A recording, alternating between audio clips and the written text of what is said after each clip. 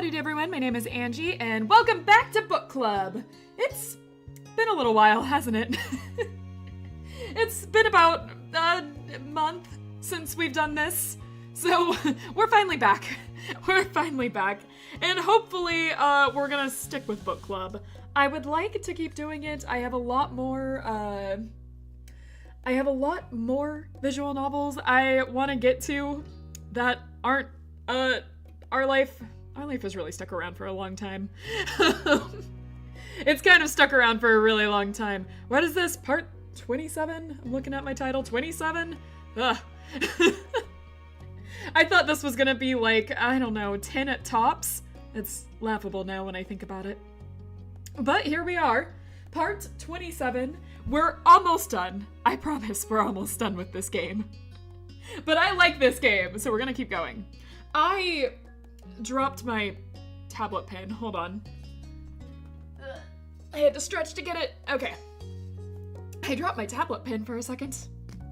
We're counting still. 3 minutes and 12 seconds early. Angie, 2 minutes too late. Unacceptable. Why am I late? I said we were starting at 3 and we started early. So for those that are new to Book Club, Book Club is basically where I try to read a visual novel and chat distracts me. That's what it's become. I like visual novels, I like reading them, and I have no time anymore to read them in my free time, so we do it on stream. That's it! Book Club. Yep, Book Club. Alright. Oliver? Sure, we can have an Oliver. Where do you want Oliver? Where do you want Oliver? We got our first Oliver of the day. If you're curious about adding more Olivers, which is my cat here.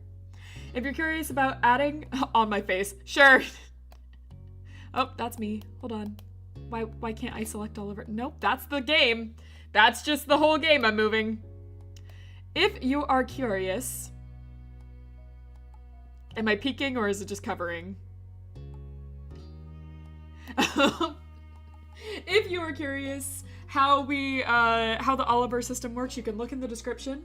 Just, if it is your first Oliver, you know, you can add one as long as it's not, you know, doing what Ruin said and covering the entire screen. Or a character's face. Follow the rules, Ruin! Hello, how are you today? By the way, since Baxter is back, this means Celine the Light Fairy is back too. That's right! The How to Train Your Dragon AU is working full force. In other news today, I got a new setup. I changed things around a bit. Basically, I'm still gonna try and change expressions a little bit, even though you can't see my face anymore. But, basically, you know, a few months back, I was gonna do a hand cam stream, and I dropped my camera and broke it before stream, so we can't do a hand cam stream, but a new camera came in, and I have changed my setup around, so we'll be able to do those in the future. So I'm getting everything ready for our first hand cam stream, which won't be until probably next week, because I'm still working on things, so it's gonna be a little bit, but we'll be doing one soon. I just gotta get the camera actually set up this time, and, you know, not drop it. Do we get an Oliver reveal soon? I post pictures of Oliver sometimes on my Twitter. I haven't posted them to Instagram, I don't think, but I should, since, you know, that's what I use Instagram for. Photos. But yeah, I already post pictures of Oliver to my Twitter. I'll be evil today. Take the Oliver off your face. What? Is it evil taking Oliver off of my face? Or do you want Oliver instead? Okay. I'm gonna get started with drinks. I could use a drink. I actually need to take a drink of tea. Everyone hydrate yourselves. Alright. And let's see if I can voice act again.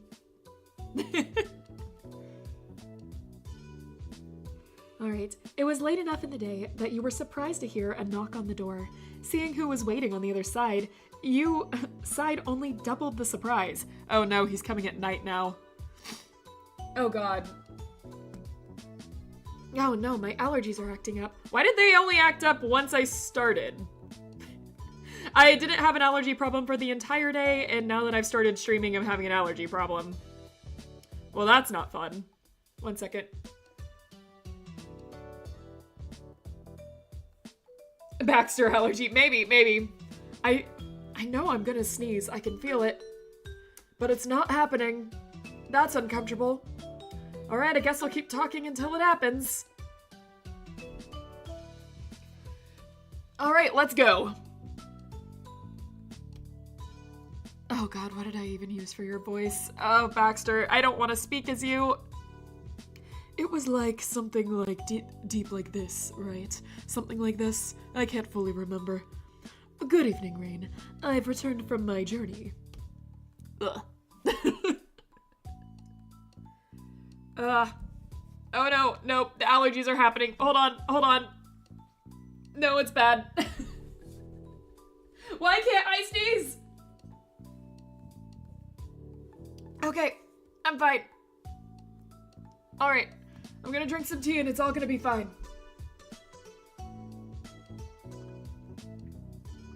I wouldn't mind you not speaking as Baxter and just skipping over him.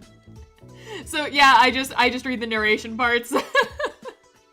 Everyone else, Baxter just doesn't exist. He's a ghost in his own route. Project Oliver. Oliver's not even in the room right now. Why are my allergies so bad? Why did they only happen just now? Alright. Baxter's smile warmed like it was still the middle of the afternoon. Your confusion must have been written all over your face. He laughed as if he could read your thoughts. It was almost a week ago that you'd found Baxter in the same exact spot. He spun a tale about how he put in place some plans to visit old acquaintances in Northern California after his parents had told him they were sending him to Sunset Bird. Baxter assumed being in the same state meant that he was reasonably close for a visit, but he learned the hard way how daunting it would be to drive himself to the opposite end of California. Oh, that is relatable. Oh, that one is actually relatable for me. California's big. California's very, very big. Like, you know, I usually go over to like the San Diego area when I'm in California. And, you know, every once in a while I'm like, I would like to go to San Francisco because, you know, it's a tourist spot. And sometimes I like going to the tourist spots. So I want to go to San Francisco. But in order to get to San Francisco from San Diego, it is a very, very long drive. Hold on. I don't remember how long of a drive it is, but it's annoyingly long. Let me see real fast. Hello, welcome in. Do you own, is that Phasmophobia? Do I own Phasmophobia? I do not own Phasmophobia yet. I don't think it's that much though, so if someone potentially wanted to play it with me, I might be able to just get it. Okay, let me see real fast. You guys get the nice little, typing ASMR for a bit because my keyboard is loud. Yeah, so the drive from San Diego to San Francisco is 8 hours. 8-hour drive. It is so long. It is so annoying. And I just don't go. I haven't been to San Francisco since I was like 8. Why are we calculating the time from San Diego to San Francisco? Because of the words on screen right now. The thought that it was a short drive from one end of California to the next. And I was saying that is relatable because I've been there. I've done that exact thing. Where I've gone to California and was just like, oh, well, I'm in San Diego right now, so it shouldn't take that long to get to San Francisco. It's annoyingly long.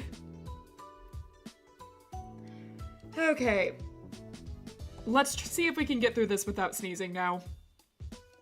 Attempt to, at least. Before he left, Baxter ended that conversation with a promise. On his return, he would tell you of the arrival in person. And there he was, true to his word. At night? Nice to see you. Imitating this voice.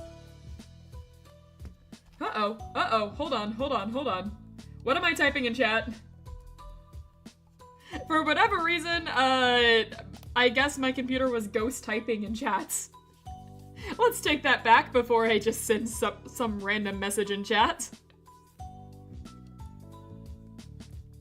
Alright, why was I typing 41? What would have been... You know, I'm not gonna worry about that. Okay, let's try to imitate this voice. They're asking for help. By typing 41? Give in to the voices of the abyss. I mean, technically, I've already... we'll get to that later. The lore video is out soon. Send the chat 5 unrelated letters. Can it be numbers? You literally came from an abyss. Correct! That's my home! It's a little dark and cramped and, eerie, but it's home. Angie accidentally typed slurs. I did not! Whoa. I did not do that. I'm gonna dispel those rumors right now before I'm canceled again. Alright. Oh, now I'm at 51. Okay. Again? I can explain. Anyways, what was my voice for Baxter? It is lovely to see you again. I feel like I've been away for an age. That arrangement had seemed like a stroke of brilliance, adding more adventure to my stay in the state and assuring myself I'd see friendly faces at least once in the season. Yet truthfully, I wouldn't have promised such a lengthy trip away from town if I had known who my neighbor was going to be. Oh, Baxter. As pleasant as they were, it simply doesn't compare to what I have here. Uh-huh. I got canceled over rats before. That's one way to put it. I suppose that is one way to put it.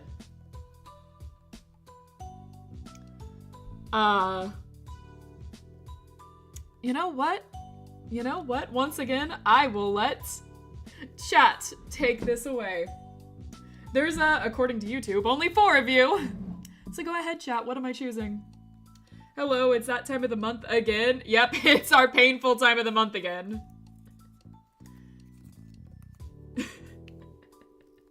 Listen, Ratata had it coming. 6. Just smile. Just smile. You scuffed the heel of your shoe on the ground. You'd had no idea you were going to be missed that much. It was nice to hear. Oh, we let him in? Wait a second. I never agreed to let him in my house. It's the middle of the night. Why are we letting him in? At least Cove had the decency to come through the window. That way our parents can't make fun of us. Look away. Can I request a mini Oliver on your shoulder? You can. You can. I will do that if I can get my mouse to work. You want a mini Oliver, so like teeny tiny?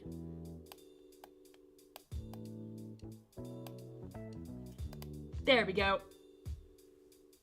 Throw him out the window.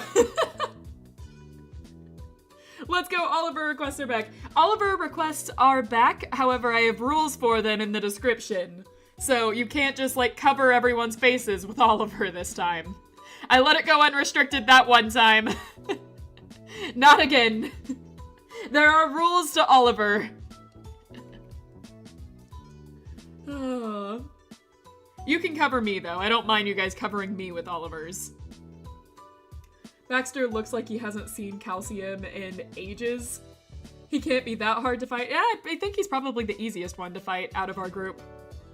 Because, like, Cove is, I don't know, he can get pretty buff later on depending on what you do. And then we have Derek, who we're not winning in a fight with him. Baxter, I think we could take. I mean, I could take all three, but Baxter, I think we have a good chance. Put upside down Oliver in the top of the screen and change his hue through OBS filters until he's green. Hold on.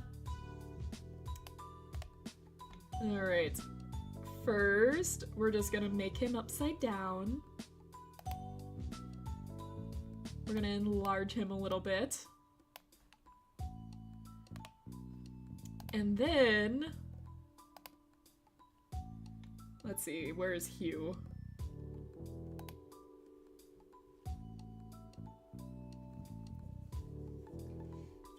Make a mod to replace Baxter with Oliver.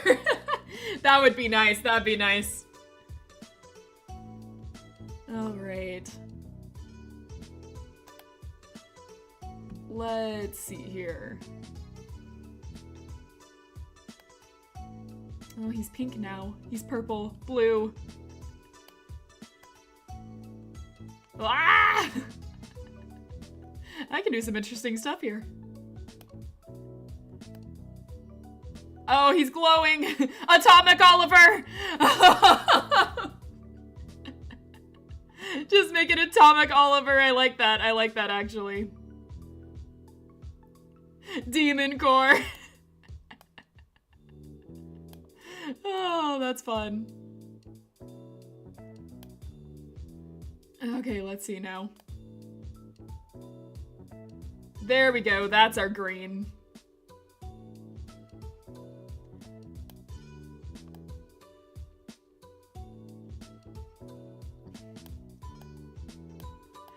Alright, gotta fix this up just right. Alright, we're getting somewhere.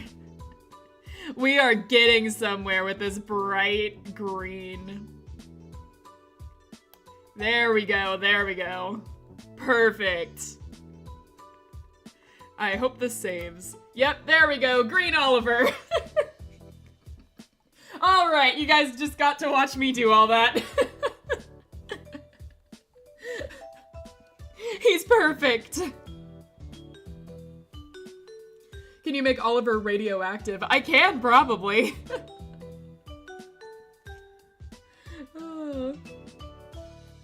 Top Oliver should face the other way? I can do that. Alright, let's see here, and we're just gonna... If I can click the button. There we go. Woo! There we go.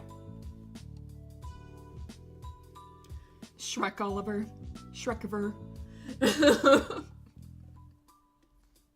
Do Ruin and I technically own an Oliver together? Sort of. I mean, Ruin just used their power to move in Oliver. So, I mean, I guess technically you guys, this is joint ownership. I will give it to you every weekend. It hasn't been 21 minutes. How are we already divorced? Alright, well, I'm gonna let civil disputes happen in the chat.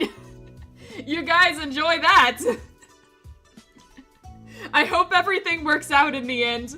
Custody battles are really hard. Anyway, where were we? Baxter's in our house now? Before anything else, you let Baxter actually come in. He cordially joined you in the family living room. With the greetings and pleasantries all done and an invitation to talk extended, he got right to the point, as you would have expected from him. I hope I'm not being too forward. Ugh. It's just the way he says it. Like, the way he says it just makes me go like, huh. Now, I hope I'm not being too forward, but I would like to spend more time with you. In fact, I was wondering if I might take you on a date. I spoke so boldly about the desire before, and it's long overdue. Right, I forgot we chose that option, right? We're in the summer fling together or whatever, which is an interesting option for a dating sim.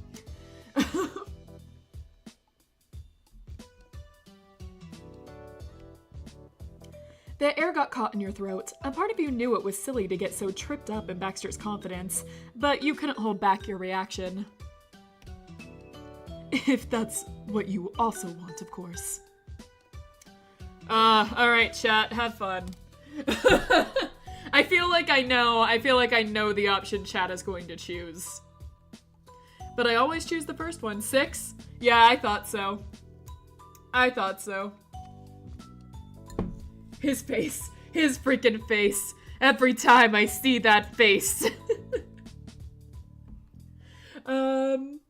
I plead that I should mainly have Oliver, as cats are the natural predators to birds, and dogs and cats can be friends, even if it's hard. I mean, what would you say about fish? What would you say about fish? I mean, like, technically speaking, I'm natural prey to cats. It's, you know, not exactly a, walk in the park for me. For that, I'm kind of wondering if I should make Ruin the primary owner. I don't know, Loren. I'm not sure if you're winning this case now. Alright, let's see. Okay, we chose 6. Let's frown. It was Baxter's turn to get tripped up. He carefully searched your expression for clues to avoid another misstep. It doesn't have to be a date if that's the problem. Merely being in each other's presence is all I'm asking of you. Baxter. Alright. Angie, try not to cringe challenge starts now! Someone keep count, I suppose. We're starting it now, so the rest of them didn't count. Alright, and I'll be honest. I'll be honest. Fish have no say, they food. Hey! What do you mean by that? His eyes look like he stole a cookie from the cookie jar. Yeah, I can kind of see that. Actually. Why'd you have to point that out? I'm not going to be able to unsee it.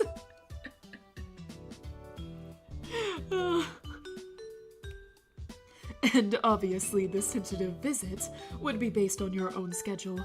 I'd be ghastly if I expected you to drop everything simply because I've only now made myself available. I'm not cringing. He's so smug. Yeah, this face is very smug. Fish friend, not food. Can I have custody of Oliver after I said something nice? I'll think about it. Maybe you can see him on the weekends. I don't know. Say more nice things about me and maybe we'll talk.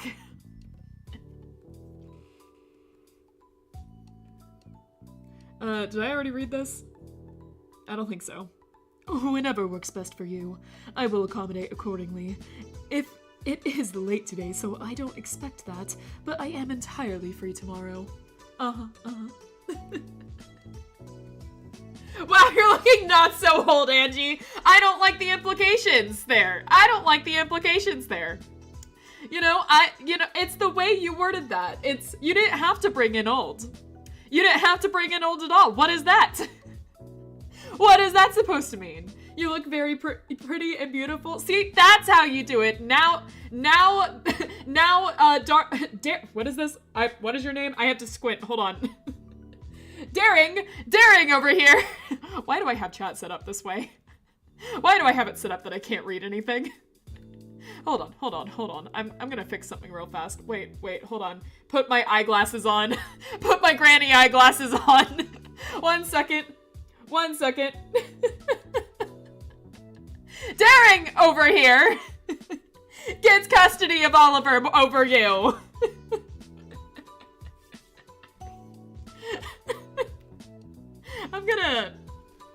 gonna just real fast. I'm just gonna. Nope, that's not the right. Nope, that's the game. Angie, you want to maybe run a stream without scuff once in your life? Anyway, I'm just gonna.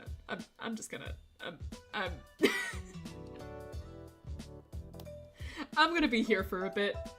I'm gonna be down here for a bit. Which is so daring. What kind of custody battle is happening in chat? I feel the struggle. It's hard for me to read my chat too, but Oliver deserves all of the pets. Oh man. I swear every single time I'm just like, I'm not old, I then do something to make myself look old. Oh my god. I'm gonna attempt to read the story or whatever. Now my Oliver is floating. Can you make him face a random angle for immersion? Wait, I'm back! He's not floating anymore. And we have an Oliver actually hanging upside down. What does it matter if one's floating? We can have ghost of her. Hey, I called you not old. Yes, but it's the fact that you put old in that description. You didn't have to ever say old in there. It wouldn't have implied anything. Fish can read? It depends on the day. I don't know, half chat says I can't read, so that's up to you, I guess. And I called her not so ugly. Again, it's the implication. You know, I'm wondering if either of you should have custody here. Maybe we should just give full custody to Daring. I'm gonna read the freaking story.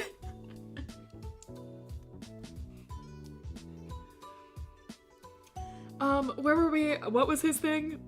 We already read this, right? I have a family thing tomorrow afternoon, and I probably won't be back until late. I'm sorry. You sighed, shaking your head. Baxter's expression became indecipherable.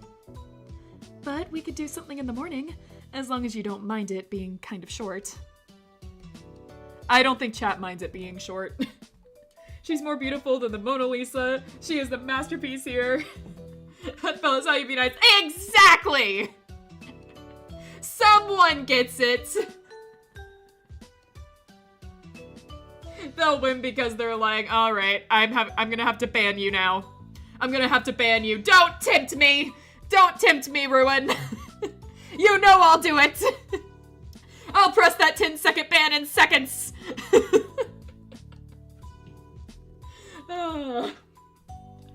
Can Baxter finally make us love him?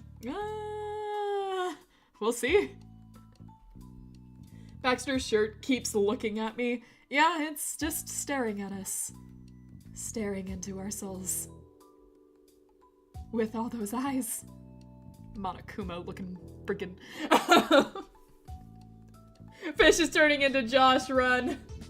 All the mod power tripping got to my head. And I'm not even a mod. She's much more beautiful than Baxter. Is that really saying much? You all hate Baxter. It's not a compliment! I said what I said. I suppose points for honesty. But hey! You placed the suggestion hopefully. It seemed like it'd be a good compromise, but it was hard to tell what Baxter thought. He stood there silently.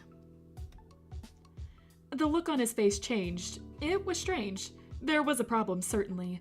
But if he was free, and so were you, what could be that much of a roadblock? You have a wonderful and amazing night. I'm gonna go to work. Also, I said, thank you so much. You have an amazing night, too. Hopefully, I'll see you later. Oh, yes. The new Apple product. Ah, yes. I recognize that one. I can make a compliment when it's insulting someone. Oh, now I see it. Now I see it. Fishes 01 Baxter. Hey! You guys can say you like me more than Baxter, right? You guys could say you like me more than Baxter, right? I can at least be higher than Baxter. They left the courts. They lost the case. All right, I suppose you have a point there. Hey, anglerfish, there's plankton on the ceiling. What? What? Where? Hold on, I have to clean that. Wait, 1 second. I'm gonna have to. It's so inconvenient being in this body. Hold on. All right, I'll just clean this up real fast. I'll just go all the way up here and just clean this up a little bit, you know, so it doesn't get in the way of anything. Just kind of. Nope, that's the wrong one. Whoops, almost destroyed that, Oliver, huh? All right, let's actually clean this up right here. And that should do it. Anyways, where were we? She killed him. No, I ate him. There's a difference. Anyways, no, hey, I'm floating. I don't have any legs. Oh no, what happened? Where are my legs gone? Ah! Okay, what's happening? My Oliver.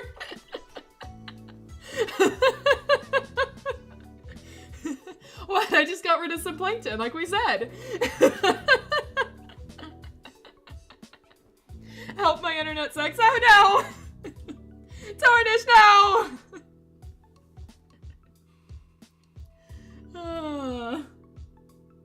You guys undivorcing now? No, I want Oliver just for me. Yeah. I get that. I actually completely understand that. Yep, you can put levers on stream. Just be warned about what may happen if you do. Angie, there's a stain on the screen and its name is Baxter. Can you clean it off too? Well, I can try. Hold on, let's see what I can do. Let's hold on. I'm gonna try and do my best here. I'm gonna really try and do my best here. Gotta be a little bigger for this, huh? I gotta like really be a little bigger for this in order to eat Baxter off the screen. And we'll just, oh.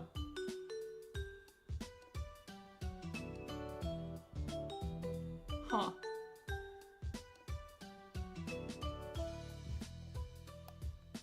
Well, this seems to be a problem. Huh. Well, that's, huh. It, seems to have destroyed the game if I try to, eat Baxter. I guess it's not really good for digestion either. Maybe we don't try that. Hold on. I'm just gonna spit it back up real fast. Hold on. Gotta really work on this. What? Oh, it's not coming back up. Oh god. Ah, there it is! Alright, I spit it back up. It's fine now. Just wipe off the dust. Wipe off the dust or something. Oh hey, that Oliver's back. Huh. Well, I guess he can stay there for a little bit. Alright. What am I trying to do? Oh hey, I'm huge now. I'm a giant! No, we're gonna shrink. We're gonna shrink back. Okay. Welcome back, Greenaver. I just realized something. I could just like, nope, wrong thing to realize. I could just like make Oliver my glasses. Have Oliver vision. Then everything will be better. Maybe later. But something to keep in mind. Alright. Hey Fish, insert Skyrim intro. Ah, finally awake.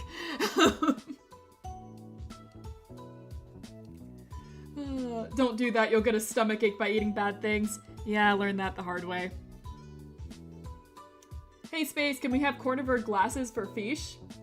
Space has to be here in order to request her for stuff. And then I have to pay for it. Attention, don't rub cats in your eyes. Yeah, probably not the most recommended thing to do. But Oliver's so cute and he headbutts me all the time. How am I supposed to not just rub my face all over him? Said the corn allergic fish. Yes. Yes, in fact. Yes, in fact, this fish is allergic to corn and has learned the hard way not to put certain things in your stomach.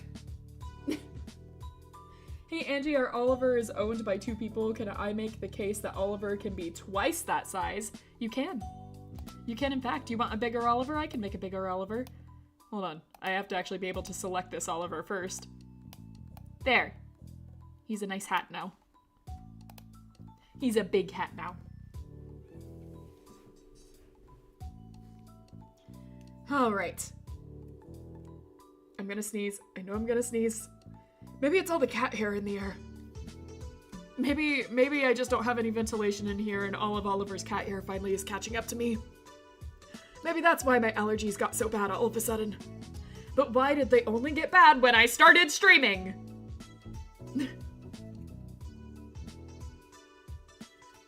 Now make him very tiny. All right, well, the other half is spoken. Whoop. Can I forsake my Oliver for 3 times Oliver? I suppose so. There you go. Darn it, Rowan. Oh, we gotta make sure this Oliver is visible. He's a boa now. Cat boa. All right. The look on his face changed. It was strange. There was a problem, certainly, but if he was free and so were you, what could be that much of a roadblock? We can hang out some other day if that's not what you had in mind. That whatever works. Oh, you were saying for like multiple Olivers? Not just one big Oliver? Because that's how I interpret it, like 3 times the size of an Oliver. I could have interpreted it wrong, I'll admit that. I do read things and then just go off at my own fish-brained assumptions all the time. Not that I ever admit that I was wrong for those fish-based assumptions. Fish-brained assumptions, not fish-based. Fish-based is nice too. What was I saying? What was this about? No, it's even more different than that, but yeah, Big Oliver can stay. All right, Big Oliver it is! His expression shifted again, and not for the better. Whatever caught him off guard in the first place was nothing in comparison. Baxter was getting even more perturbed. And just as quickly, Baxter snapped out of it. He released a steady breath and regained much of his usual relaxed composure with his next inhale. What's happening with Baxter? What's happening with Baxter? I apologize. Forgive me for being distracted. Your idea is perfectly manageable. More than that, in fact. I'd prefer if we didn't put things off to another day. How about we go to a cafe and get coffee, or tea, or whichever drink you prefer? I've seen some very nice ones when I've been out exploring the area, but I haven't, patronized. Nope. Patronized any of them yet. Okay, that'd be nice. Excellent. Tomorrow morning it is then.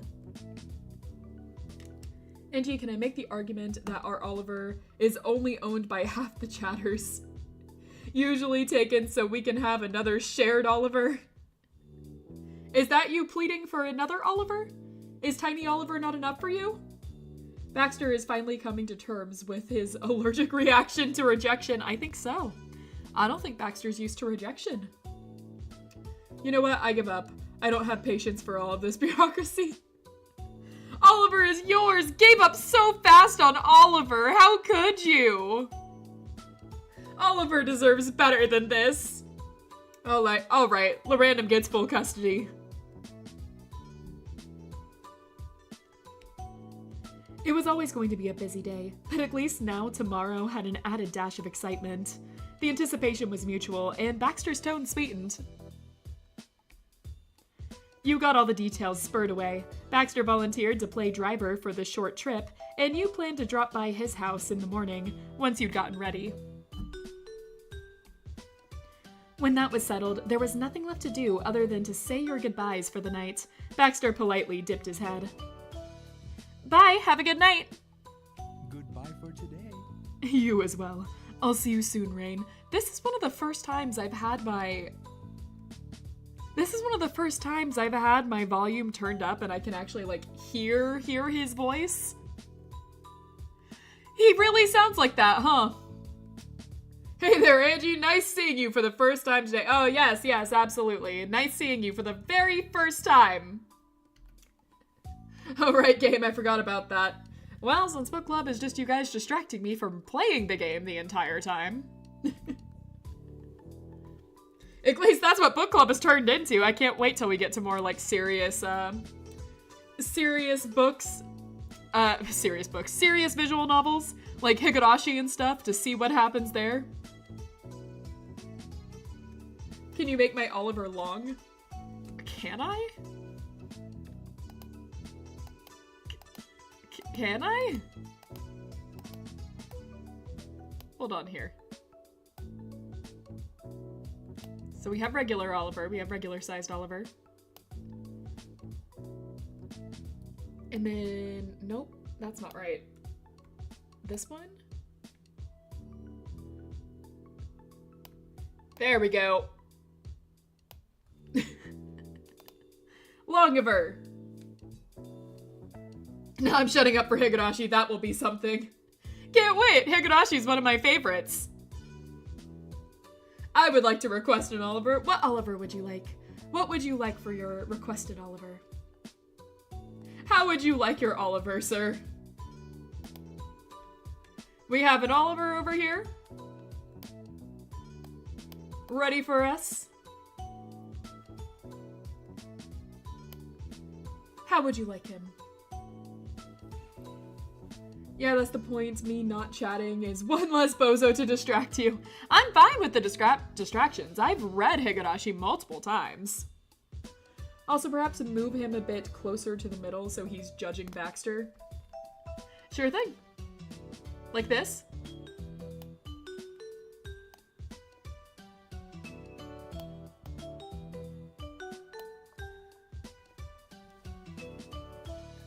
Put in Oliver with Filbert.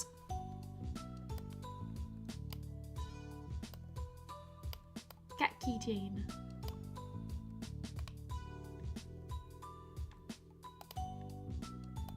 Cat keychain. Like on your head still, I mean? Sure thing.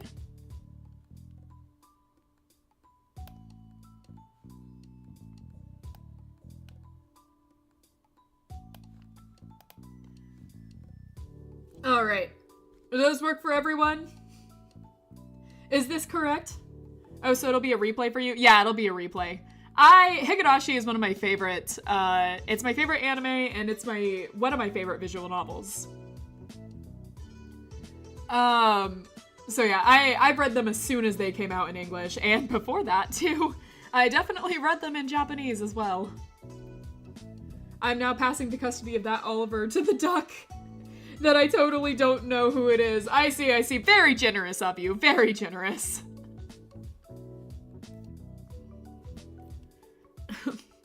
You as well. I'll see you soon, Rain. Then he was gone. The rest of the night passed pleasantly. Your thoughts wandered along all the fun paths tomorrow could unfold in. The next morning, you were up and out the door like a whirlwind. Your eyes were set on your goal as you went up the hill and across the street to Baxter's condo. Knocking on the door, you tried to guess the cafe Baxter had in mind. He'd mentioned before that there were a few that caught his eye, but you weren't sure what he meant exactly. Your growing curiosity wouldn't have to wait much longer. Or maybe it would. As you stood in front of Baxter's shut condo, you gradually realized it was taking quite a while for him to answer the door. Much more than was normal. Did he stand us up? Got a better date and stood us up? You can Japanese? I think I remember you mentioning that, but still. I used to. I'm not as good with it anymore. But, I can still read it fairly well. I have trouble speaking it out loud. And like, there's some kanji now that is just lost to me, so I'll try and read it, and it will just not, I won't be able to read it. But like, yeah, I know some. I wanna do some streams where I get back in the practice of it, though. Like, I don't know, Duolingo marathon stream or something. Something like that. Might be fun. But yeah, I do read some Japanese. I was a lot better, though. I definitely lost a lot of that. Always practice your second languages, guys. Always practice. Hey, Back, did I lose something? Nah. Hey, you got an Oliver. Yeah, this guy came in. This guy that's like a horse or whatever came in and just handed you an Oliver and left. Incredible. Ow, I just kicked the wall on accident. Ah, my toe! Ah, that hurts!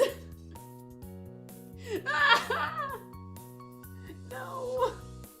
Not my toe. Okay. That's painful. Great.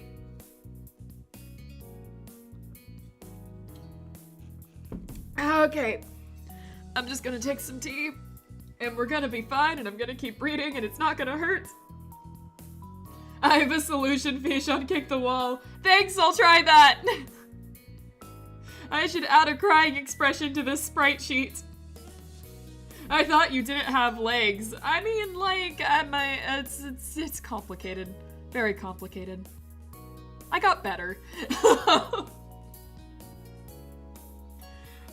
Let's see. Nope, I read this. Blinking, your head swiveled as you double-checked for your own sanity that you had the right house. You did, but Baxter was still nowhere to be seen. You rang the doorbell next. Another couple of minutes passed, and finally you began to hear a faint clattering inside the house. The door pulled open a crack. It was barely enough to see Baxter on the other side, wearing a half-litted daze, and not his usual outfit, that was for sure. He yawned loudly and then sluggishly followed your line of sight to look down at himself. He frowned the second it clicked that he wasn't dressed for the event. You guessed those were his pajamas. Okay. I deeply apologize, Rain. I will need an additional moment before we can leave. I'm running late, it seems. Oh, is he not a morning person? Oh, does he suck at mornings? Oh, is he actually going to have one relatable trait in his arsenal? Fish is keeping her legs away from us so we don't nosebleed. It's the feet, man. I gotta censor him. I know what you guys are into. I gotta censor this stuff. And before my mod comes in and bans me. Let's see. We need to exchange insurance with the wall for that accident. Why do I need to exchange insurance? He should be giving me his insurance. That hurts. It's like that jellyfish. How dare it sting me?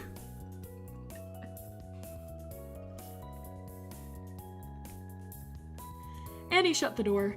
You were left there on the doorstep, entirely at a loss. His bizarre behavior was unexplainable. I think I can explain it, actually. I think I can explain it. At least for the second it took for your brain to completely process what had happened.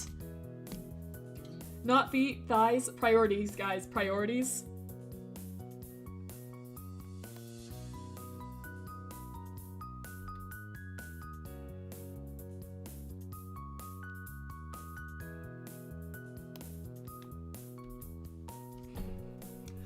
His bizarre... No, we read that. It dawned on you that this was the first time you'd actually seen Baxter before noon, and how that might not be a random coincidence. He wasn't a morning person. Suddenly, the door flung all the way open, nearly knocking you backwards. Baxter was back, and this time you got a full view. Baxter was indeed wearing only his pajamas. Black and white PJs, of course. Right, he's obsessed. Well, it was nice knowing you guys. Rip, man died for the thighs.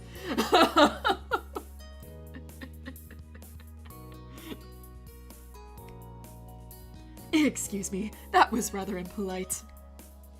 You couldn't tell by his tone of voice which incident he was even referring to. Shutting the door in your face, or was it the situation?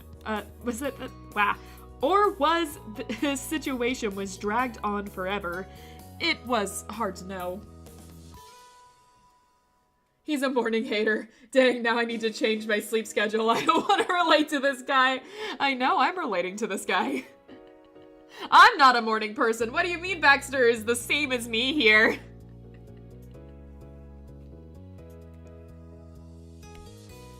But Baxter moved aside enough that you could pass by. Oh, we're finally getting to see in the house.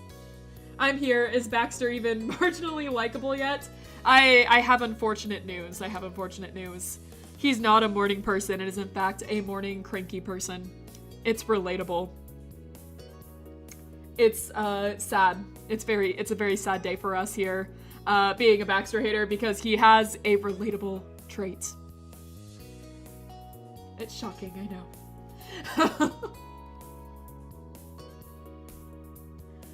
Why don't you come in?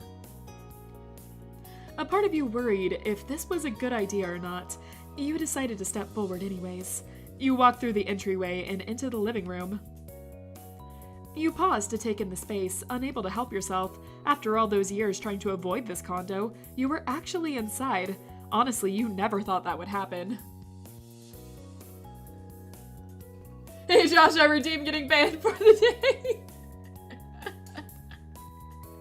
Bro mentioned thighs, it's all over. Josh, claim you're Oliver. You know what he'll do. Are you really gonna provoke it?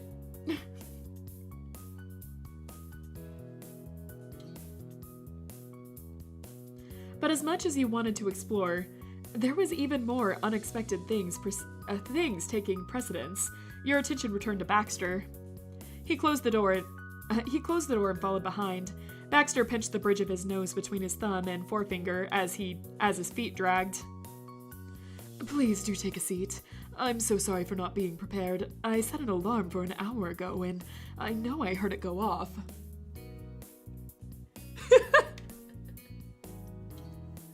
I mean, being relatable doesn't make you likable. Some assassin must hate mornings too. That is true, but is the assassin more likable than Baxter? What do you think? I'm curious. No, he's relatable! Exactly. Sure, random. Hey, Angie, can you replace all Olivers with Baxter?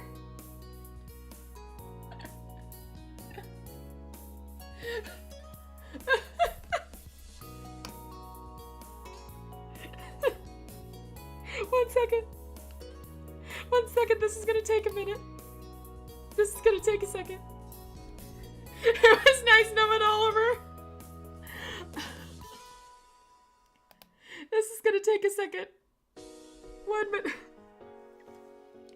I'll be right back.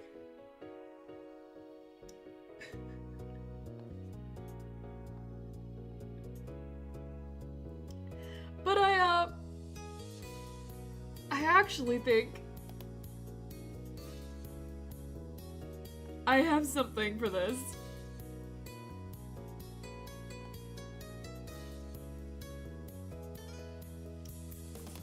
Oh, I do. I did save it.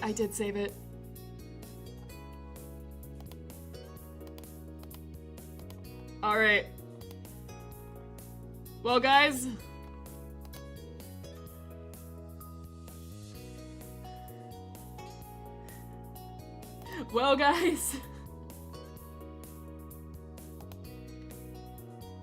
Hold on. This is, like I said, this is gonna take a second.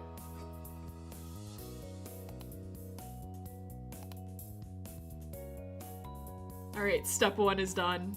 Step 1 of this process is done. And now.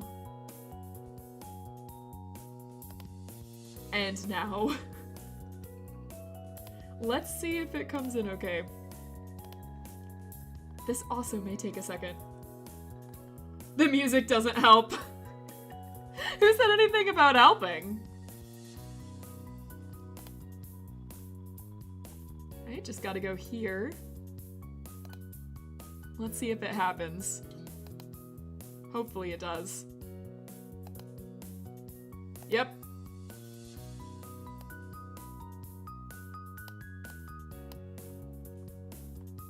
Okay. All right, we got our Baxter in. We got our Baxter in. All right. Who's up first? Who's up first? I think first was Long. I think first was Long Oliver, so now we have to have Long Baxter, right?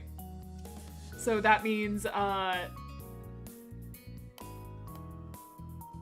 like this. Nope, wait, it reset.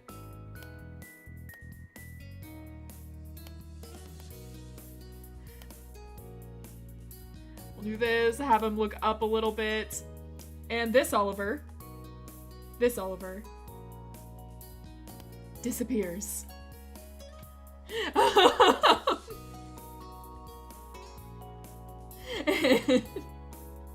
Did you specifically open game files for this? No, actually, this was for my thumbnails. It just happened that I had a PNG of Baxter saved. It just happened. This worked out perfectly. All right, let's duplicate.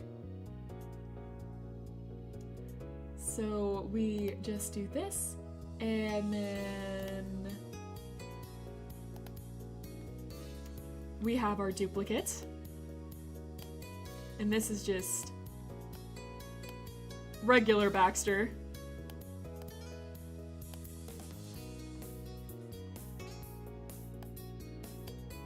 But big. And this Oliver disappears. Oh no, wait, that's wrong. Is it this one? Nope, still wrong. There we go. There we go. That's it. That's it. I'm Baxter now. I'm Baxter. Baxter's eating me now. And then we take another one. We take another one. I have it all planned out. We take another one. And, oh, nope, I lost him. Hold on. There we go. There we go. And we make him itty bitty. And we put him over here. I'm Baxter. I became what I hated. Oh, God. And that Oliver disappears. And then we have one more. We have one more to take care of. Can I move my Baxter to be tiny next to Baxter's in-game name? Yeah, sure. Sure, we can do that. Hold on, I'll just like do this and then like this? Like this over here?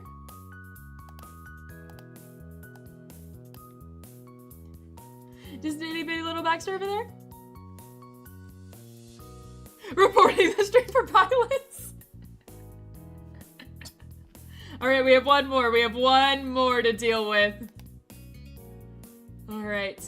And we paste this one. Put it out. Hold on, how was I? Oop, nope, not that one. There we go. And we just, whoop. Put him up here. And then this comes like the real fun part. We go to filters, do a little color correction, and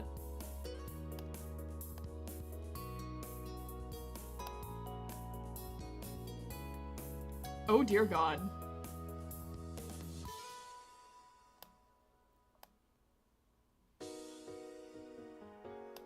Perfect. Perfect.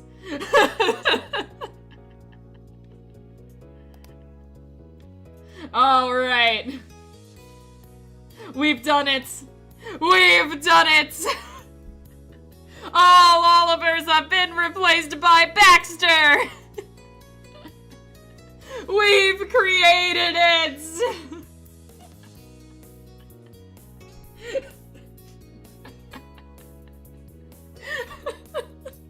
What have we done? Oh, well, it's been nice knowing everyone. It's been nice knowing everyone. I'm gonna keep reading now and pretend I'm not surrounded by this.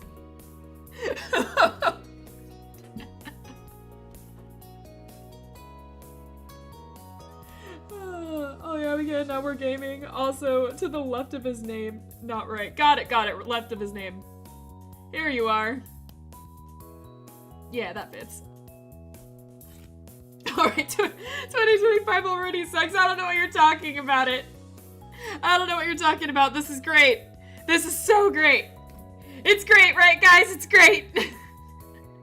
I'm gonna just keep my face like this for a while. The insanity's already taken hold. What was it? Please do take a seat. I'm so sorry for not being prepared. Nope, I've read this before. Somehow, in a matter of moments, that hour disappeared, and now you're here. And I have little doubt about your punctuality. Excuse me. Baxter looks like a Luxem character right now. Well, you know. You know how it goes when you replace all cats with Baxter. He moved his hand up to rub his forehead with his palm as if to catch the memories lost inside. You didn't rush him, instead settling yourself in a chair. I don't know how this could have happened. I don't know how it happened either, Baxter. I don't know how we got to this point, but we're here. Baxter's words became too mumbled and faint to understand. That brought your gaze back to him directly. And you got an eyeful of the exposed stomach. Baxter was in the process of taking his shirt off over his head, but in his groggy state, the material had gotten caught on his ear. Oh. Oh, I see where we're going with this. I expect to see him flirt with a boy, then get in a fist fight. I could see it. Also, Baxter not being a morning person is a little too relatable. I am also horrible in the morning. You still have your request. This is like a Bad Wish movie.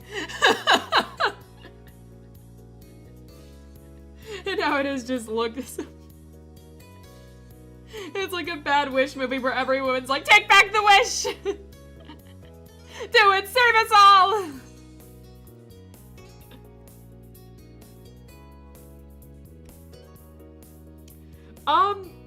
Alright, chat, take it away. Take it away. I don't think Angie is gonna expect the argument of I don't have an Oliver anymore. Can I add it?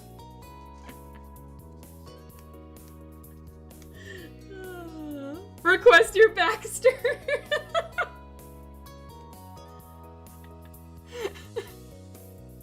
I'm so done. I can't. It's so stupid. Everyone just like, request Oliver. Please, for the love of God, request Oliver. I don't know what you're talking about. It's just Baxter now. Only Baxter. Only Baxter can win. We'll wait for him to finish. It's just, you know, clearly he's just tired. What is there to be nervous about? What is there to be nervous about? This was easily the last thing you ever expected from someone normally so formal, but you couldn't be that surprised either.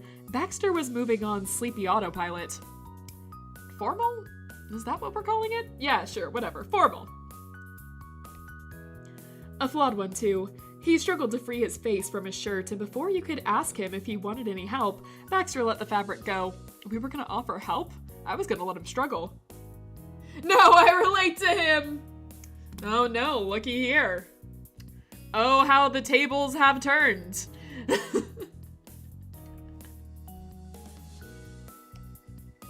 He readjusted it comfortably back on his body, working through the tiredness to conceptualize a plan B, then he squinted at you confused. He followed your line of sight to his wrinkled clothes. Oh, no, that's not correct. I'm sorry. I'm used to living with dorm mates. They don't care about this sort of behavior. I've lost my manners. I'll go change properly in my room. Now I relate to him. Again, being relatable doesn't mean likable. It's true. It doesn't mean likable. And yet, it could. We'll find out, shall we? We'll find out. Baxter is a skill issue. That's pretty relatable, too. He's not a morning person, I relate to him. Yeah, he breathes air and eats food, too. You gotta relate to him over that, too. Not as weak as I expected, I don't know. How much does he eat? Maybe it will be relatable.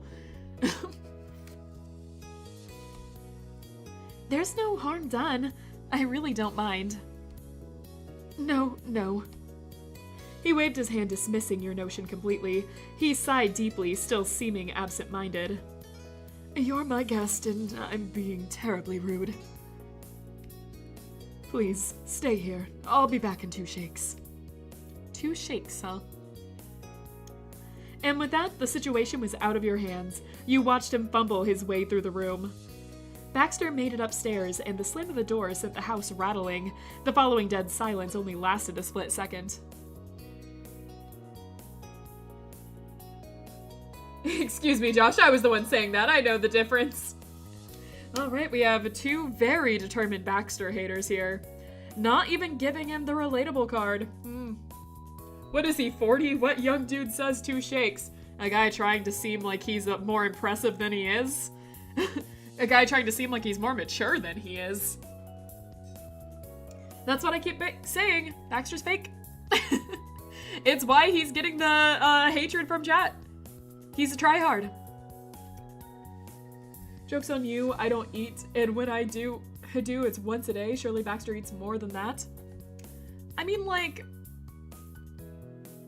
I would relate to Baxter if it's more than that. I like eating. I like eating a lot. Can I remove my Baxter from the will? No. Why would you want to remove your Baxter? That doesn't seem right. You have to keep your Baxter. Court-ordered custody. Yeah, the young people say 2 skippities these days. I hate that I just read those words.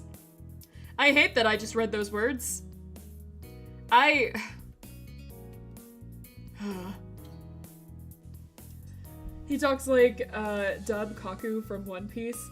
I don't know One Piece, so I don't know how to verify that. I guess I'll have to watch One Piece, huh? My Baxter is a disappointment. I wanted to disown him. Nope. Court-ordered custody, can't disown. You gave yourself to brain rot, Josh, and you want to call us weak? It's true. What were you telling me the other day about Skibbity Toilet? Do you want to share with the chat? Josh?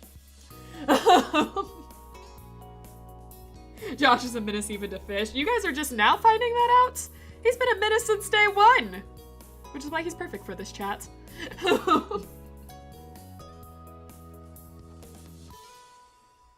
Baxter made it upstairs in the slant. No, I read this. Sorry. His voice rang out from what you assumed was his bedroom. His next words were even clearer. He must have opened the door again to speak. I didn't mean to do that at all. I think I pulled the door too hard. I swear the noise was completely unintentional. He didn't add anything else after that. You remained where he left you in a rapidly growing state of disbelief. To put it nicely, Baxter was a total mess, and somehow the universe deemed you worthy of having a front row seat. Nah, I kind of like this Baxter. Failboy Baxter? I kind of like it. I can deal with that.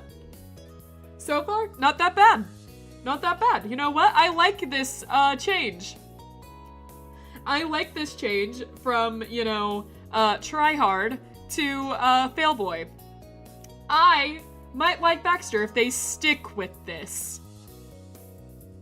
Just keep him at failboy, and we'll be good. throw him on the street and put him up for adoption. So no one loves him. Nope. Court ordered. I discovered that the first time I interacted with Josh. It's true. Menace. Menace, I tell you. No one believed me. No one believed me. But look at him. You relate to this fail boy status, I see. I mean, look. I've admitted before on this channel, I am a fail girl at best. Complete walking disaster at worst. So I'll admit, I find a little bit, some of this, a lot of it, a little bit relatable. Can I transfer custody to Ruin? No.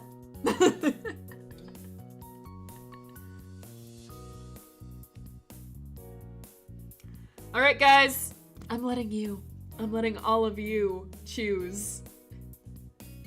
Girl failure, relatable. Yeah, it's no secret, You guys have seen all the scuff. All of you have seen the scuff. 6. So first one.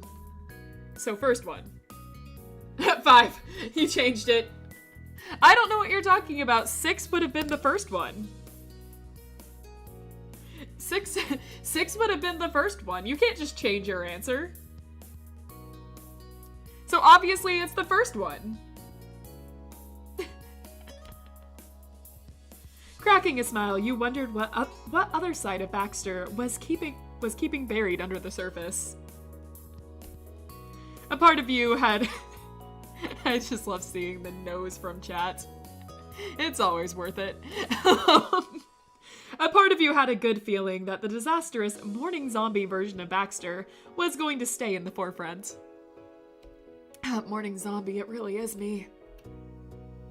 After a few minutes, the clumsy bumping around upstairs faded. A part of you considered the chances of whether or not he had fallen asleep somewhere, but the sound of careful footsteps soon banished that thought. Baxter returned downstairs and properly dressed as well. He drifted his fingers along the buttons of his shirt, double-checking that everything was in order. Hello. Here I am. Good morning.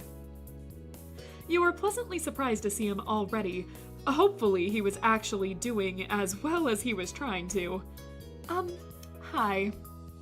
I can't emphasize this enough. Thank you so much for your patience. I apologize for the unnecessary bump in our plans. Baxter graciously moved beyond his earlier antics. If you hadn't witnessed it firsthand, you probably wouldn't have believed it ever happened.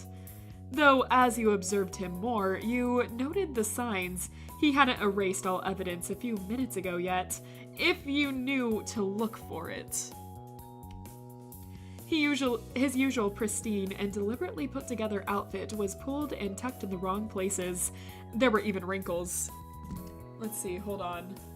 Can I make my Baxter fight Ruins Baxter? Oh, War for the Ages. Let's see, Ruins was the tiny one, right? Tiny Baxter? Alright. So in this side of the ring, we have Long Baxter gearing up for the fight. Over here.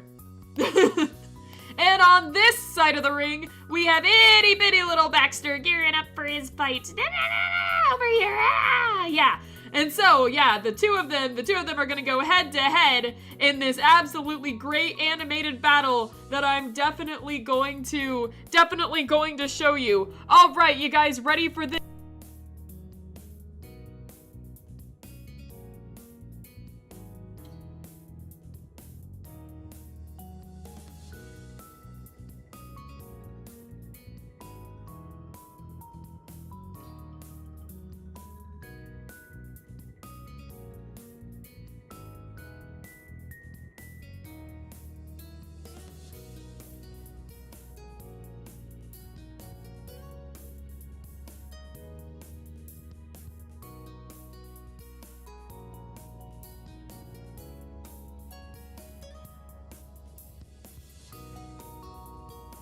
That was amazing! I can't believe we got to witness that! In the end, both of them shook hands and decided that every Baxter was a valid Baxter, and that they were both going to stay forever and never leave us. Isn't that great, guys? Anyways. Great times, great times. Amazing fight, wasn't it? I really liked the part where they both held hands and sang Kumbaya. It was really wonderful. Also, they expect to multiply in the near future. Interesting, right? I can't believe how Baxter symbiosis works. Anyways, moving on. So can I have a Baxter replaced with Cove? Oh, right, you said that, huh? Do I allow that? Do I allow that? The thing is, if I allow that, then it allows for other people to potentially change their Baxter to Cove. And where would the suffering be? Where would all the no's and pain be? Where would all of my joy go? That's the question. Do you have a case for that? Do you have a fight that you would like to bring to the court? We'll listen. If it's funnier, then I'll go with it.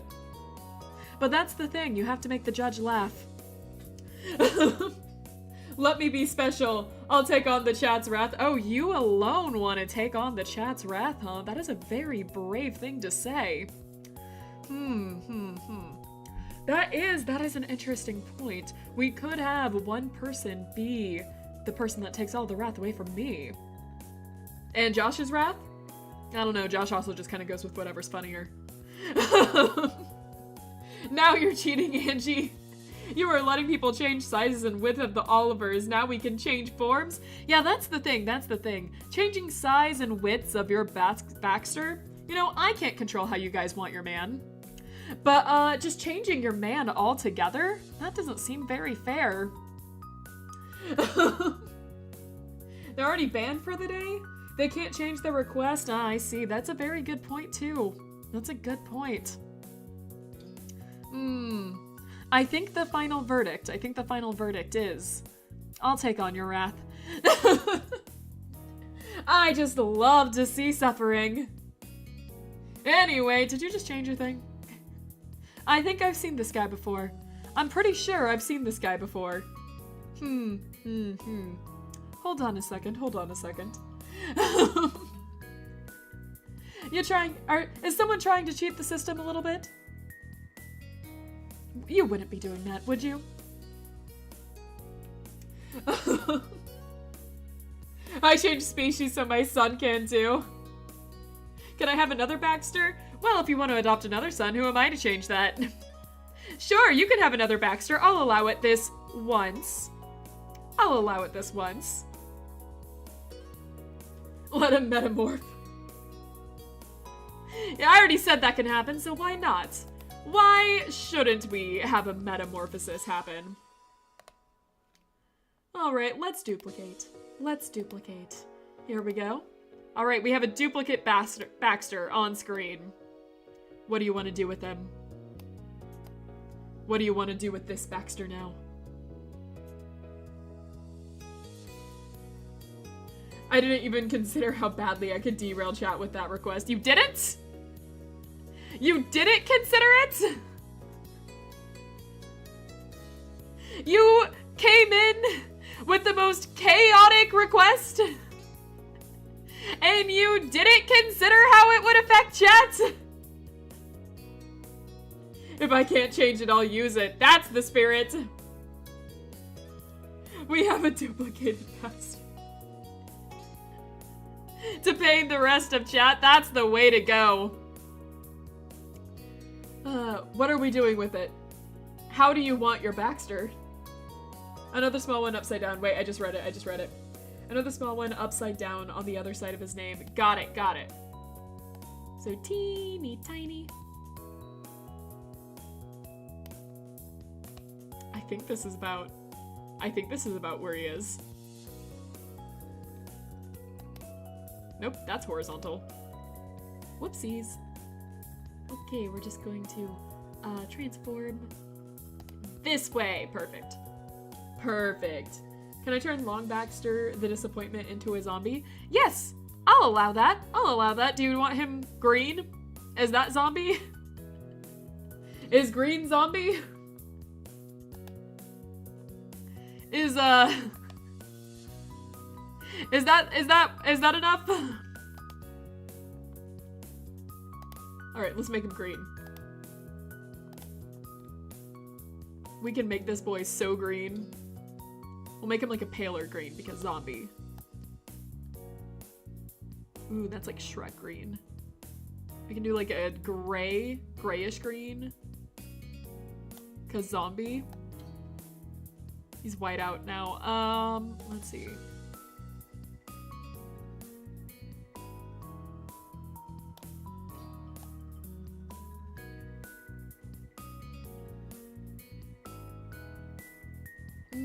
How do I want to do this? Redeem another Baxter.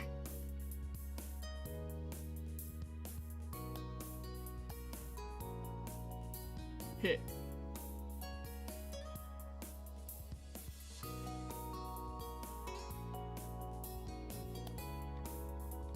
Alright. Now you've turned him into an unlockable character. Yeah, it's player 2. It's player 2, Baxter.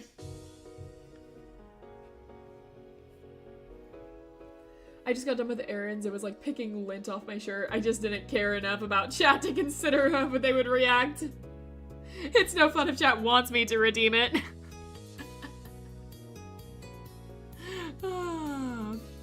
Good times. Anyways.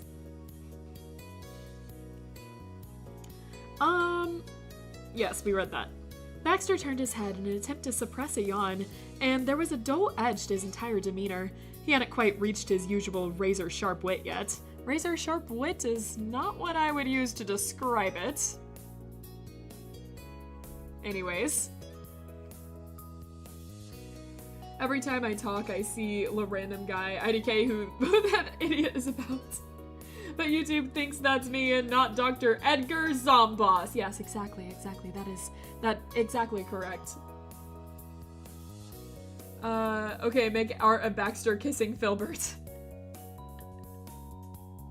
I'll work on that.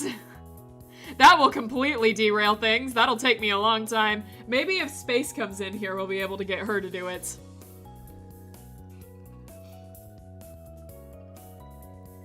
It was alright. He still quite enjoyed his, this soft, easygoing state of Baxter. Alright, guys. Choice. What do you think? Baxter sharp as a rusty razor, that one. I like that one. I'm gonna use that. He was sharp as a rusty razor's good.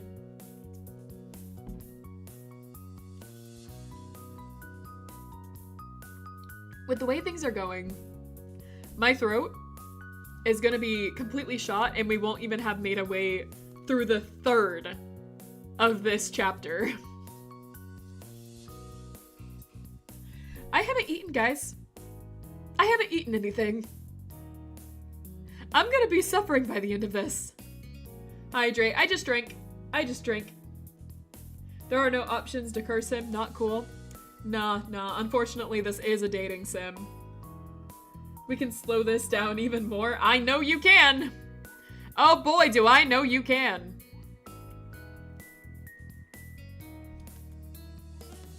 I haven't eaten, guys. Angie Lumine 2025.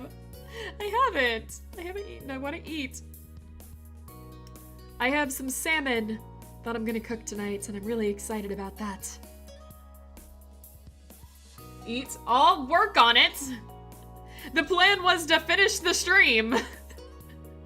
I only do like 1 chapter a stream, you know. And usually it takes about like an hour and a half to 3 hours at most. But wow, we're really delaying this one. Cook Baxter. Eat on stream. I have to make it. I'm cooking tonight. I'm trying to cook more. You know, be good at things? I don't know. Cooking stream 1. This stream is neat. B2W, this message is just for chat. If Angie reads this, I will sue her. Wait, no, hold on. I didn't read anything. You have nothing on me. Yeah, I can't go back to jail. Anyways, what were we talking about? Cook on stream? Yeah, maybe fish can cook. They can if they try.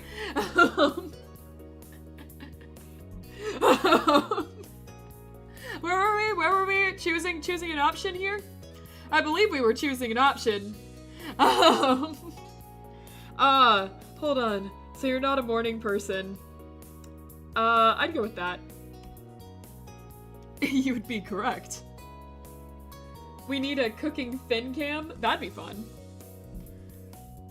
That'd be fun. I could buy a few props for that. That might be fun. He let his gaze fall away somewhere to the side, frowning. I am the furthest thing from being a morning person these days. Good to know, Night Owl. But then his smile slipped, and you could see Baxter's guilt surfacing. I should admit directly that mornings are, as you might have surmised, a challenge. It wasn't always this way.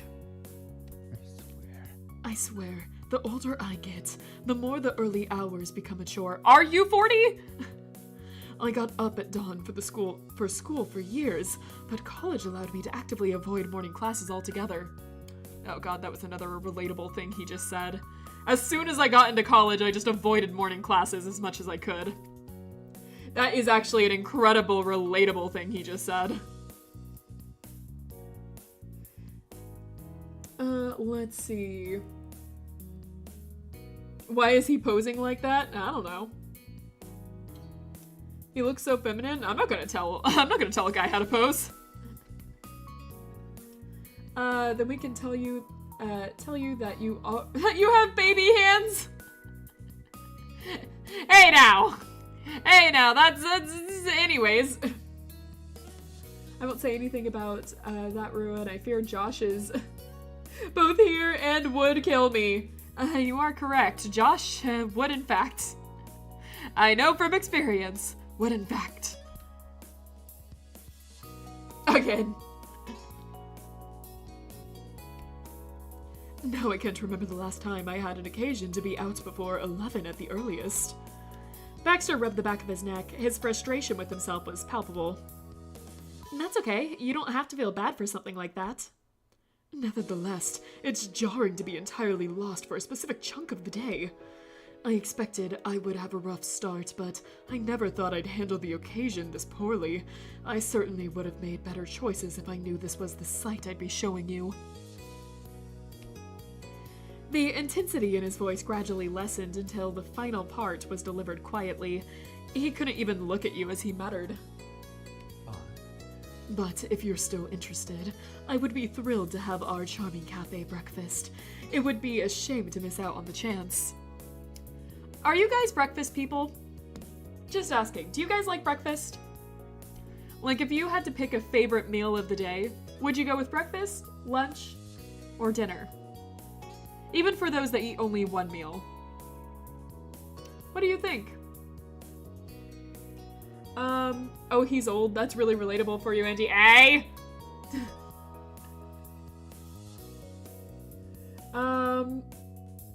Are you having a mental breakdown right now? Do you have... Hey! Nani? I don't think I ever ate breakfast specifically. Dinner? No, I rarely eat breakfast. Interesting, interesting. Breakfast is actually my favorite. I love eating breakfast. I'm never awake for it, though. But I love going to cafes and getting breakfast. I love coffee. Coffee's my favorite drink. And I love breakfast foods a lot, like a nice croissant or bacon or sausage or eggs. I really like that stuff. I really like that stuff a lot.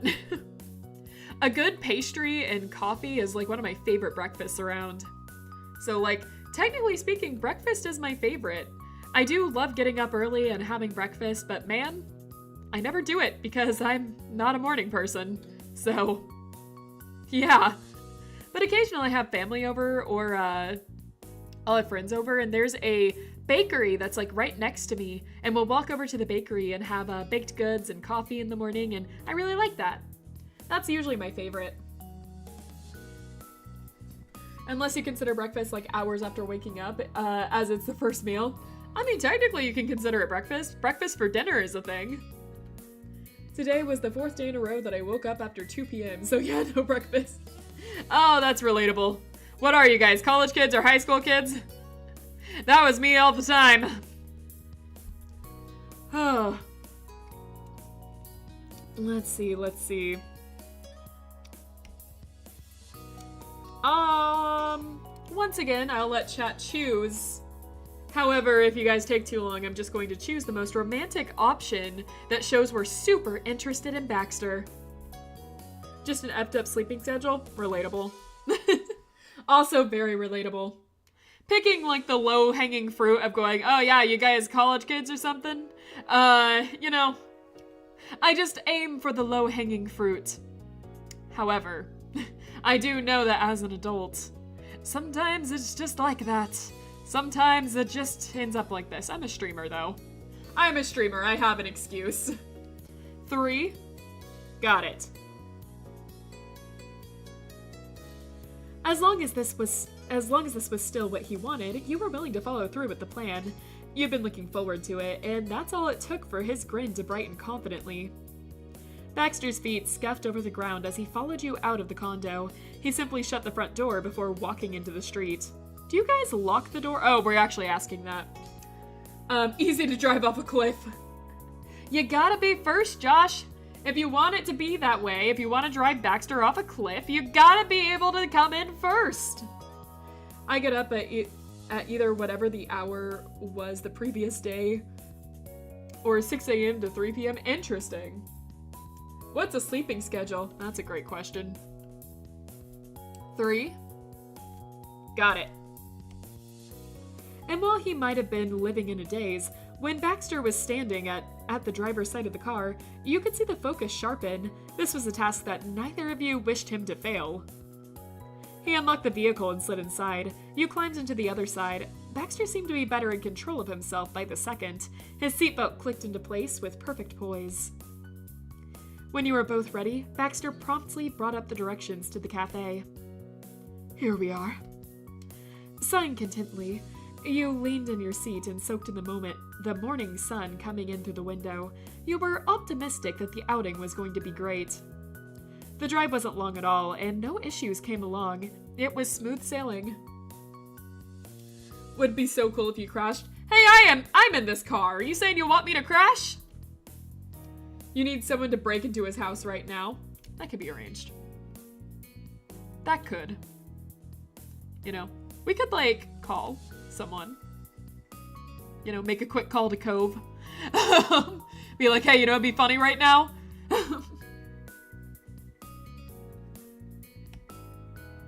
You hopped out, and the scents wafting from the cafe were enough to pull you towards the propped open front door.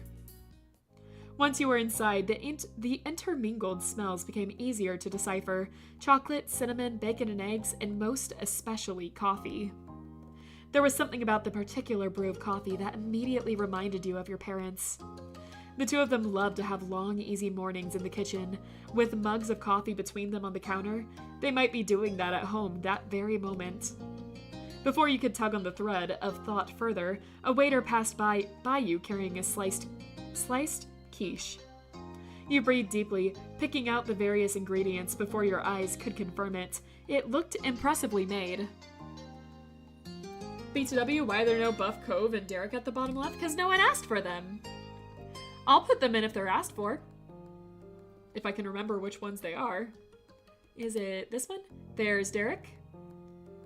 And I don't know what image 8 is.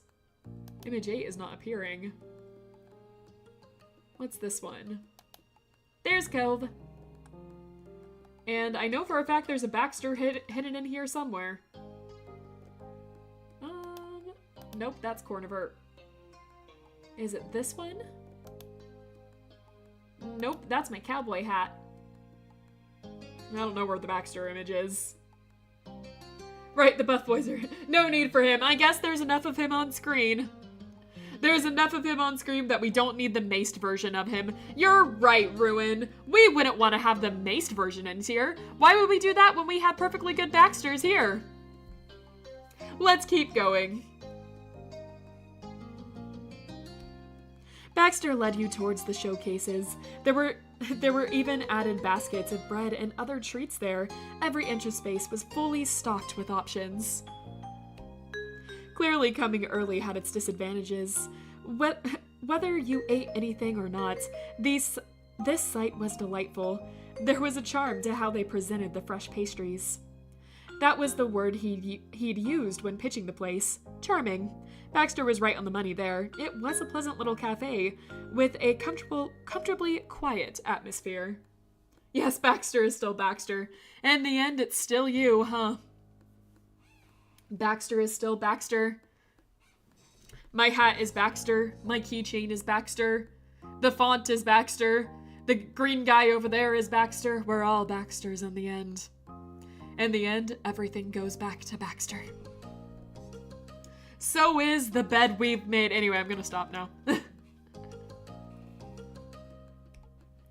Though it was a bit more formal than a typical coffee joint, you couldn't sit anywhere or order at the front. A member of the waitstaff needed to seat and serve you.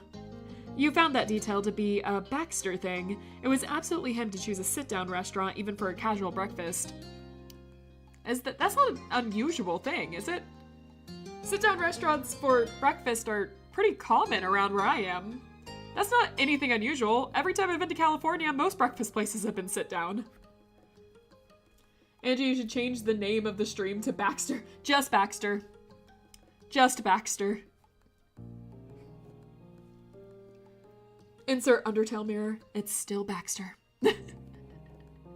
You're still Baxter. You'll never escape it. We're all still Baxter. Alright, let's see here.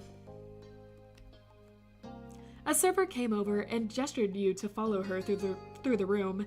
She brought you to a shiny two-seater table and passed out the menus. Welcome. I'll bring some water, but if there's anything else you'd like to drink, I can put it in the order now, or you can take some time to think about it. You'd be a lifesaver if you brought me a black coffee, please. Coffee, coffee, coffee, coffee, coffee, coffee, coffee, coffee. I usually just drink black coffee, but we could order like a fun cup of coffee. We have a frappe, an espresso, a cappuccino, a latte, an americano, an iced coffee, a hot coffee. What kind of coffee are we getting, chat? There are no other options. There are no other options, just coffee. Only coffee. There are no other options. Don't look at the glass of juice or a glass of milk or hot chocolate or iced tea or a cup of hot tea. We don't order that. We just order coffee.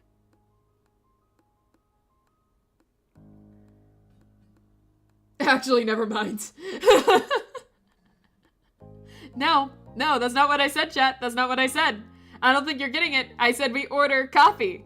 No, I see 14, 13. All right, 14 was the first one. So what we do here, if that's the case, if 14 is the first one, it's how many options are these? 1, 2, 3, 4, 5, 6, 7. Oh, there's 7. That means you want a frappe. You want a frappe? All right, that sounds right because there's only coffee on the menu. There's only coffee.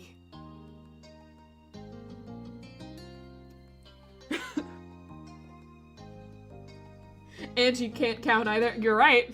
You are correct about that. I can't count. I can't read either. There's only 13 options. Yes, but they said 14.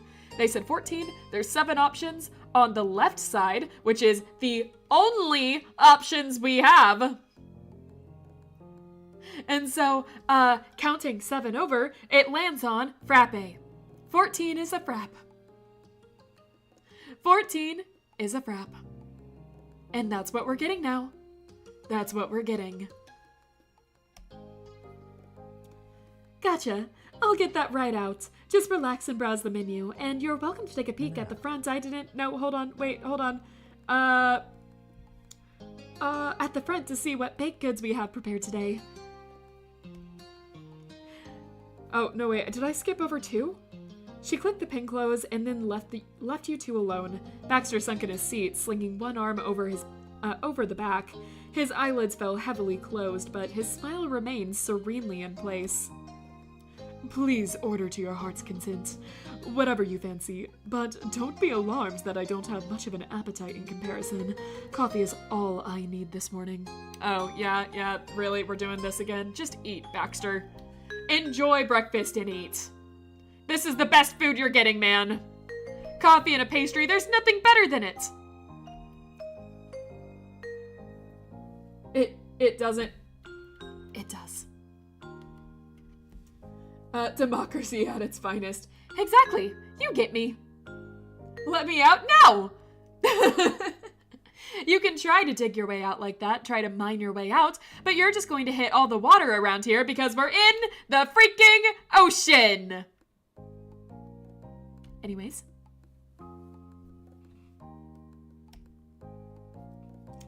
Alright, chat, you wanna take this one? I'll let you choose this one. I'll give you a little freebie.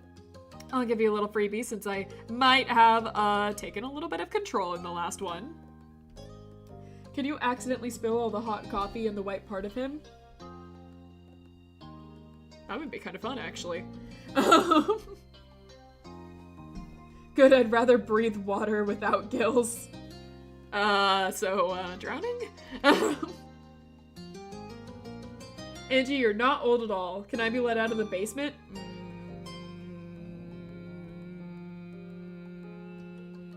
No. Why would you want to leave the basement? We're all friends here, right? Right? We're friends, right? Why would you want to leave? Where are you going? Why are you shaking? Why are you scared? Where are you going? You wouldn't want to leave, right?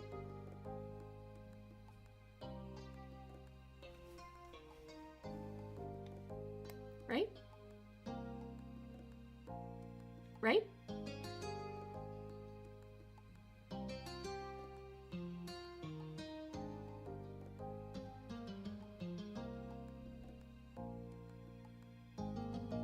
I'm warning you. Careful what you say. Anyways. How the freak did he get in the basement? Natural talent, I suppose. People just seem to wake up there, you know? It's just kind of a thing, and don't ask how it works. My full assault on Angie's house went poorly. Yeah, it did. You're in the basement now. Okay, what did everyone say? 6? So, quietly browse the menu? Why would you not plan on eating anything? Humming in response, you picked up the menu and began reading. Right away, it was obvious there was quite the selection to pick from. You weren't entirely sure if you were going to order anything yet. It was a deliberation you had with yourself, while Baxter took a break. Luckily for you, the cafe's layout was open enough that you could observe the glass cases at the front from the comfort of your seat. You passed the time comparing what was printed on the menu to the real-life displays. Soon enough, the waitress was on her way back to the table. She passed out 2 waters, and then placed a white cup filled with richly colored coffee in front of Baxter and a frappe by you. Perfect. We want to starve? Let us starve? No. Because I like to eat. And like, if you guys have no fat on you, what's the point in eating? You guys gotta eat, build up your strength. Can I request another Baxter? Well, I'm not gonna argue with that. Hey, why are there so many Baxters on screen? Well, we had Olivers for a bit, but Josh really wanted all the Olivers to become Baxter, so... Who am I to argue? You want another Baxter on my shoulder? Sure thing, sure thing. I can create more Baxters. Here's another one. That we'll put right here, right by me, because I can't leave Baxter either. I'm also stuck in this hell. But I'm oh so happy here. Haha.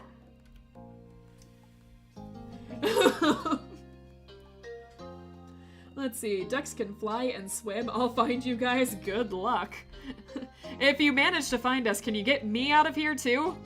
I've been trapped in here for... I'm not telling that.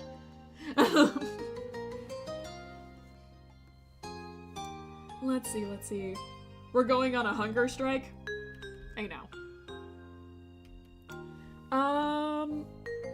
Where's Cannon Baxter? In the center. Somewhere. See if you can find him. Can you add another zombie Baxter? I don't see why not. We'll just take this one. copy them, and paste. And now we have another zombie Baxter. What do you want to do with him? What do you want to do with zombie Baxter? Next along? Like, as another hat? Like this? AOC stream is going out of control again. You could say that. You could say that. I see no Sneezy Wheezy Postmace, man. Well, no one wanted him. They wanted all these Baxters, because clearly everyone loves Baxter now. I was told not to put maced Baxter on screen. We just want green Baxter, or zombie Baxter, or regular itsy bitsy Baxter right on me.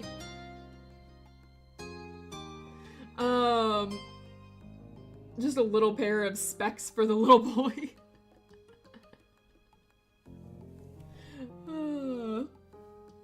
All right, are we satisfied? Are we satisfied here? Corniver glasses, that chief would wear. See the face, Corn.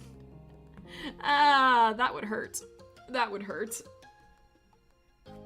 My zombie army is so I mean, wait. Yeah, you want to continue that one? No, I said I didn't want any more Baxter. I don't know what you're talking about. I heard you didn't want maced Baxter on screen because you love Baxter. That's what I'm hearing here. What in the world? What is this world coming to when we drop Oliver for Baxter? It's what we all wanted. It's what everyone wanted. This was a shared opinion that we all agreed upon. Right, guys? Right, chat? Can I have another zombie Baxter? I need to start putting a limit on this. I know we love Baxter, but come on, guys, one per person, all right? I let you guys run enough. Haven't I? Haven't I? Oh, but seeing that strong no from Ruin, you know that Ruin really wants one. So maybe another zombie Baxter is called for. It's tempting, it's tempting. Does someone that does not have a Baxter on screen want to pitch in here? What do you think? I'll keep reading while chat can debate that. Can I get a maced zombie Baxter? I don't see why not. I don't see why not. I don't remember which one is Baxter, by the way. One of these is Baxter. I don't know which one it is. So we're gonna find out. Nope, that's Corniver. Is it this one?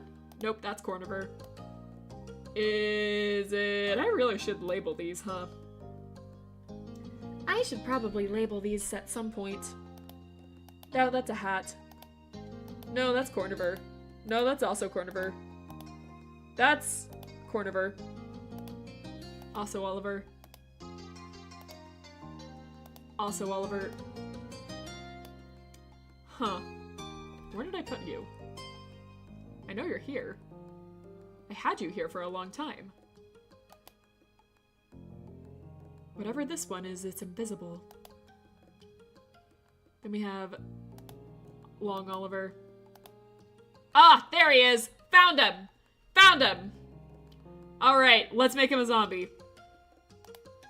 I thought I've clicked on this one before. Oh well. Alright, it's time to make him into a zombie. Zombifying maced Baxter. Here we go. Alright, we're just gonna take this and go all the way over here. And actually, that pale color really suits the zombie. Keep it there. Change the saturation just a little bit to make him a little like, paler. Hold on, I want him a little more green.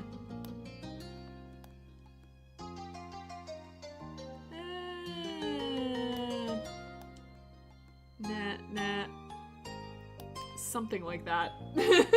My army is growing. Yeah, we're getting more zombie Baxters for you. Alright. We'll keep it like that. Zombie Baxter! Zombie Baxter. Can someone request to end stream? Haha, nope. It'll keep going until we finish this chapter. I certainly don't have a Baxter. Oh no, never, none at all. Can I get one that's stretched even wider than the one on your head, just sticking out of the left of the screen so that his eyes are showing? Hold on here, hold on. Okay, we take this one, we copy it, we, paste it. And now. And so we're going to take it and stretch even wider.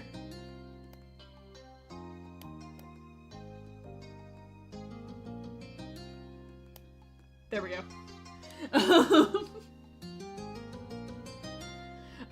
Let's see here. Army's growing. Certainly is. Certainly is. Okay, now hear me out.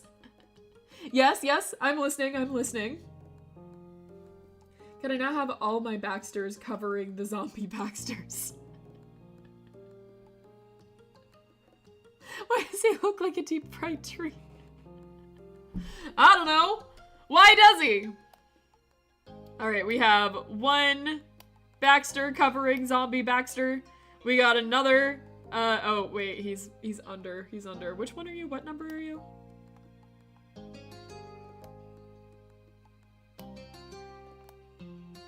Nope, still covering. What number are you?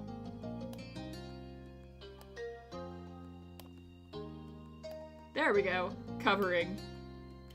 Now the stream looks perfect. And then now, covering. The Baxter up there is a zombie Baxter. It's just Shrek. She forgot what Baxters I own. I can't keep track of everything. I have a fish memory. In the beginning of the stream, I just asked to move the Oliver off your face. And the other one was given by a fellow horse. Canonically speaking, I have never made a request. I tried to steal one. I don't know, court. The jury over here. Our beloved jury. Does, Ruin have a point here? What do you think? Should Ruin be given a chance to plead their case? Perfect. Are either of you ready to order? I'm taken care of, thank you. Why are you not eating anything? Why go to a breakfast place and then choose not to eat? This makes me unreasonably mad. Guilty. Ruin's right. Yes, give Ruin a chance. Alright, Ruin. The court is in your favor. You may make a request. What would you like to do?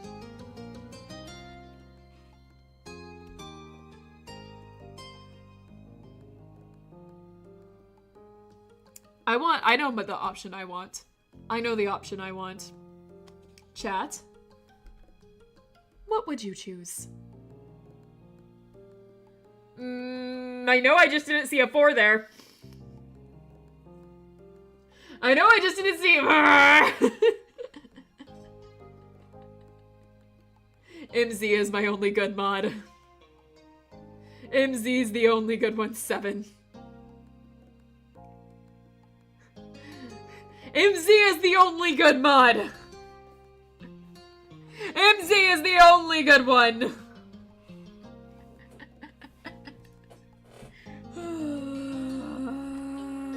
Okay.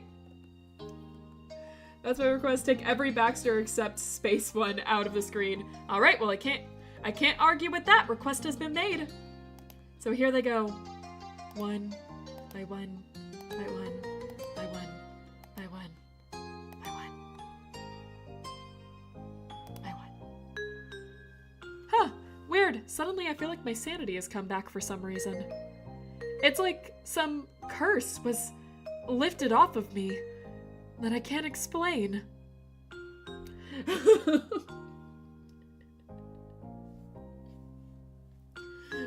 A great decision. I can't explain it, but it feels like some heavy burden has been lifted off of my chest. Like I was under some kind of insane pressure until now that was eating away at my mental sanity, but somehow everything feels clear and bright and happy, and I can't explain why. Can I request you turn into a fish? Whoop! Huh, what happened? Huh. Suddenly I feel silly, and I can't explain why.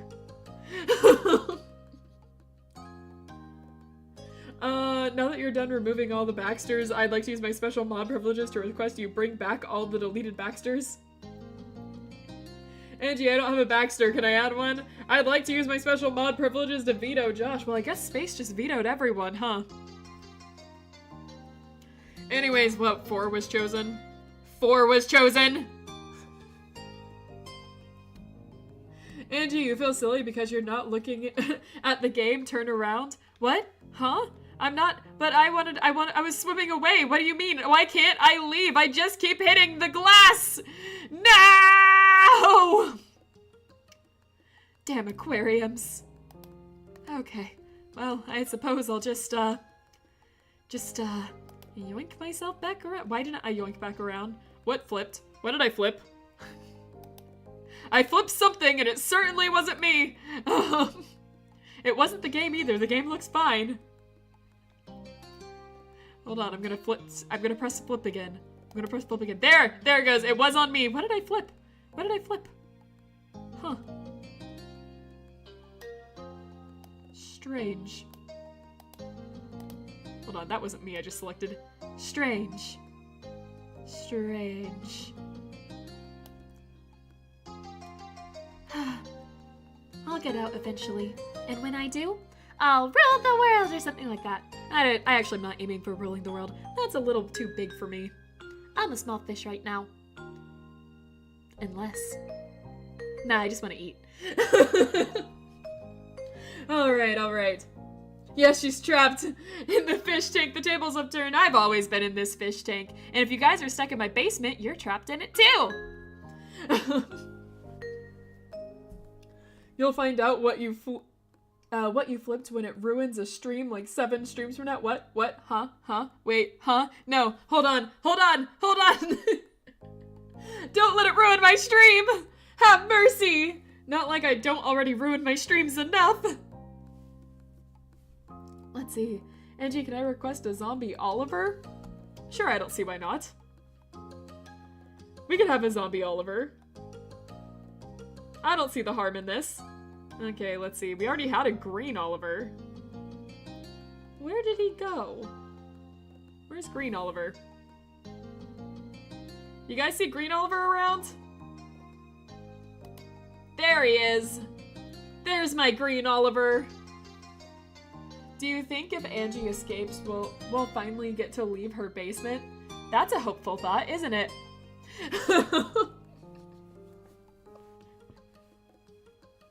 There's totally no harm. Oh, it's Beast Boy!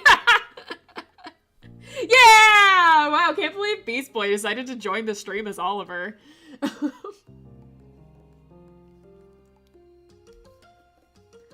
Let's see. Is this zombie enough for you, or do I need to change some things around? The rules have already ceased to exist. Yeah, we've kind of been ignoring all the rules we placed, huh? I was like, I'm gonna be super smart and place rules on the Oliver account so you guys can't abuse it, and we sure just did what we did, huh? Could you make him more pale? I can make him more pale. 1 second, I just have to go in and... not entirely like that. No, we'll keep him that color, but then change the saturation. There we go.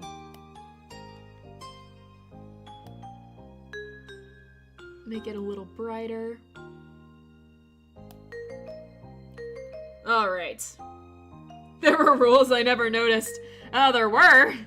That went out the window real fast, though. Gotta go, have fun. Y'all remember to hydrate. Can I have an untouchable corniver on top of Derek's head? Yeah, I don't see why not. Corniver? You wanted corniver? I can do corniver temporarily. Since we're already throwing the rules out the window, might as well throw in a corniver, right? All right, it's your untouchable corniver. No one can touch this corniver now. It is the forbidden pet that you cannot have. I have a request related to neither Oliver nor Baxter. What is it? Can I touch corniver? No.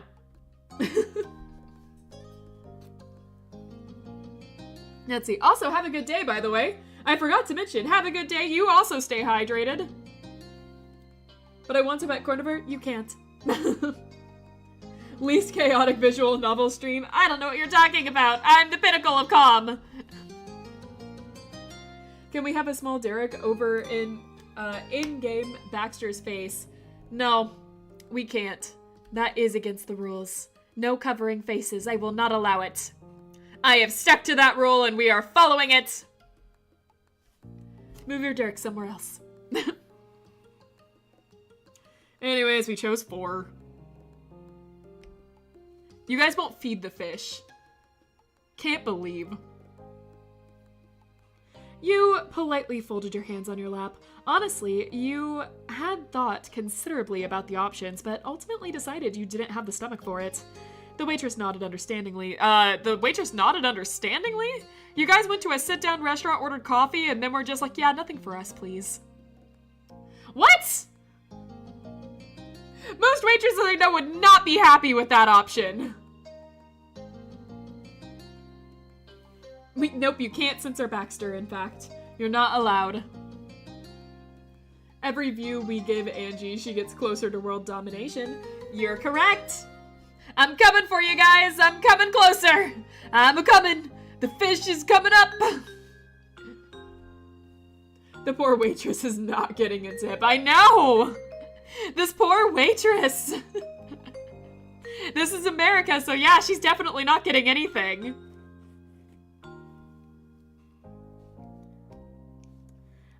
I'll get these menus out of your way. Wave in. If you need anything else, just wave me over. Most understanding waitress I've ever seen. She scooped up the menus and walked away. Dropping them off at the front stand before disappearing into the kitchen, Baxter shifted his attention to you. Lifting his coffee, Baxter took a test sip and then quirked a brow. Wow. Perhaps I should have chosen a location that only served drinks, though it can't be helped now.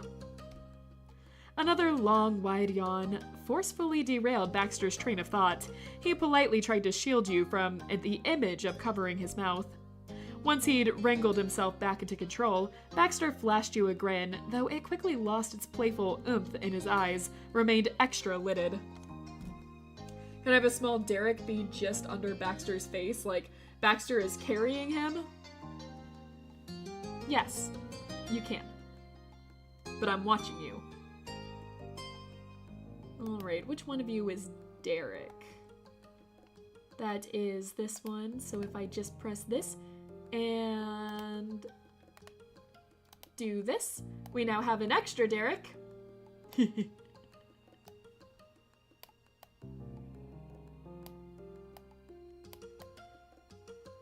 he is! I can make a joke about the waitress not getting a tip, but if executed by Josh. I see. No, small Derek? Football Derek?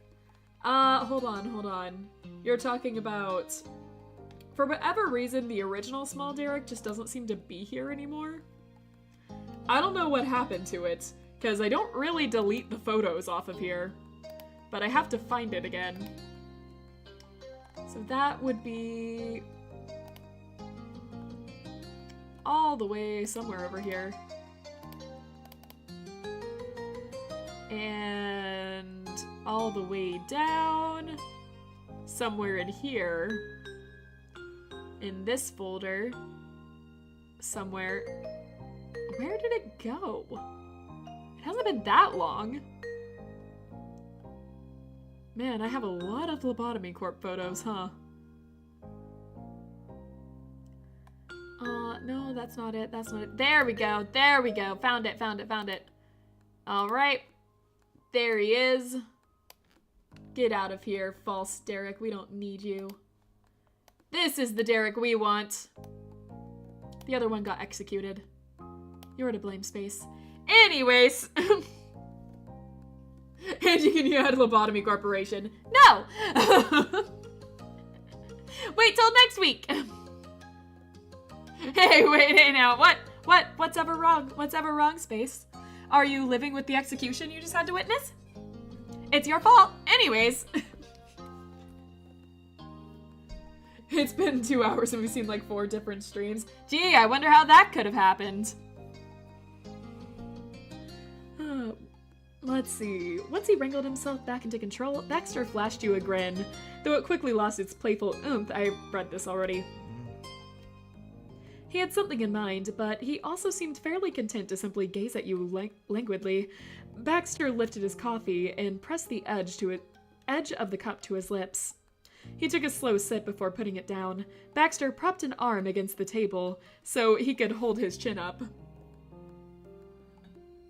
Oh my god, I finally understand why the chibi heads are on the absurdly masculine bodies.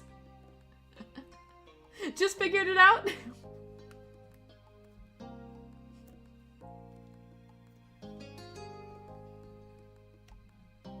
Normally, that would have been a casual gesture, but anyone watching could tell that he desperately needed the extra help keeping his head upright.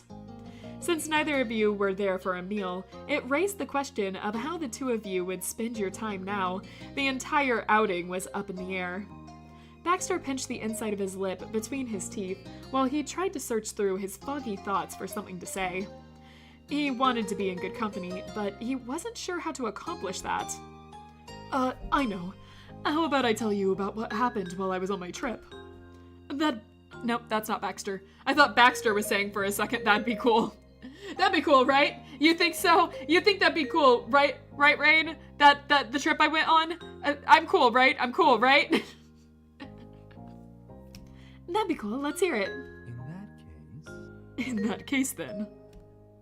Baxter sat up straighter in his chair and considered how he wanted to begin the story.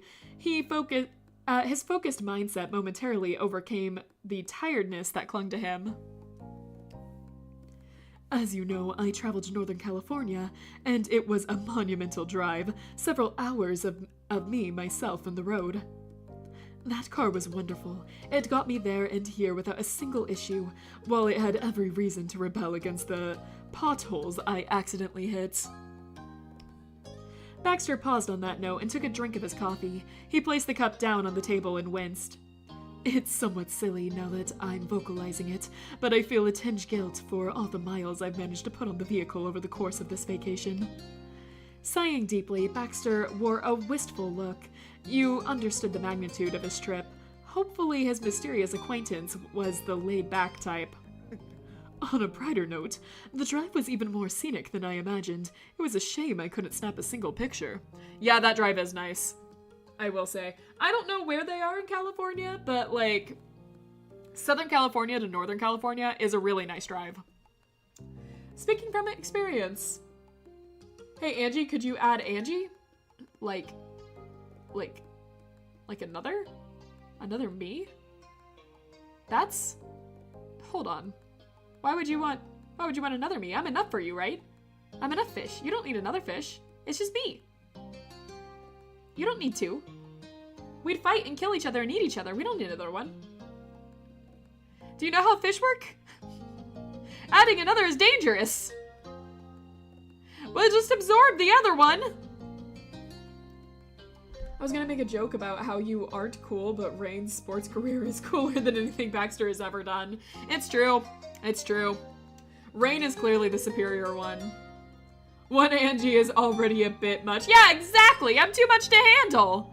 Have you seen me? Two would just be a disaster! There'd be no stream. There'd be no stream! We'd somehow fail girl it off of existence! My channel might be gone too. Somehow my channel would be deleted in the process.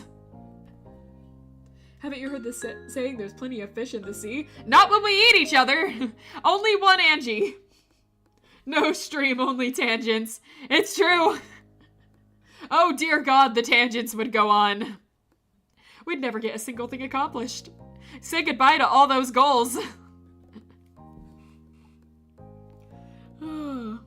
Still, I'm grateful that I was able to leisurely travel across the state while I was here. You nodded along to his story. California was a big, diverse state. It made your head spin trying to imagine everything he managed to pack into that trip. After all that fuss to see some old family friends, believe it or not, they're actually people my parents have known since well before I was even alive. I mean, that's kind of already every stream. I mean, you're not wrong, but... Hey. That is just the stream this second. I mean, again, you're not wrong, but hey. Wow. Wow, indeed. I can even imagine knowing someone for that many years, though between you and me, I don't have much of a relationship with them myself. Really? But you went completely out of your way to see them. I know. They've always been fond of me, almost as if I was their own nephew. Oh, what a problem to have. They're more than happy to open their door to me given the chance. This might surprise you, or perhaps not, but I managed to get along famously with an older set. Uh-huh. Yeah? Angie, can you add a second stream? Just add a second ongoing stream to this one. Hey, to be fair, you did get a lot done in LobCorp streams. Just never anything in the visual novel streams. It's true. It's very true. I tend to be able to talk and work on the LobCorp streams. It's not the same for the visual novel streams. Imagine that, I actually have to read. Well, I just can ignore any reading material in LobCorp, because I can't read. That's how it works, right? Once I'm a LobCorp fan, no more reading. Reading just doesn't exist. So, it was only polite to make a social call while in the relative area, and there was plenty to catch up and discuss while I was there. We even happened to catch some fantastic shows. Wait a second, does that count as mentioning another stream? Mentioning another game in this stream? Do we ban MZ? Do we ban MZ for that? I'm thinking about it now. I'm thinking. Chat, you want to vote on that? Do we ban my mod? Chat, jury is now in session. This court is now in session. MZ will be executed depending on this answer. Ban yourself, interesting option. I tried to give you food, that is a fair point. That is a fair point, but bribing the judge in front of the jury, very bold move, MZ.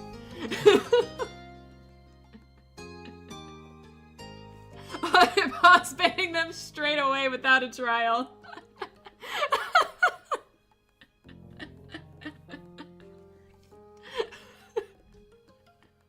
I love this fair system we have in place.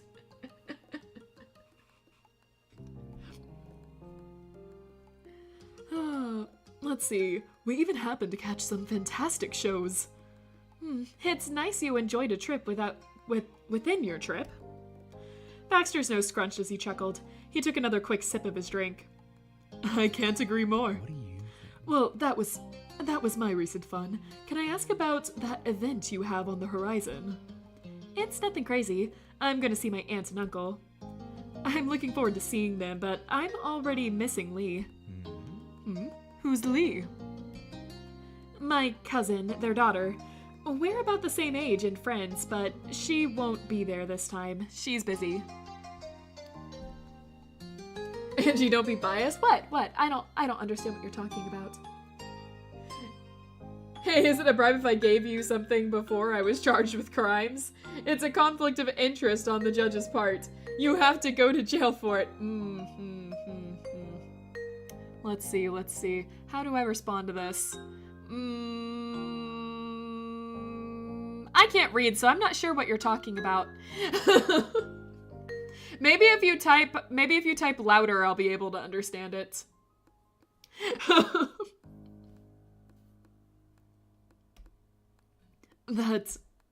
His response was cut off by another yawn, and one that morphed into a wince. Baxter tried to smooth things with a sweet smile. I'm sorry. I promise that was not me being bored. Sorry, is this better? Can you go louder? Maybe if it's upside down, too. The chatter's revolution has begun. We must ban MZ. Oh, starting with the weak link, huh? That's a strategy, that's a strategy. Personally, I think the strongest one might be Josh. Though, Space is pretty crafty. She escapes a lot. I don't know how she manages it, but she's really good at getting out of the basement. Best I got is this, Chief. Weak. Weak MZ. That sounds like I get to ban the both of you. Hold on, Josh. Wait, think about this. Think about this. You don't want to ban me. I have reasons why you don't want to ban me. Look at this. Look at this cute face. You wouldn't ban this fish, right? Look, I'm a silly fish. You wouldn't ban it, right?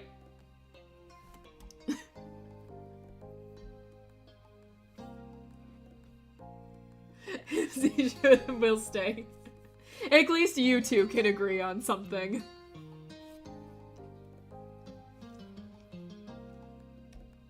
He blinked and it was hilariously obvious that his eyelids didn't easily unstick. You bit down on the inside of your cheek and tried not to laugh. It's all right, you're tired. Exactly, please continue. Yeah. Out of my aunt and uncle, it's my uncle who I'm directly related to. He's my mom's younger brother. We all get along. That's the part of my extended family we're closest with. Well, in terms of location. Laughing, you scratched the back of your head while you explained. Baxter nodded along, focusing on the sound of your voice. His smile softened as you grew more animated speaking about your family. It's not that I don't also have a good relationship with everyone on my mom's side, but they mainly live in Hawaii, so it's a lot harder to go see them in person. My grandparents used to be in California when me and Liz were little, so they could help out, but that was temporary, and yeah, it's nice having family that we can see more often. Your voice trailed off with fond thoughts and about your family, and then your eyes snapped wide open. All Baxter did was ask about your plans for the day, and somehow you'd ended up rambling about so much more. Oh no, I kind of, went on a whole thing there. Nonsense. I enjoyed listening to everything you shared. Let's see here.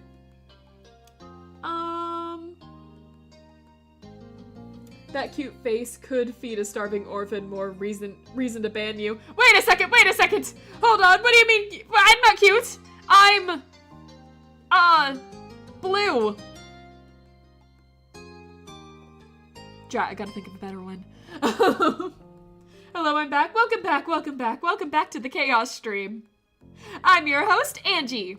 And possibly being eaten right now. We'll get more on that later. More on that at 7. Back to you, Josh. Please don't eat me. Let's see. No zombies, but I will be plotting an extensive garden. Huh. Interesting. Fascinating. Maybe I should plant one too.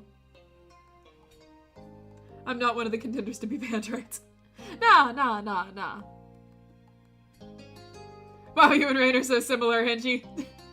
Yeah? I'm making sushi. No, wait! Make sushi out of something else, not me! I'm too blue to die! We might get through 3 more text box this stream. Yeah, you know, we might get a little farther. Let's see what happens. I imagine this silly in Baxter's Light Fury in the cafeteria eating a fish and drinking water. I could see that, but no one seems to be eating right now. Also, what do you mean eating a fish? What do you mean eating a fish? Not this fish, right? Thank you for telling me about your family. It was lovely to hear about them. You're welcome, then. The two of you continued to chat about upcoming plans while finishing your drinks, and also in between several more extended and defiant yawns from Baxter. Eventually, he glanced towards the windows, and his brow pinched. He didn't say anything on his own, so you asked, "What's wrong?" Well, I'm worried that I might be keeping you too long from your other plans. It's not too late yet. I don't want there to be a yet. Your family's important. Do you want to get going then? Yes, that would be for the best. He turned in his seat until he caught where the waitress had gone. Baxter waved and she returned a minute later. Could we please have the check? We've got it. I'll get that for you right away. You guys seriously just ordered coffee, huh? Just coffee and nothing else at a sit-down restaurant.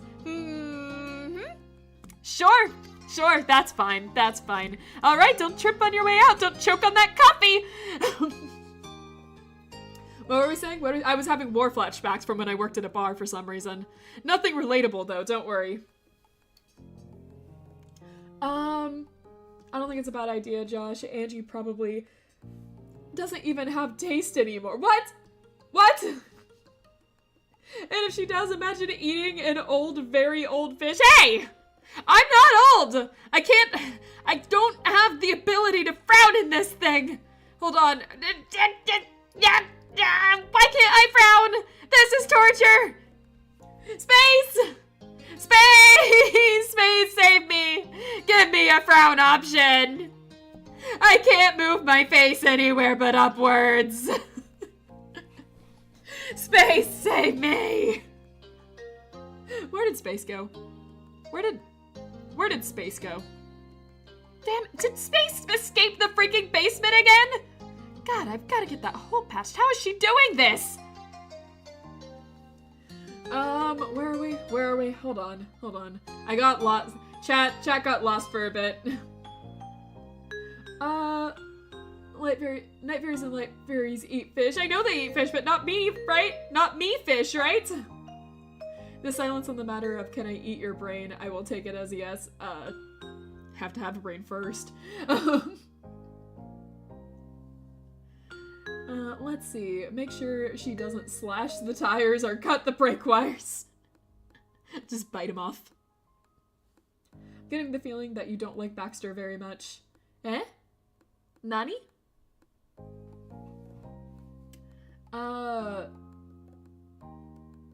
Let's see. Swim upside down to frown. It will leave your belly nice and vulnerable. No! No, I won't! Sorry, I think your mic isn't working. Can't hear you. But space! Space! Space! Get back here! Bully Angie. Time out, Jared, to bully Angie. I don't want to go in timeout! I don't want to go in timeout and I don't want to be cut open. I'm not sashimi! Space went to plant a garden. Bertie Lumine came back. They won't eat you. I hope not! Me when I need space. Space! Put Angie in a smaller fish tank. This is rude. This is so rude. I can't frown in this body! It's painful being a fish. No one understands my pain. No one understands what it's like. As soon as the waitress was out of sight, Baxter let out yet another yawn, but it morphed into a frustrated groan. I'm getting fairly sick of that. His tone didn't sugarcoat a single feeling. Pouting, Baxter crossed his arms and tightly shut his eyes. Are you all right? Baxter only murmured and roughly rubbed the sides of his face. His frustration manifested visibly as a grimace. I can distinctly feel my own eyeballs in my skull due to the strain. His hand dropped onto the table and the glasses rattled softly. That only made his mood worsen. I hate that. I shouldn't have to be so aware of my own presence in this body. Okay. All right, we're being a little dramatic. Let's put that down a little bit, you know? Let's be calm and reasonable people here. Where's Space? Why hasn't she answered me yet? Let's see. I request human Angie.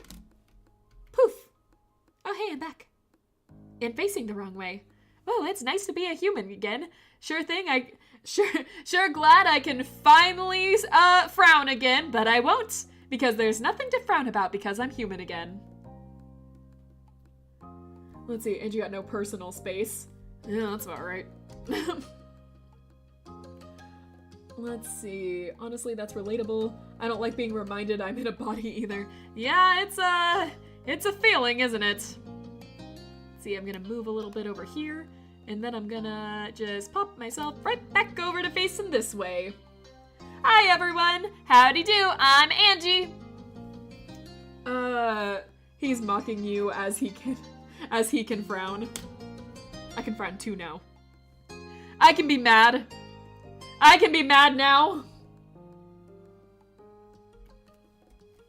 Chat, know you're aware of your tongue, have fun. That's evil. That's evil. I like it. Alright guys. Choose an option. Derek's gonna be in the way. Why would you do that, Josh? Why would you say those words? Why would you put those words together in a sentence and post it on this chat? 6. Please breathe manually now. Chat is being evil today. It seems like a nap was his only hope. The waitress approached once more with a small blank folder and placed it on the center of the tabletop. And can I clear any of this away for you? No rush if you're not ready. Please, take it all. We're about to leave. What if I wanted more of my drink, Baxter? What if I wanted to drink more? The waitress got right to work gathering the cups. Baxter, meanwhile, picked up the folder and opened it. After a few moments, the server was off again, and Baxter peeked at you over the top of the folder. Thank you, Rain. I do appreciate you making time for me at the very last minute, and especially on a day where you were already so busy. Thanks for inviting me. Of course. Of course. It's always a treat to see you. Baxter's half-lidded gaze lingered contently while he reached in his pocket. And then those tired eyes snapped open. He'd reached the alertness he'd been driven for in an instant. Oh no. Don't tell me. Baxter, you. Baxter, you. You did not forget. Look, Baxter, I'm gonna level with you. The only, reason that this route works so far, that we're not, completely hating you at every possible corner, is because you're loaded. At least you say you are. So, you get rid of that whole thing, and this fling that we have going on, this fling that we're, pushing ourselves for and everything, what's gonna happen? Huh, Baxter? You wanna come back?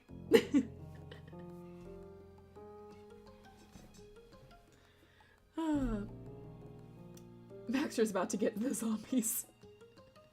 About to? Joke's on UMZ, I like spiders. The Baxter PNG. Yep.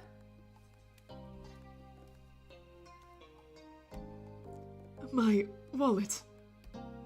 He stared at you helplessly. Baxter was sober and extremely aware of the reality he'd found himself in. That face he is making right now. That face. Baxter is staring a bit too intensely for my liking. I think this is finally persona dropped Baxter. He failboyed his way right up here. And now the persona is dropping. Hey, you don't need to dislike them. I'm just making you aware of that random itch that's on your body. MZ! MZ, stop! Stop it!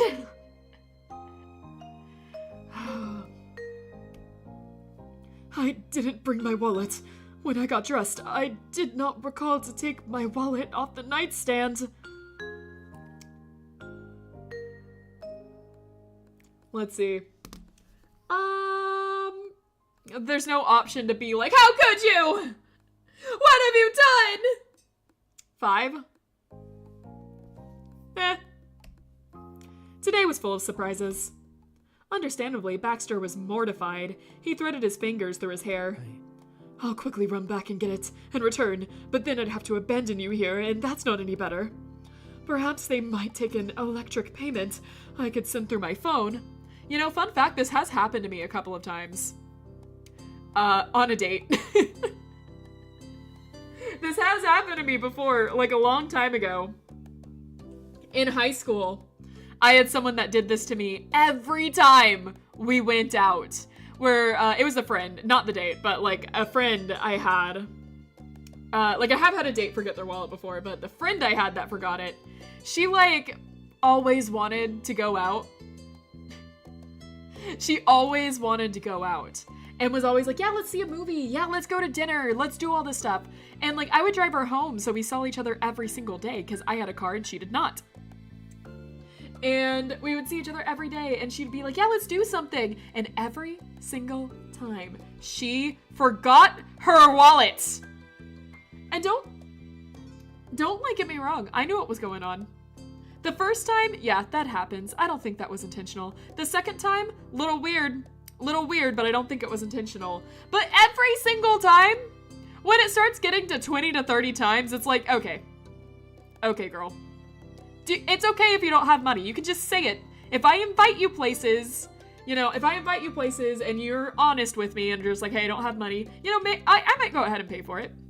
Because I'm inviting you out. I want to have fun with you. But if you are the one inviting me out, going like, yeah, let's do this together. Let's have fun together. And then you just are like, oh, wait, my wallet, I left it. Are you kidding me? Just be upfront. This isn't friendship. Now you're just taking advantage of me. Oh, man, a very long time. Hey now, I'm telling you my heartfelt story here. You don't have to be mean. Sorry, Angie, the truth is I just wanted you to pay for me. It's okay, Space. I'll always pay for you. Because, I seem to remember trying to pay for you the other day at a Firehouse Subs and you shoving me onto the floor so you could pay for it instead. Yeah, I'm dishing this out. You won't let me pay for you. Every time I try to pay for you, you choose violence and then try and pay for me. You're not taking this route out. I did not shove you onto the floor. Oh, really? What would you call that then? Just kindly like tapping me on that shoulder? The poor employee at the Firehouse Subs was freaked out for us.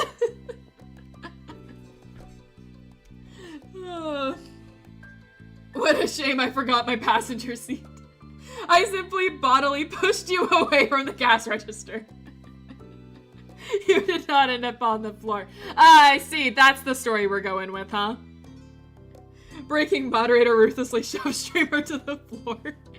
Close. Exactly. Oh, man. Just like choosing such violence. Baxter, I can pay for you. Really, it's all right. The corner of his mouth twitched, and you read that as a sign that he'd at least heard you, though you supposed it was only because he had reached a dead end on his own abilities to solve the problem. Baxter pressed his palms against his eyes, and his fingers curled tightly. He reached a slow, shaky breath. You reached out only to freeze halfway across the table. From his tense body language, he was trying with great difficulty to keep himself from getting truly upset. You shouldn't push him. I remember when a friend came to the UK to visit me and I let them pay for one meal for the both of us, and they were forced to let me pay for a more expensive place we went to the next day. That happened when my cousin came to town. My cousin's like, hey, I'm going to pay for you. And I'm like, haha, that's cute. Fix news, Josh, moderator ruthlessly shoves away old lady, then tries to act innocent. Hey now. The one time I'll defend Space. I'm not old! The Space is younger than me.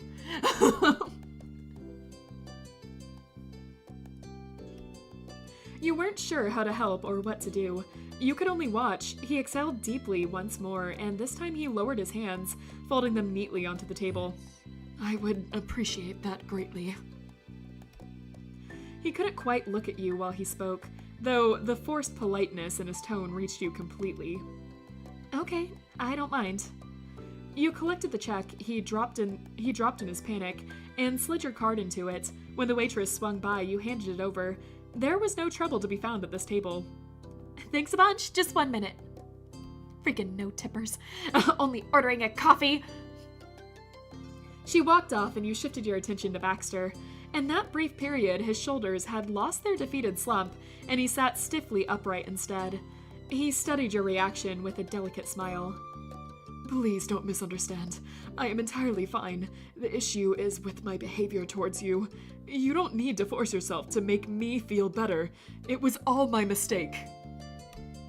His lips pressed into a fine line, and it was crystal clear that he was preemptively stopping you from further okaying the situation. Your gaze dropped to the tabletop, and the awkwardness was too stifling to do anything else. The way Baxter was beating himself up for perfectly normal missteps was horrible. You didn't like that at all. There was a reason why people called these kinds of situations accidents, because there was no manipulative or malicious intent. His only crime today was being human and sleepy. Yeah, unless he's like, freaking that girl from high school. Never forgive. Never forgive. It would have been great to remind him of all of that, but Baxter was far too irked to hear any of it. He wanted to move on, so you bookmarked things there. The outing wrapped up in a haze. The waitress returned your card and wished you both a wonderful day. Then you left. Baxter managed to muster up a few things to discuss on the car ride home, but the conversation was distant and disjointed from how you both normally clicked. You made it home safely, though not before a silence had time to form. The slamming of his door to exit the vehicle was the first thing you'd heard from Baxter in a while. The two of you stood on the street, face to face, but the awkwardness from the cafe had only just come along for the ride, and it lingered forebodingly. This wasn't something you wanted to continue between you and him. Neither of you made a move to leave, a promising sign that he was struggling with the same thought. Baxter began sliding his fingers through his hair, but then he paused mid-motion and dug his nails into his scalp, his controlled expression strained. Let's see. Please stop making us have to console you, Baxter. Please act proportionately to the situation at hand for once. I'm not used to comforting Baxter. This is kind of awkward. Hold on. It's okay. Cheer up, champ. This is gonna be hard. My man, she only paid the bill. I know, it's not that big of a deal. I can get the bill every now and then. It's really okay. I'm fine with paying. I'm sorry. Rain, this is all my fault. I not only forgot my wallet, but I made things increasingly worse by acting immature about it, undoubtedly making you uncomfortable. Yeah, I'm still uncomfortable. I'm still pretty uncomfortable here. It's okay. We can just move past this. I'm understanding why you all don't like this guy so much. Oh, you should have watched the first episode. Not the first episode of this, but our first episode on the Baxter route. He's full worst Baxter he can be in that. Baxter went back to annoying. Real fast, huh? It may be hard to believe at this point, but I often can deal with unexpected issues as a reasonable adult. Today stung a little more than usual. I'm big enough to admit that. It certainly did not help that all of this was coming on the heels of the already disastrous first impression. I had been hopeful that I could still fix the overall impression by the end. Needless to say, I didn't succeed, and I'd completely understand if you were doubting the merit of a relationship with me at this point. I presented myself terribly to you. However, if you're willing to, I'd like to ask for a second chance. I can take you out again for drinks tomorrow night, or rather any night you have free. Baxter, this is a fling. You said so yourself. You were like, I don't want a relationship, I just want to fling for the summer, that's it. What relationship are you talking about, dude? It's a fling! You're the one who said you didn't want anything serious. I promise the next one will be better. A dusting of a blush rose to his cheeks while he barreled through everything he needed to say before he could get a single word in. Finally, Baxter paused to breathe. You blinked, trying to absorb the magnitude of everything he'd said. Now that he laid all his cards on the table and there was nothing left to do but anxiously wait. Above all else, he'd wedged open a space for you to talk, and that was a relief. All right, chat. What are we choosing? The Derek stays in the center.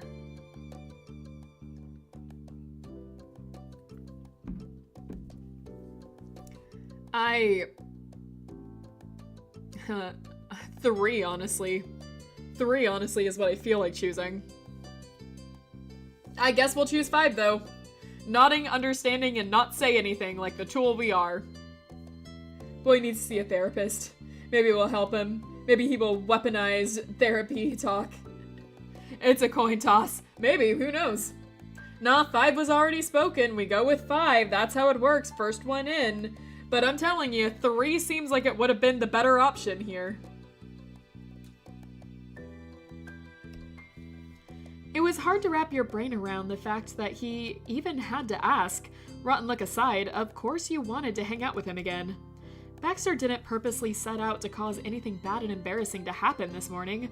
Why would you punish him for it? You're far too kind. 5 is outvoted, rules are a fake. Nah, I stick to what I said. I am a fish of her word. And I'm losing my voice now, so we better hurry this up. Hey, Space, how much longer do we have of this chapter? We've been talking around for a lot, and I'm just now starting to, actually read. But I will need some clarification if that's a yes or a no for the second round. Chuckling, your head dipped forward. You tiredly raised a thumbs up, so there was no misunderstanding.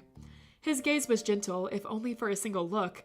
Baxter swiftly resumed his usual grin and confidence. Very well. I'll be in touch later with a specific time then, and potentially a suggestion for what you might want to wear. Have a lovely rest on your day with your family. Tell your mothers and sisters I said hello. I will. Excellent.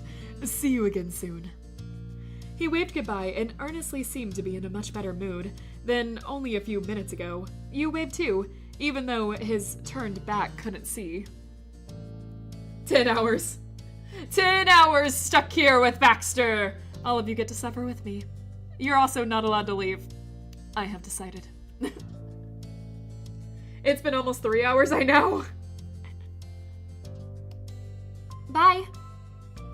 He steadily walked home, and once he was safely inside, you couldn't hold your frown any longer.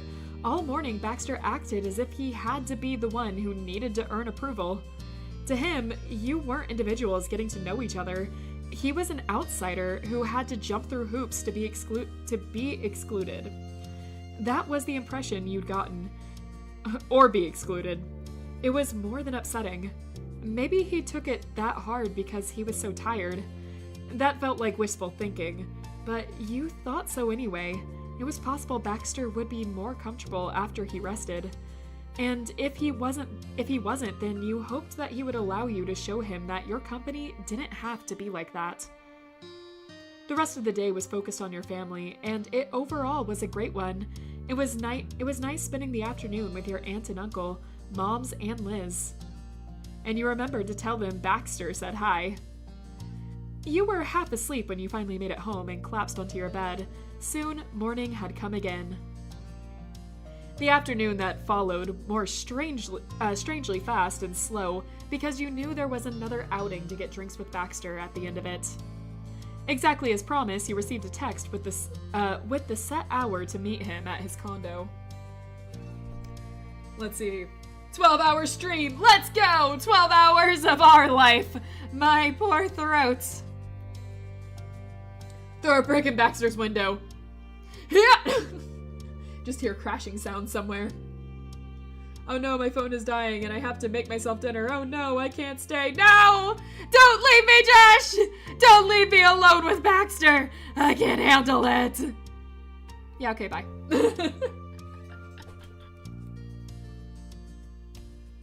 Baxter informed you that it was going to be late when you'd be leaving, so he recommended that you have dinner as usual.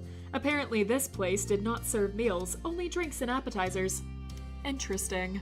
Are we going to a bar? We're 18, right? Drinking age in America is 21. Are we going to a bar, Baxter? Are we sneaking into a bar? 12 hours of our life. Ah, dear God, my poor throat. Why do they get to leave the basement? They don't. They're just at a different part of the basement, away from my stream. Space is the one that keeps escaping. Josh and MZ are trapped. They're trapped here. They're not allowed to leave. Along with that, Baxter made the eyebrow-raising suggestion that you should wear formal attire. Even more interesting. He included an assurance that he'd be prepared when you were ready to leave. During dinner, you mentioned that you were going out for drinks with Baxter later. Your moms were still commenting on your plans when you left to get ready. Even a few teasing remarks over the dress code floated upstairs with you. When you opened the drawer, your mind was made up. You'd wear something. What do you guys think? In Brazil, just don't say your age and it's fine. Oh, there's a few places like that in America, if I'm being honest. But I'm not a minor, so I don't have to worry about that. Formal? Got it. It was odd putting on something of your nicer things when you had no clue what you were even dressing up for, but there was also something exciting about having that mystery too. Looking at yourself in the mirror, you admired the sophisticated person staring back. It wasn't often that you did this. Slowly but surely, you were figuring out this growing up thing. There were a few minutes left before you had to leave, so you made sure that you had everything you might need while you were out. You ran through the essentials: phone, house keys, money, ID. As bad as you felt for Baxter, you didn't want to run into a similar problem of forgetting something important. It was a good reminder for both of you to be careful. Once you knew it was all there, you went downstairs and waved to your moms on the way out of the house. Their goodbyes and well wishes reached you as you locked up. You walked down the street and arrived at Baxter's house. Quite literally seconds after ringing the doorbell, you heard the rattle of the doorknob turning. He was waiting for us. The door casually opened. Not too fast, not too slow. And there on the threshold was Baxter, though this time he wasn't in his pajamas, but instead a full suit. That was naturally also black and white. Hello. Thank you for coming. You took a deep breath. So much for looking the part. Honestly, you intended to dress properly, but Baxter was still in another stratosphere in comparison. That suit was probably tailor-made. Okay, my phone is ringing. That's probably nothing important. In drinking age, in Germany, the drinking age is something. It's 16, isn't it? I seem to remember that when I was in Germany. I seem to remember that. Space can't stay away for whatever reason. No, she always comes back, but she also just leaves. I'm lonely. Alright. Moving on. You're incredible. You're fantastic, Rain. I can't tell you enough how delighted I am that you're accompanying me tonight. You're sure? Absolutely. You'll be one of the best dressed attendees there. You nodded and then let out a tiny sigh of relief. If Baxter didn't have a problem with the clothes you picked, then you weren't going to waste your energy worrying either. Alright, guys. Can't imagine why you'd know that, Angie. Know what? I'm a fish, I don't know anything. I don't know what you're talking about, and I am innocent. I think it's 16 if I remember right. The age where you're considered able to consent was like 14. Yeah, I'm pretty sure it's 16. The same time that Baxter is wearing a fancy outfit, as Light Fury is wearing jewelry on the legs. That's cute. That's cute. Dragon's wearing jewelry. That's cute. 5? Got it. We're not talking at all. It was soft to match your shy smile. Baxter had enough experience to know just how charming he looked in the formal attire, and he wore it proudly. That pride cracked and was replaced with something much gentler. Baxter waved in response. Now that you'd gotten a good eyeful, you could discern that Baxter was truly himself. The exhaustion and the embarrassment from yesterday's morning adventure were entirely removed from his features.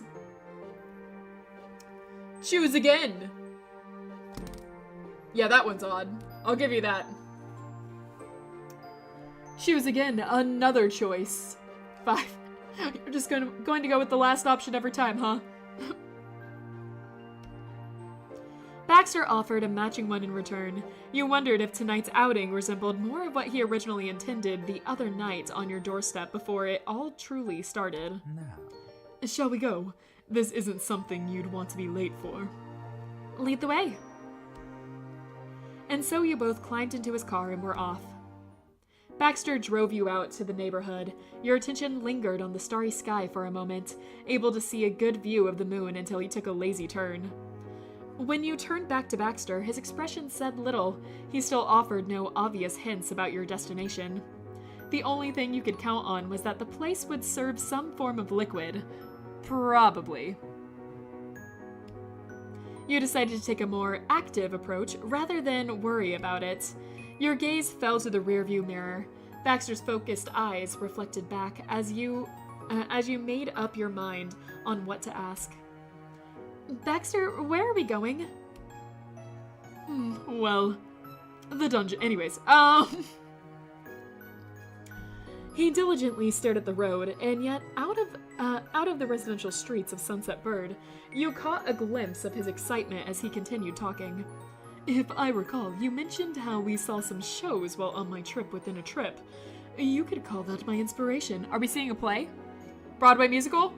Is it Hadestown? I love Hadestown. Is the beer also Baxter? The last option doesn't involve talking to that human. Yeah, but some of the other options are funny. We are going to the basement of Angie Lumine. Exactly! Exactly! Everyone go into my basement! Get in! Get in now! Wait for me! Trapped.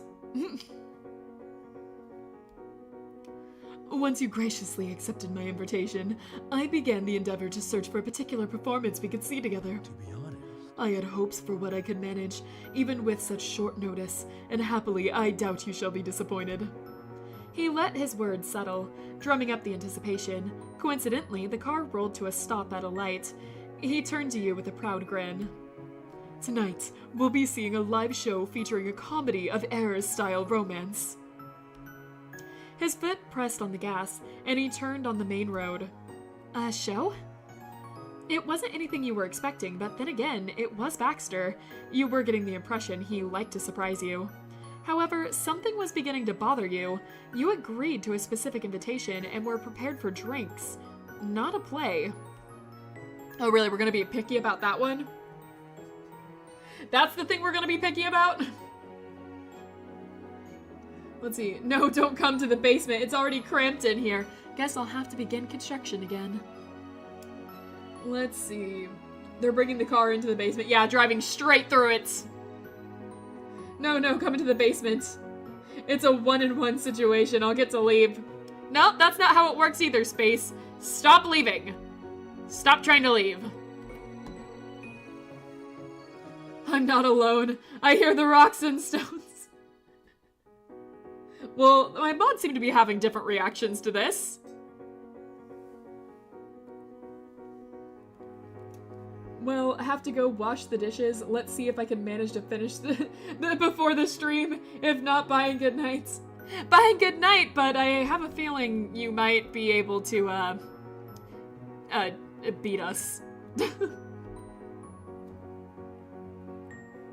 What about the drinks?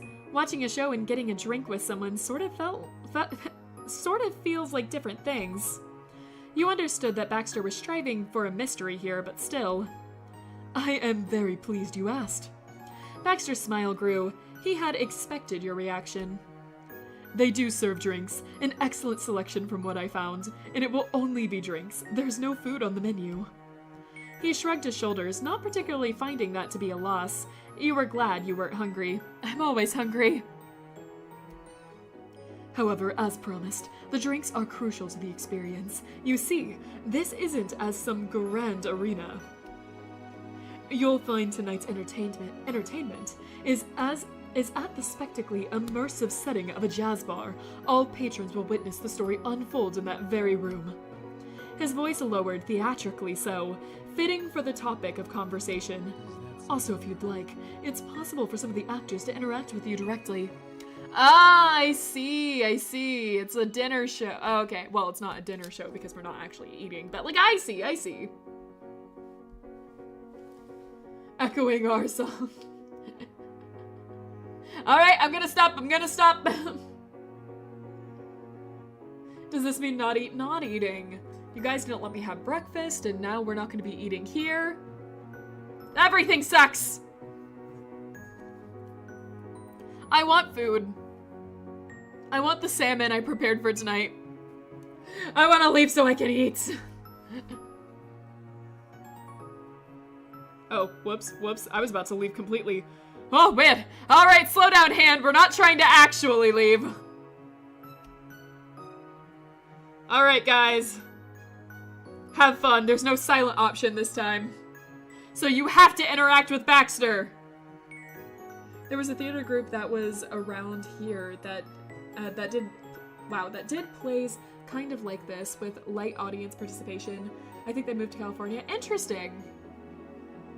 Yeah, I like shows like that. We used to have one too, but yeah, that troupe kind of disbanded. I'm not really sure what happened. 2. All right, going with 2. Your incredulous outburst had Baxter chuckling. Oh, I promised it will be a memorable evening.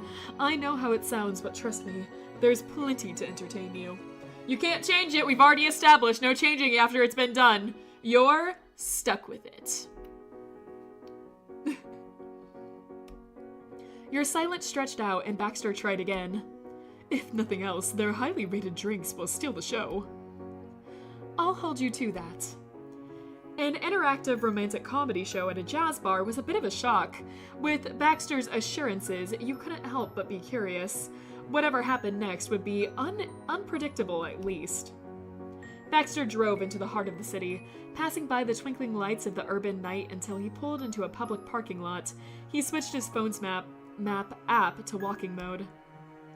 It's an 8-minute stroll from here. And we're walking? Oh, God. I don't have legs. How is this gonna work? Wait, he was that as a good thing. Yep, it was as a good thing. You shrugged, not needing to point out the walking tended to be your main form of transportation anyways. Both of you exited the car, and Baxter made a note of where exactly he was leaving it. Luckily, the lot was well lit and located in a busy area. It'd be hard to miss. He led you across a road and then followed the sidewalk until his phone proclaimed that you had reached the correct building. Baxter got the door for you. Inside, he switched his phone off of the map but continued tapping away on it. Now, where is it? He huffed as he scrolled the screen. You could immediately tell where he found what he was looking for from his reaction. He had finally relaxed into his normal state of friendly nonchalance. Friendly nonchalance is also not how I describe Baxter. Oddly enough. 3 hours have been reached. I know, I want to eat. I want to eat so bad. Give me food. Feed the fish. Curious, he poked your head closer to read what it was. It made sense when you saw it was digital confirmation of his purchase tickets. In front of you was a small line where a man would check tickets before waving people onwards. Baxter slipped into the back, and you waited until it'd be needed. I'm glad we arrived on time. Missing the show was likely the only chance of this event going awry. It'll be all right no matter. I mean it. Here's to 30 more. 30 more hours or 30 more minutes. The other guests in line were dressed to the nines. Some were even in vintage clothes. Baxter's previous advice was correct. The wait wasn't too long. After chatting with Baxter for a moment, it was his turn to show his digital tickets. The usher was young, probably only a few years older than you. The bags around his eyes spoke to the fact that this was nowhere near the start of his day. These are for you and your friend, right? You nodded and took a step next to Baxter, making it clearer that you were here together. Cool. Thanks for coming in. We are thankful for you having us. Baxter shoved his phone into his pocket. For good, once he got the approval. He inspected the two of you and tilted his head to the side. Here's some ground rules before you enter the show. Everyone gets them. He began explaining the guidelines. Sufficient list that he'd obviously said hundreds of times before. For the most part, the rules wanted you to act as polite human beings. You could do that. Last, if you want to actually participate in the show, you can take one of these necklaces. He pointed out a box full of glowing jeweled necklaces. Each was gaudy enough that anyone wearing one would be noticeable in the crowd. Wearing one of these beauties means that you'll be part of the same world as the actors are in. No necklace, no participation. The actors will treat you like an invisible audience member. You can still speak if you're suddenly inspired, but nobody's gonna put focus directly on you. So, any takers? My pleasure. It would be my pleasure. Baxter volunteered immediately, and the usher fished a necklace from the box. Alright guys, are we part of the show, or are we hiding in the back like the cowards we are? I know what my answer would be personally. Really nice they're giving us the option, because most shows I've been to do not give you the option for that. Nonchalant, cringy, diehard, what's the difference? Well, you know. Anyway, what are we doing? Participating or not participating? I'm gonna drink some tea while you guys decide that. My throat. My poor throat. My poor tired throat.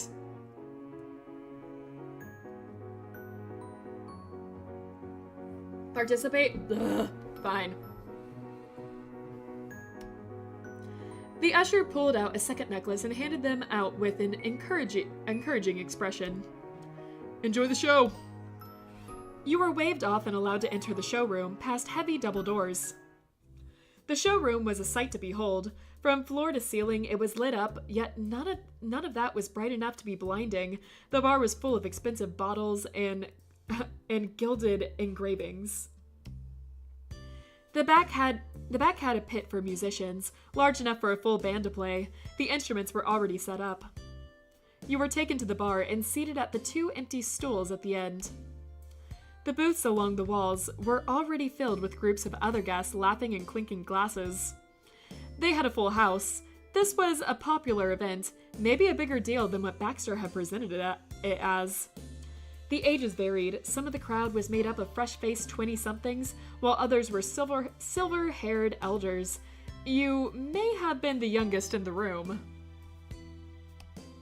And almost everyone was dressed up. Sequins dresses, fitting suits, and expensive jewelry as far as the eye could see. No broad generalization to be made about the kind of people who would watch a show at a jazz club, other than most of them knew how to dress. The few exceptions in casual clothes stuck out between all the elaborate, well-coiffed looks. That second usher bowed and left you alone, just for a bartender to appear out of nowhere and pick it right up where they left off. He passed each of you a drink menu, smooth and practiced. Nice to see you tonight. Just let me know when you're ready to order. Of course. The bartender inclined his head cordially and then busied himself with polishing a glass with a white cloth. The jazz bar took the immersion seriously. Even the guy serving drinks had the proper aesthetic for the world this show took place in. You wore subtle eyeliner, and there was something about how he wore subtle eyeliner, not us. We don't wear eyeliner. No makeup for us. And there was something about how he carried himself that made him seem like he'd wandered off a movie set, especially with highly coordinated, shabby clothes for a uniform. You shared a look with Baxter before examining the menu. From first glance, it was impressive. In total, it held 5 pages of drinks, each with detailed descriptions, and some even had photos. You turned to the last section, entirely for non-alcoholic drinks. You hear that, guys? No breaking the law tonight. No alcohol. You read the blurbs, enjoying both the descriptions and the sense of humor. A few minutes later, a waiter in a full suit turned up. His tie was a muted maroon, and the only thing separating him from his clients was his pad for taking orders. You wondered why he approached you rather than leaving you to the bartender. Maybe because it was so busy? Welcome to the show. Can I get you anything, or do you need some more time? Boo! I don't mind missing the alcohol. It's the lack of breaking the law that's the problem. Exactly! Can't believe they don't let us break the law. What kind of place is this? I thought we were at a speakeasy here. What's the option to say we brought a flask of vodka in our pocket? I have bad news. Welcome to the show. I've read this. Baxter leaned forward in his chair, no hesitation. I would like the baby Bellini, please. Baxter passed the menu back. The waiter took it with a polite nod, then turned to you. You glanced over your options with one final read through, and then said you would like... What are we having, guys? Oh, wait, that's a fruit-only martini. Are all of these... All of these are whiskey sour mocktail. Okay, yeah, they're all non-alcoholic. No alcohol! No alcohol for us! Alright, what are we getting? The one that you guys can't see down there is a pina colada. And the ones I'm blocking are zero proof margarita, just water, or nothing at all. What are we getting, guys? What's your order? Fruit, fruit, fruit, fruit. Got it, got it, got it. So a fruit-only martini is what I'm picking up here. That's what I'm gonna press. You handed your menu over to the waiter, and he put it with Baxter's. He inclined his head politely one more time. Thank you, esteemed guest. I'll return shortly. The waiter sauntered off and vanished through a side door away from the bar. Baxter's fingertips tapped the counter rhythmically. The soft sounds faded into a din around you. He met your inquisitive glance with confidence. Not bad. I knew what I wanted as soon as I saw that name. I firmly appreciate sparkling drinks, as well as peaches. Uh-huh. Right. With a wicked smile, his voice lowered to a husky rumble. I would prefer it without the baby, however. Uh-huh.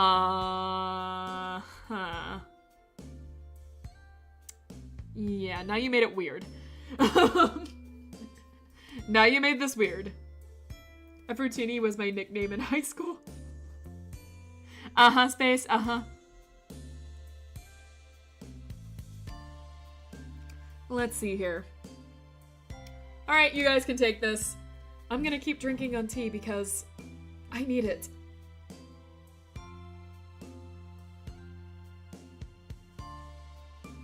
Yeah, no underage drinking.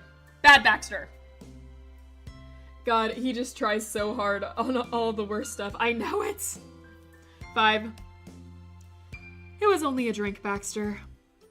In the distance, the musicians filtered onto the stage from backstage. The sound of tuning strings took over the soundscape as they prepared for the big event. Exciting. The action approaches. There was still a few minutes before he thought the production was scheduled to start. The air was full of anticipation, but still relaxed. The two of you chatted over your respective jazz music experience until the waiter arrived with the drinks. The waiter carried a silver platter with stiff formality. He passed out the glasses, not even leaving fingertips due to his white gloves. Curiously, neither drinks had been filled at the bar you were sitting at. He placed your fruit-only martini on the counter in front of you before settling Baxter's baby Bellini. Thanks. Thank you so much. Gently, Baxter lifted his drink to his lips and sipped at the fruity beverage. He appeared as the very picture of sophistication, with a stemmed glass in his hand and a distant, unreachable gaze. Sitting there with him, everything suddenly hit you. His formal clothes, his fancy drink, the glamorous setting, and his dazzling smile all came together. He had pulled out all the stops for this adventure. Yeah, he fits right in with this fake attitude, huh? I was gonna say earlier that, out of all the dates I've been on in this game, Baxter's I would actually like the most. Like being at like this kind of setting where it's like a dinner show.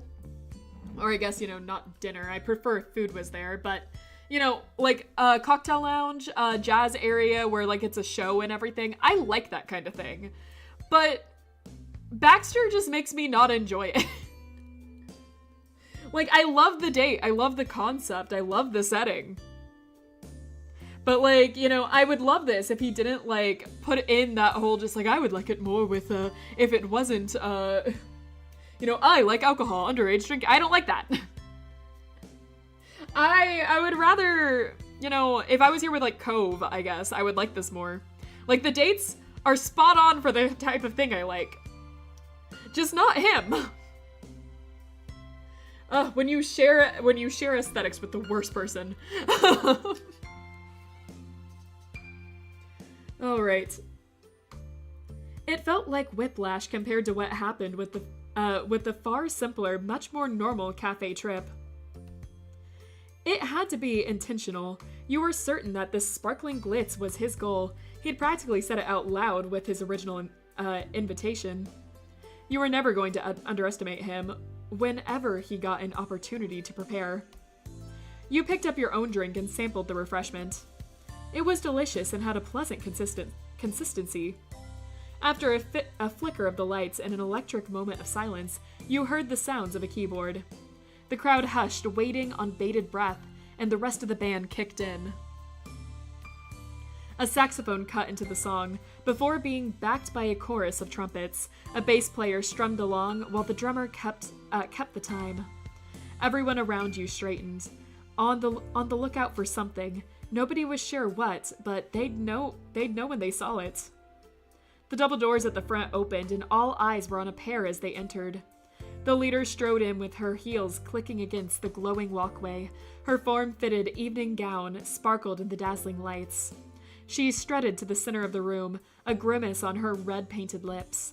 Behind her, another actor casually followed.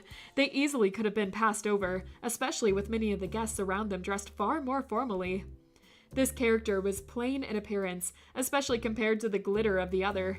They took quicker steps and reached out. Both of the characters came to an abrupt stop at the center of the room. The glamorous one spoke loudly, letting her words carry over the band. "My darling friend, you know I don't have time for this. I have to prepare for the show and must rest my voice. How else will I manage to sing?" The singer sidestepped away from her friend, greeting the space between them. Greatening the space between them. "I do not want to discuss this." The friend shrunk away, but refused to back down. There was a fight in the way they stood.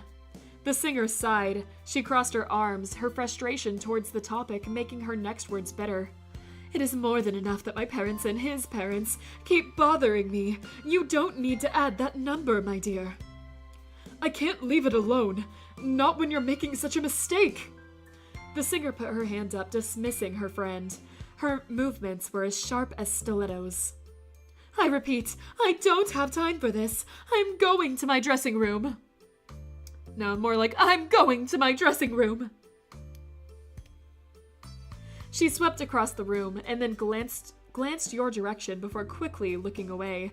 She exited through a door near the band. You were struck by her last expression. Was that sorrow? Longing? Either way, you had gathered the situation. The two were acquainted, and the diva was a performer at the venue. Her friend wasn't. They had come to offer unwanted, but likely needed assistance. The music slowed down, suddenly somber until the frantic energy of the singer's outburst. Her friend hadn't moved. They hugged their arms around themselves and slumped in defeat. You were so focused on them that when a voice came right from behind, you almost fell out of your stool. "It's like talking to a brick wall, isn't it?" You craned your head over to the bartender. He was the same man who had passed you the drink menu. He was still at work polishing a glass. He was part of the bit, after all. That probably wasn't even a real bar. Yet again, their commitment to the realism surprised you. The friend took a deep breath before rushing over to the counter. Now that they were closer, you could tell their clenched hands were shaking. They directed a scowl at the bartender in full force. Are we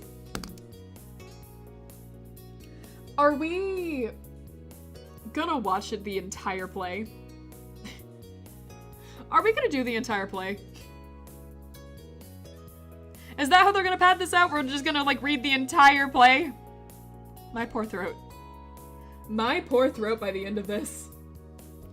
Are we gonna end up running away with the lounge singer and leaving Baxter? That would make this date 10 out of 10. You're right, that would. Spoiler, yes! Oh, God. Oh, dear God. I already read this one. You need to talk to her.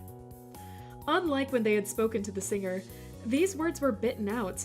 They weren't as close to the bartender and not willing to allow him the same niceties afforded to their friend. The bartender scoffed in their face. He wasn't any fonder of them, but he was trying to retain an ounce of professional decorum. What? Why wouldn't I? I've got no attachment to that lady. Why would I? None of the crowd was buying it. You heard unconvinced snorts throughout the room. And she acted like I wasn't even here besides. She wants to stage and that's it. All I'm good for is watching her, same as everyone else in the world. He gripped the glass tightly. You could faintly hear the polishing cloth against it. She's not interested in my words. Just as she told you, there's no time for that. The friend objected harshly, pointing a finger into the bartender's face. They weren't letting him get away with such a falsehood. She can't admit it because you won't admit it.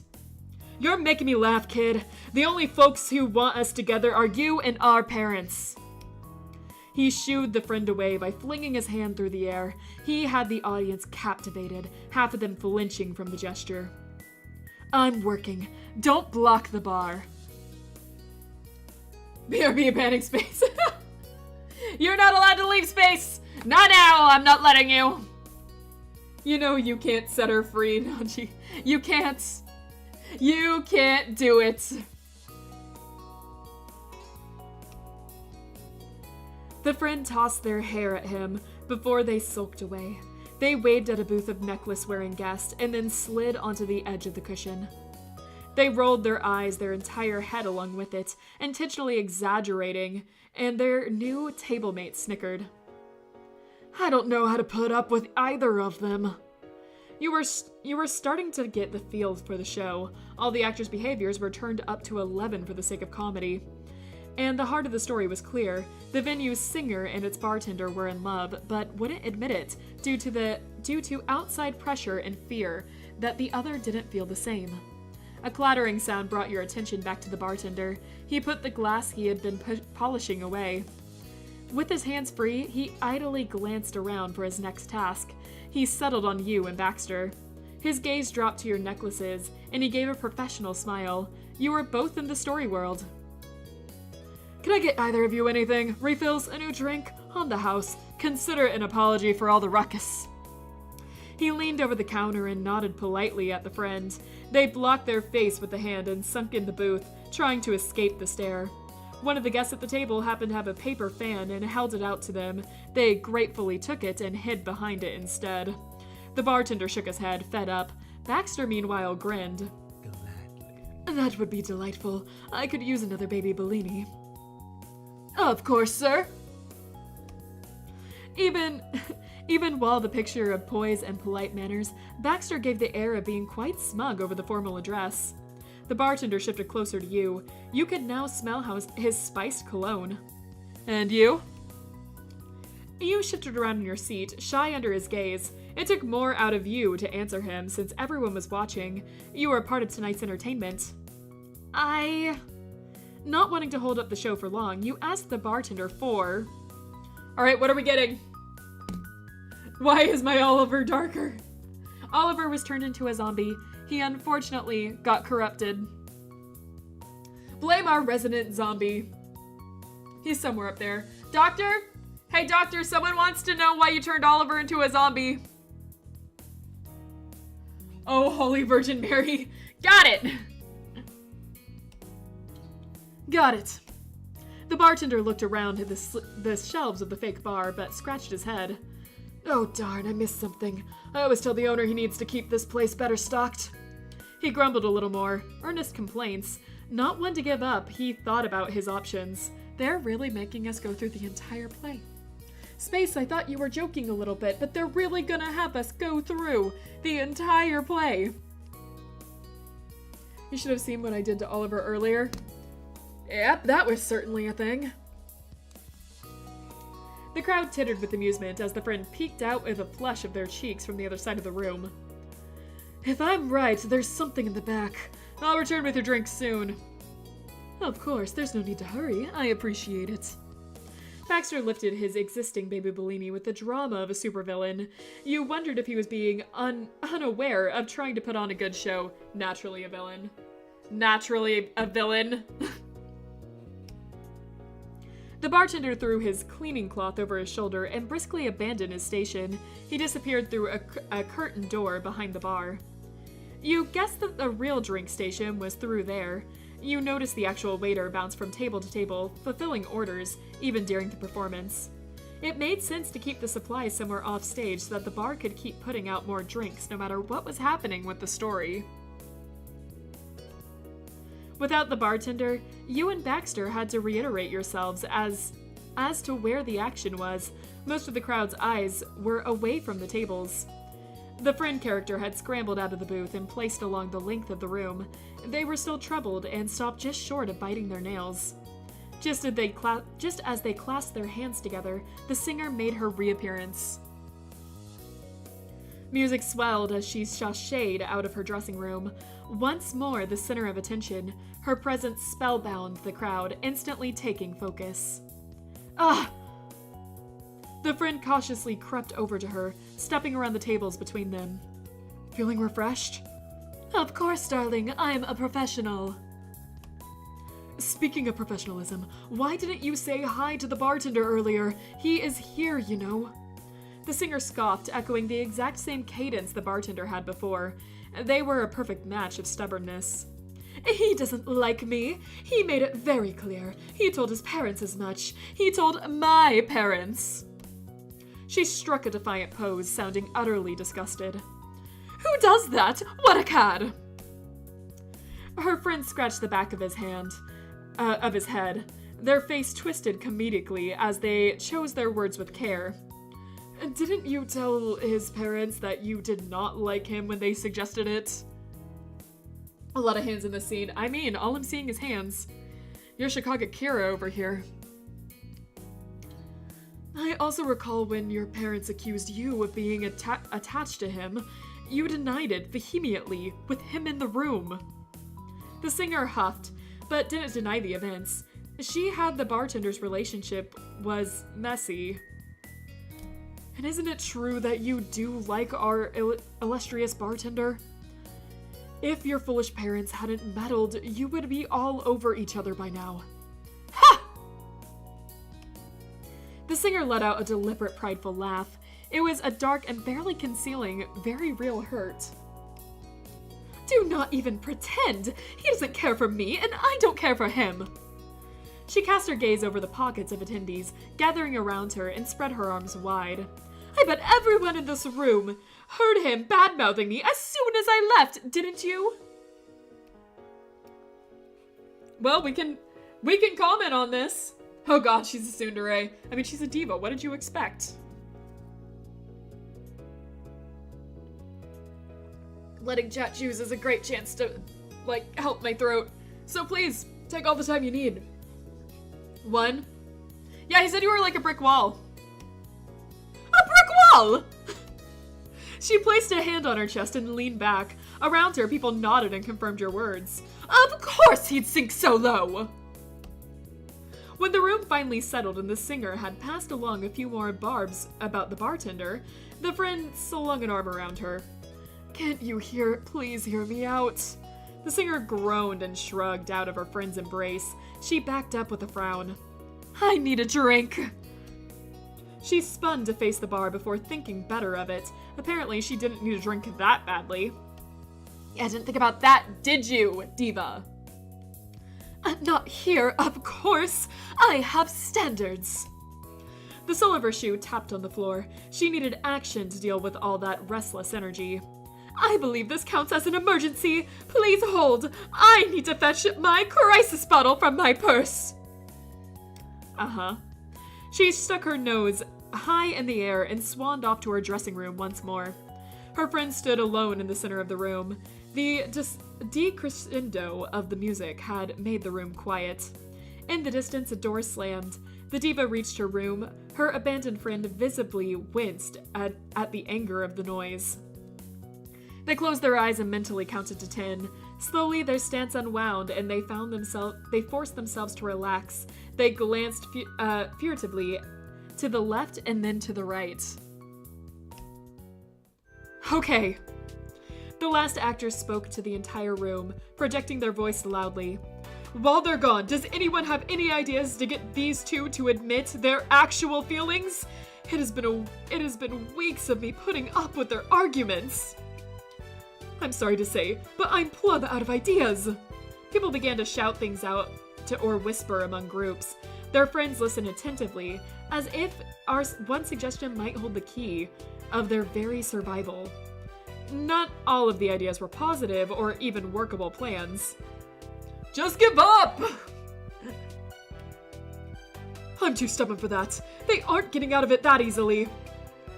Tell them... oh my god. Lock them in the bathroom together until they confess! Meet cute. It's the only way. I tried that last week. My friend knows how to pick the lock. Oh, you tried that? You tried that, huh? Try making the bartender jealous. Set her up with someone else. I'll do it. Hey, now. Hey, watch that guy. Wait, aha! The friends spied a vase full of flowers on a table near the back. They scrambled to collect them into a bouquet. These should work. The flowers can be given to our singer in celebration of her performance. If she thinks they're from the bartender, maybe. This new electric smile on his face contracted their previous expression. For a moment, though, they faltered. But I can't give these to her. She'll know immediately that they weren't from the bartender. Would anyone else be willing to help out? I know these two aren't giving the best impression, but when they aren't trying to prove each other wrong, they're very cute together. I promise, I mean it. They're really great together, guys. Just squint a little, okay? Set her up with us. Yeah, we'll take her. They searched through the crowd, brow furrowed. Please. Are we doing it? Are we carrying the flowers to the singer? I need you guys, I need all of you to say this. Are we carrying the flowers to the singer? Take your time, I have tea to drink.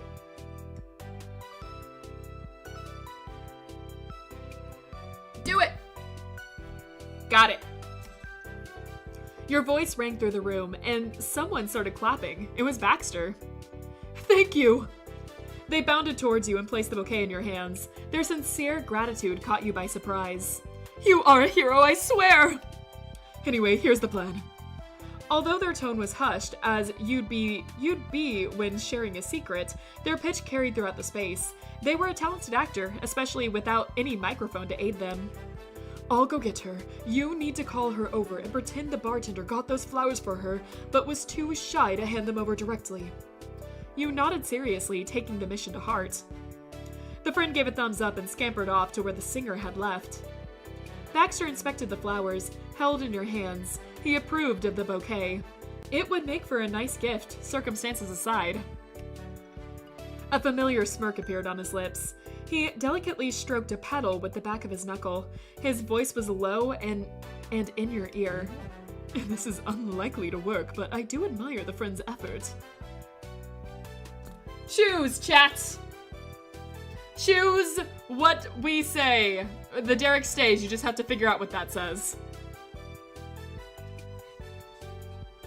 Drink as much tea as you can. You sure aren't getting any food anytime soon. Yeah, I know, you guys are forcing me to go to freaking starve myself over here.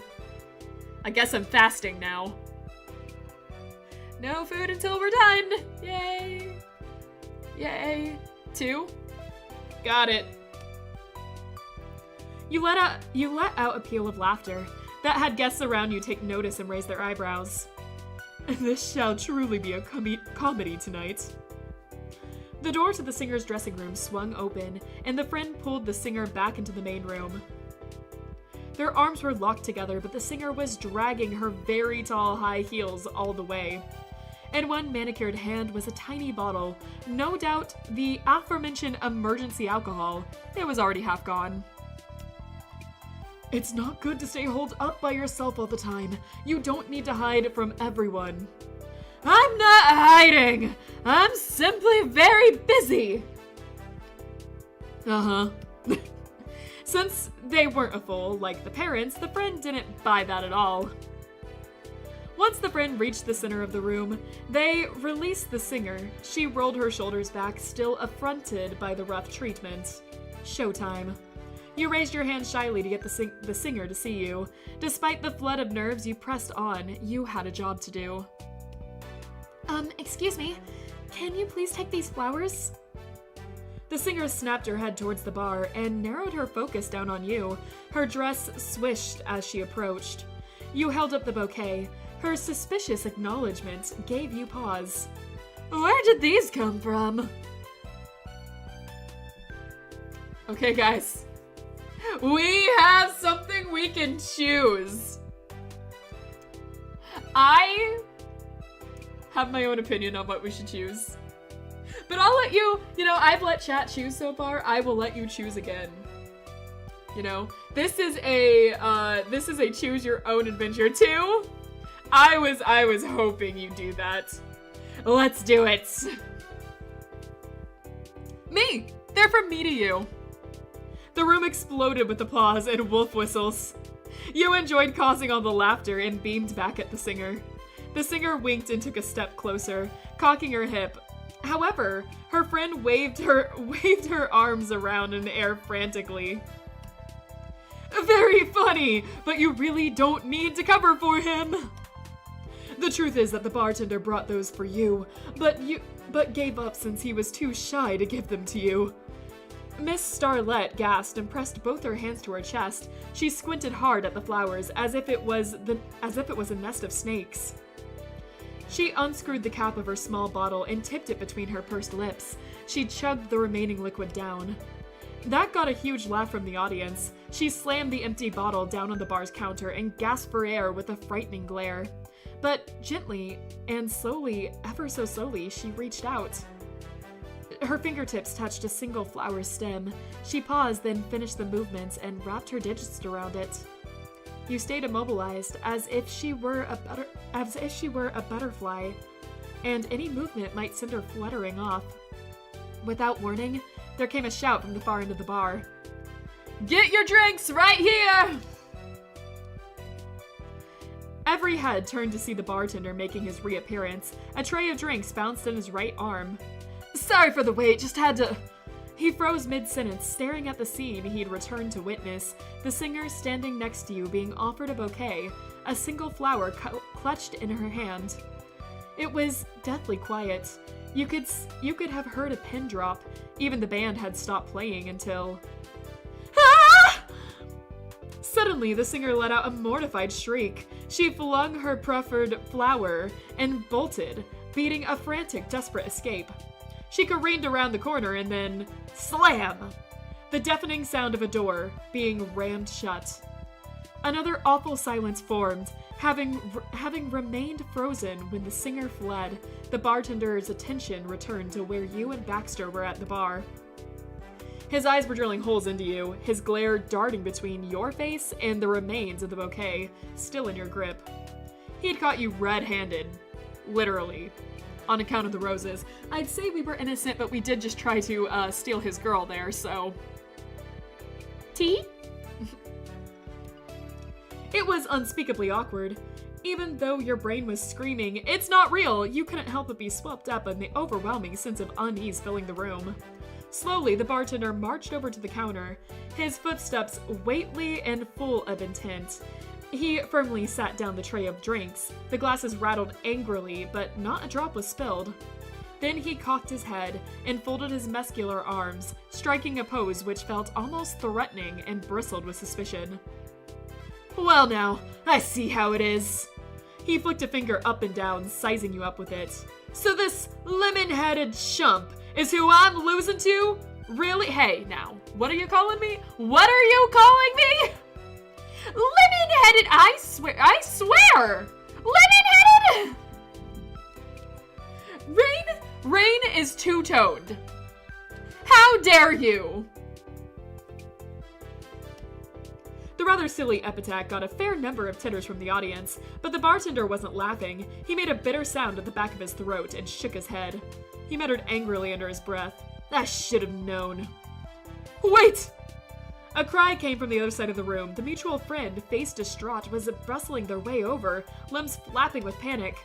I can explain. It's all a misunderstanding. I was. What I'm trying to say is... Stumbling over their words, the friend attempted to lay out the situation. The flowers were all part of a plan to get the singer to admit her own feelings.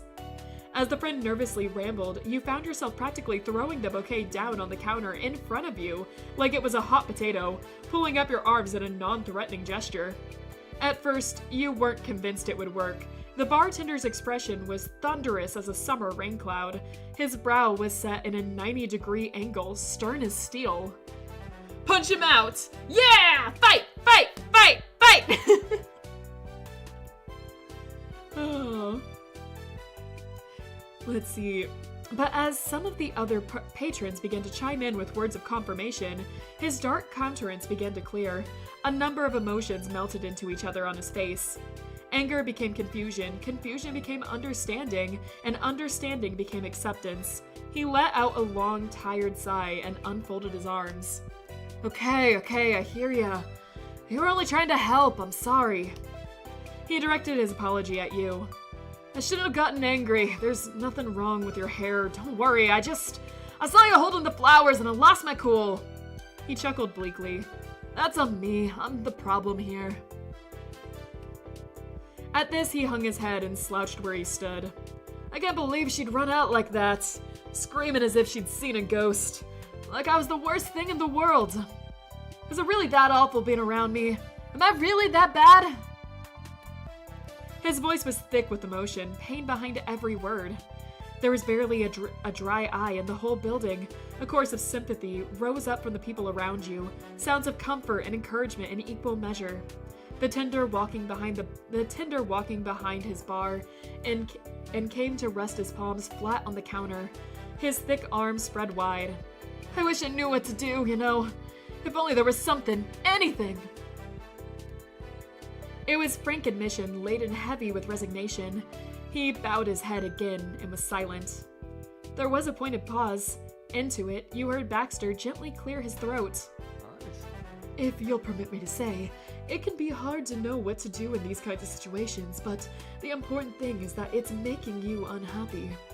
Once you realize that, it should at least be obvious what not to continue doing.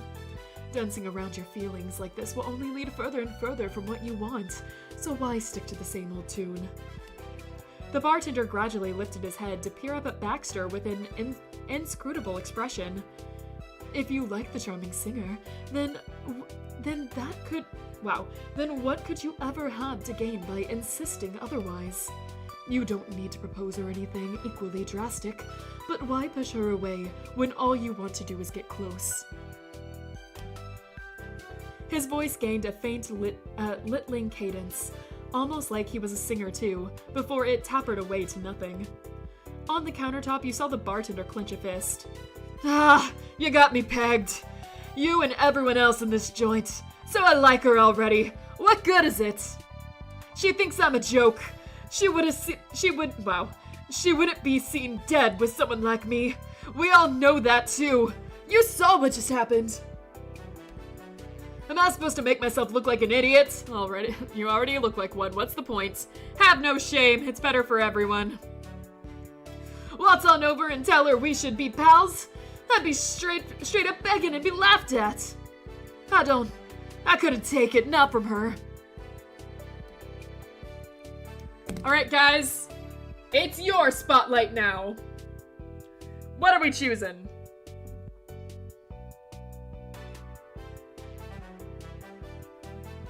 Ruh-roh, everyone. I'm out of tea. This play better be ending soon because my throat's not gonna take it much longer. Wow, Baxter sure sounds like he wants to get closer to someone special despite himself.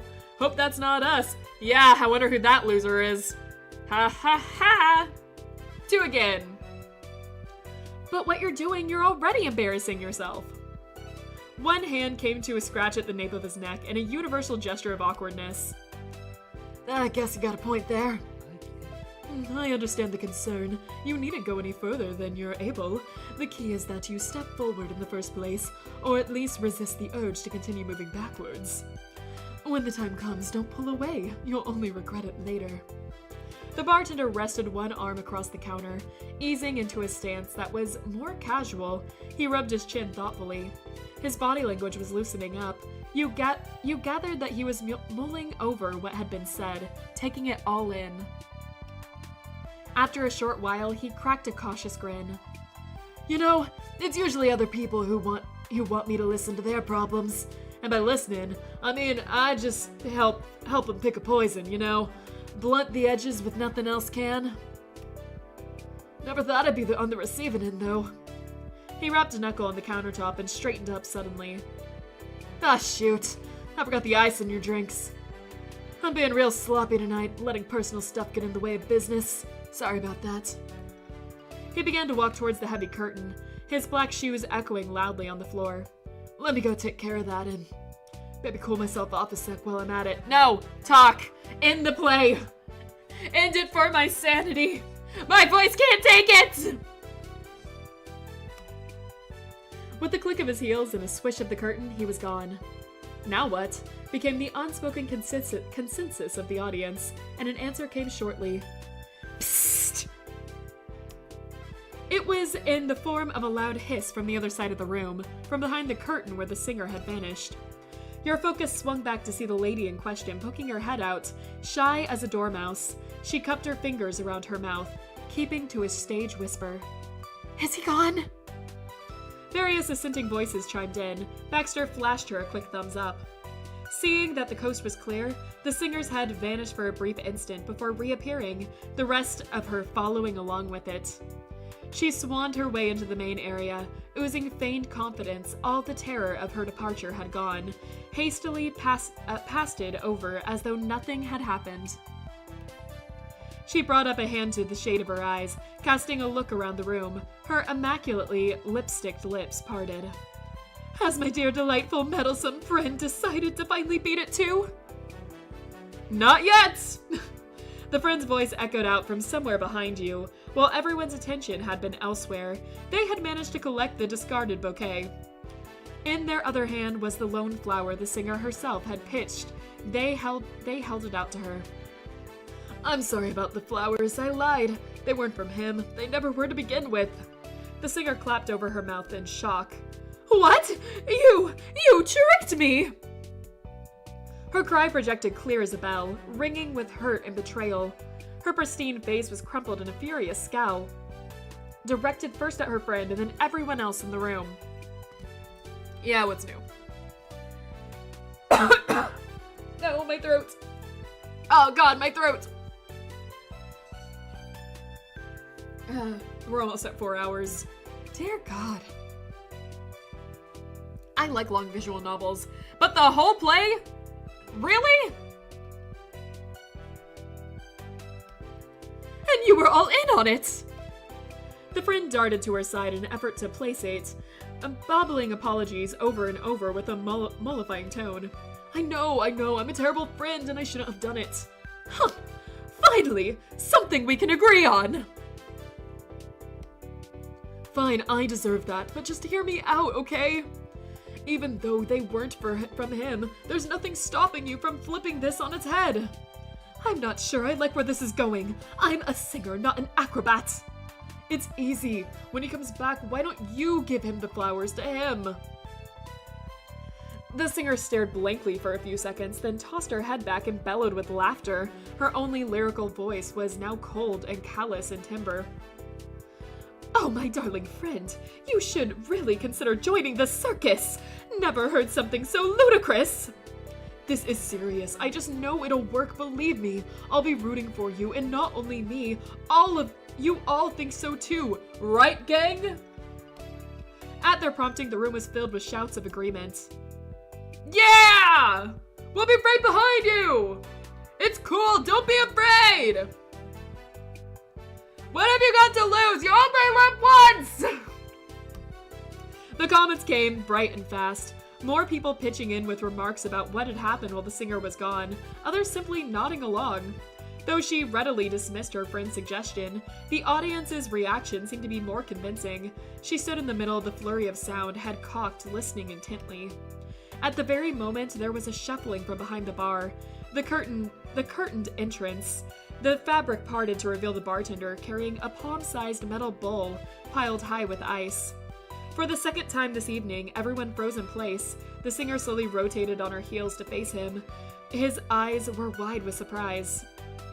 Suddenly, she stumbled forward. The mutual friend had given her a nudge, knocking her up off balance and towards the bartender. She wheeled around to glare at them, before snatching the single flower her friend still held and about facing once more. She laughed, a thin, nervous laugh, and took one small step closer. Wow, the scene is long, holy I know, it's so long! They really decided the entire play! A wide expanse separated them. Her footfalls echoed, one step, two steps, then she halted, too afraid to continue. She wavered on the brink of turning back. All at once, the crowd made good on the promise. Hollers of encouragement came from the booths behind her, whoops and cheers and whistles of "Don't give up now." Alright guys, what are we saying? I mean, honestly, all we got is really encouragement, or being quiet. So go ahead, chat. She was away. I'd say I was going to drink and recover my throat, but I'm out of tea now, and I don't have anything else, so we better be gone soon. Just 5? Just 5. Once again, the singer crept across the room, as though expecting to be attacked at any moment. The bartender was a statue, watching motionless, inch by inch, the distance closed. When only a few feet remained to separate them, the singer paused. She cast an anxious look from Target to where you and Baxter were sitting. At your side, Baxter smiled and inclined his head in a nod. You followed suit, nodding in kind. Go on, go on! With the poise and slowness of a puppet yanked on strings, she extended her arms. The flower gleamed in the dim light of the bar, a flush of red hanging in the air between them. The bloom was fragile, frail, vulnerable, like a naked, helpless heart offered up in a prayer. Everyone in the room held their breath. The two held each other's gaze, neither speaking a word. He knew, and she knew, this time it was real. The bartender slightly placed the bowl of ice down in the bar, a moment of choice, a crossroads. Then he walked over and stretched out his fingers.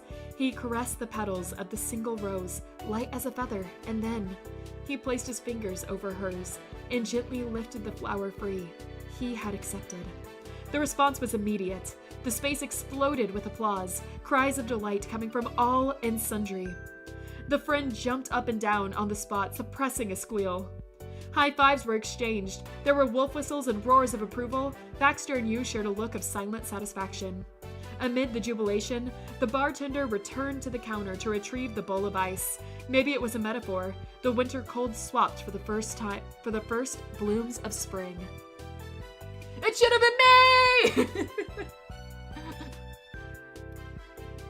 He hastened over to you and dropped a handful of cold, possibly metaphors in yours and Baxter's glass. He parted again with a wink.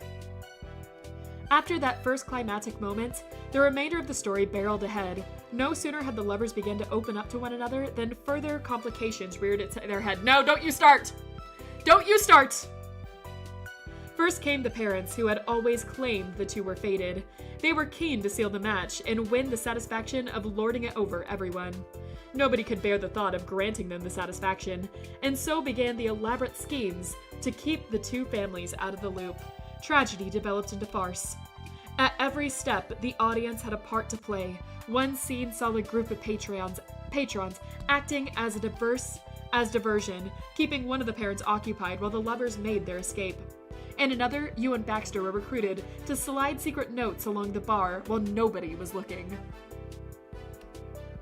Even the band got to help, swapping one song in the program for another without warning. The singer's defiant aria transmuted into one of passionate, heartfelt longing. It was a flurry, the characters coming and going with chaotic energy you normally could only see at a distance on a stage. And all through the carefully coordinated mayhem, the actual waiter diligently continued to cater to the patrons, serving more drinks, clearing tables, and lighting candles. He ducked and weaved between chairs and bar stools, and the other characters sometimes even participated in the action, but normally fading into the background.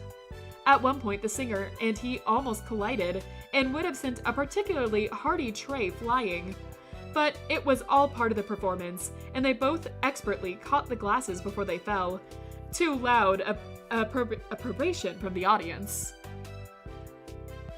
The journey was precarious, full of twists and turns, but with everyone's help, the protagonists were finally able to face their feelings for each other. Hardly anyone could have resisted getting caught up in it. When the confession came at last, a deafening cheer went up, the two shared a kiss, and the room was plunged into darkness. The band struck up a lively tune, and when the lights came back on, all the actors took their bows to well-earned applause that seemed to last for hours. Finally, the floor cleared, the lamps dimmed to their usual twilight. It was finished. Love had triumphed, at least for one night. With the show over, things wound down for the evening. There were no more performances booked, although it was still a good while until closing.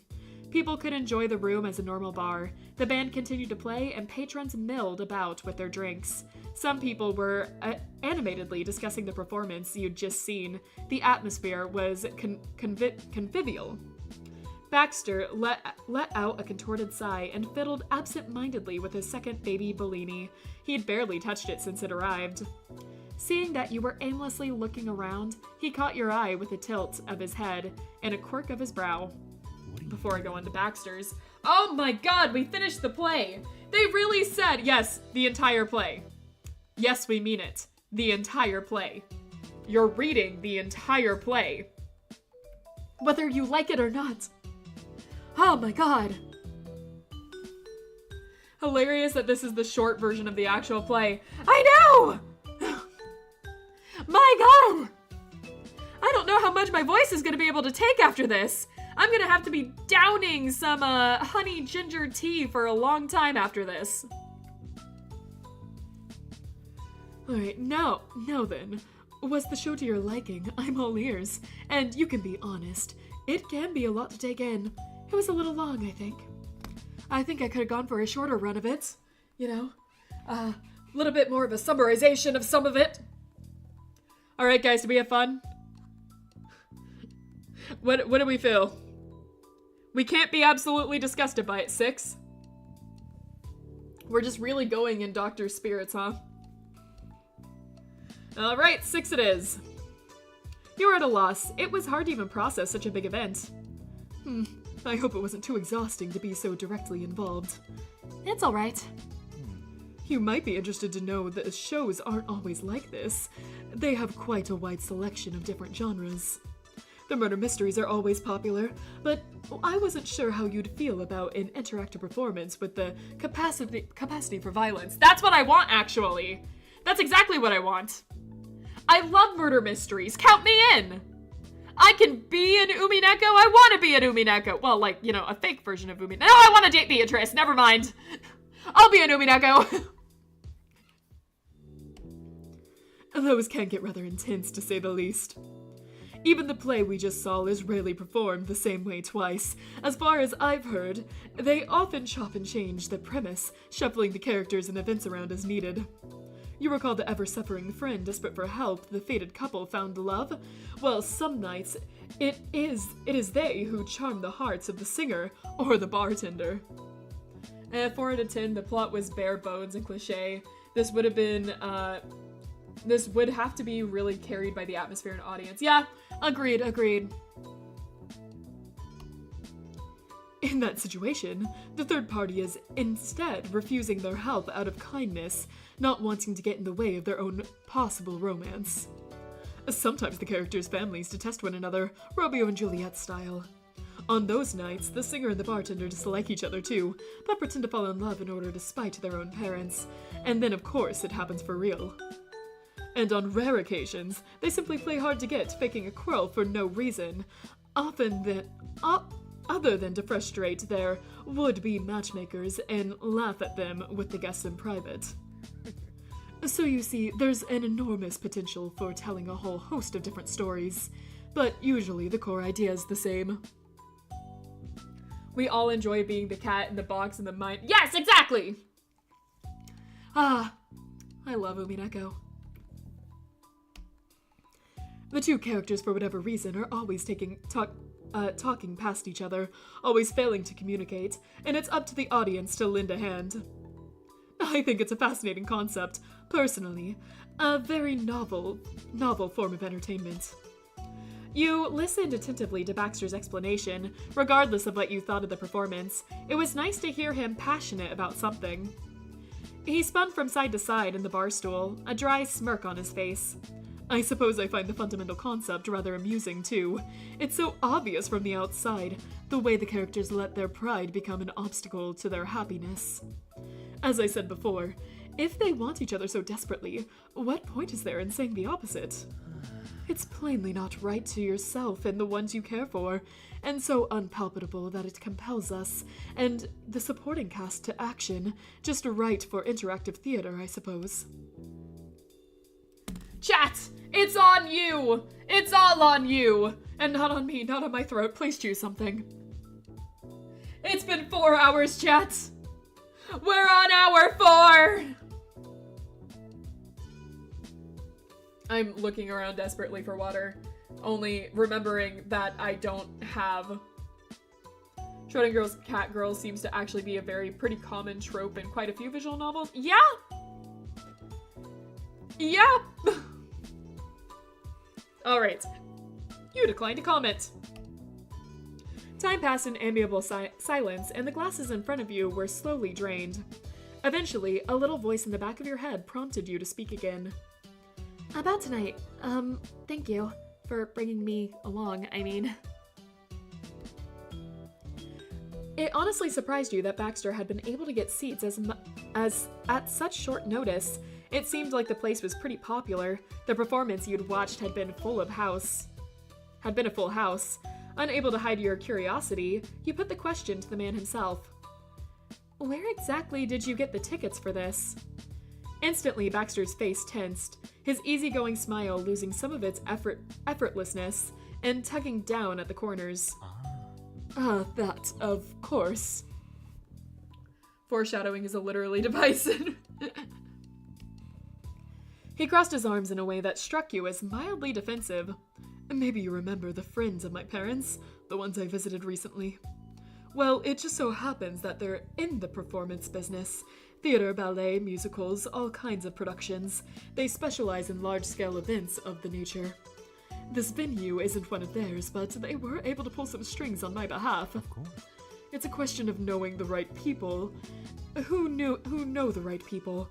We could have even had a full backstage access with the main cast if I'd asked. As it was, we were signaled out for some special attention during the show on account of being seated at the bar. I'll have to remember to thank them for that. You couldn't help it. Your eyes widened a little. You hadn't figured out Baxter would have that kind of pull. Seeing your response, Baxter's features chilled further, his brow knitting together. He shrugged his shoulders in a sigh. I do try not to lean on that kind of thing too much. If you can believe me, I appreciate it might not look like it now. You could say it's a means for me to preserve my sense of independence. It's easy to be popular if you can fit the bill, and I don't want that to be what draws others to me. You don't want that to be what draws people to you? In the first episode, you were all, I'm really rich. Like, look at me, I'm super rich. What do you mean you don't want that to be your main draw? I thought you were trying hard because you wanted that to be your main draw. Man, either I need to read between the lines more, or I just read this completely wrong. All right, let's keep going, I guess. We can't have that much longer, right? But after all of that, here I am, leaning on the same old crutch. Nothing has changed since I was 6. How quaint, how wonderful, how truly excellent. As he rambled on, Baxter was speaking more and more inwardly, his tone increasingly acrid. Is this really any better than yesterday? What have I achieved? You could only sit and listen as the brief tirade continued. Had Baxter been sitting on this ever since the coffee shop? It was true he hadn't come across as satisfied by reassurances, only by a second chance. But if you had known it'd only make him feel worse, you wouldn't have let it get this far. It seems like it's your only draw, Baxter. You being rich is kind of the thing that is... Dude is literally incapable of having a nice time. I guess so! Baxter managed to snap out of his train of thoughts, his attention returning to you. He looked rather sheepish. I'm sorry, Rain.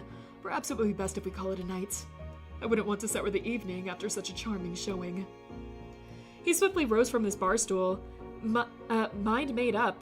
You didn't stop him. Attempting the conversation in a public place wasn't a wise plan. Instead, you hurried to follow. Crossing the floor towards the exit, you passed the bartender and a few other cast members. You quickly expressed your appreciation to them and got cheery waves and thanks in return. Sounds and colors became a blur, and before long you stepped out into the street. Baxter was already a few paces down the block, heading for his car, but he stopped for you to catch up. You exchanged a few pleasantries on the journey home, but nothing too involved. Baxter was making an effort to keep the conversation light, just as he promised. You really didn't want to leave a bad impression. That much was clear. You used the time and the space between sentences to mull things over. There was something that needed to be done, but you couldn't figure out what you could say. In your imagined scenario, it would all end the same way, with him appreciating the sentiment while not believing. It was hard to think clearly. Your head was full of the smell of fake cocktails and snatches of remembered music, like the show and your life blending together in the shake of a mixer. You sank down into the soft leather of the car seat and let the images wash over you in waves. The stars were winking playfully overhead as you arrived back in your own neighborhood. The moon was a yellow lantern floating up high. You stepped out of Baxter's car, and the sea breeze danced across your cheeks. After the summer heat of the daytime, it was cool and refreshing, like the first sharp sip of an iced drink. Baxter escorted you to the front door. He was, as ever, determined to be a gentleman. The deliberateness of it gave you pause in a way that it hadn't until now. He lifted the corners of his mouth, and his eyes wrinkled, a perfectly arranged smile. Good night, Rain. I had a wonderful time. Did you have a good time? Baxter, did you have a good time? Because the music is telling me otherwise. In fact, I'm a little worried about what's going on here. The manner he said it made it sound less like he was expressing his feelings and more like he was stating a want, as if he was determined that it should be. Ever since his dip in mood at the end of the event, your mind had been filled with thoughts that you couldn't grasp hold of. These questions pressed against you insistently. Why was he still beating himself up over what happened yesterday? Why did he seem so unlike himself before you left the bar? What was going on in his head right now? Having bid you farewell, Baxter moved to leave. There was a priority in making himself scarce. In his eyes was something like tiredness, something like fear. The prospect of some other sudden indignity rearing its head was too much for him to bear. He'd lost the chance to save face entirely in front of you by now. Best to cut things at the root. To see him like that tugged at your chest, you couldn't accept him going back to his empty house to wallow in frustration, but what could you do? Your mouth opened without anything to fill it, but the words somehow came anyway. Would you want to come inside? Things couldn't end here. That much was certain. What you needed was more time. Baxter paused. Having turned to go, the far side of him was in shadow. As he slowly swiveled back to you and the light caught his face once more, his expression was conflicted. It held surprise, confusion, and no small amount of intrigue. His lips parted as if to speak, but his brow furrowed, and he closed his mouth again without a sound. He evidently had no idea where the present moment was leading. Neither did you. Baxter settled for a simple tilt of his head, his eyes posing a question. I was thinking, well... Your face began to prickle with embarrassment, a warm front spreading slowly northward. I mean, I wasn't implying anything by it.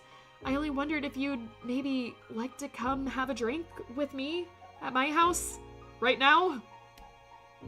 Despite playing it off as nothing serious, you were silently willing Baxter not to go just a little longer. Hearing your elaboration, Baxter couldn't help but be amused. He recovered from his initial trepidation, enough to laugh at your desperate plan. A drink, you say? A fascinating suggestion. How decidedly original of you. One eyebrow was raised, his voice dripping with irony. You scuffed your shoes against the sidewalk, shy, but still pleased to see him appreciate the unintended absurdity. Baxter's features relaxed into a look of fond regard, as his eyes searched your face for a moment. One hand was tucked casually into his back pocket. Though some of the tension appeared to be gone, his stance was still one of indecision, contemplation. For some reason, your imagination conjured up a vision of him at the woodland crossroads, standing just as he was now, carefully weighing which way to go. The narrator doing their best to keep this Baxter romance stumbling along. I know, I thought it would end much sooner than this, but... here we are. Do you want to come inside, Baxter? Might as well, my throat's not gonna recover. At this point, you felt as though you could guess the thought process he was going through, even if he wasn't saying it out loud. For Baxter, it was all a question of the eventual outcome. When everything was over and he looked back on this moment, how would he best like to remember it? Should he end things here and avoid any further mishaps, or should the night continue, with the accompanying risk of additional regrets? Baxter didn't only aim to make the most of his time by doing what he liked, but by meticulously crafting the experiences and emotions he'd have. You sighed inwardly, recalling simpler times. If only it were another case of which frozen dessert to pick from in an ice cream truck. At length, his mind was made up. Baxter cleared his throat and straightened his stance, facing you, square on. Thank you for the offer, Rain, but it's very considerate of you to be so generous with your time. I should like to take up that suggestion if it's no inconvenience. A drink would be lovely. All right, another hour, here we go.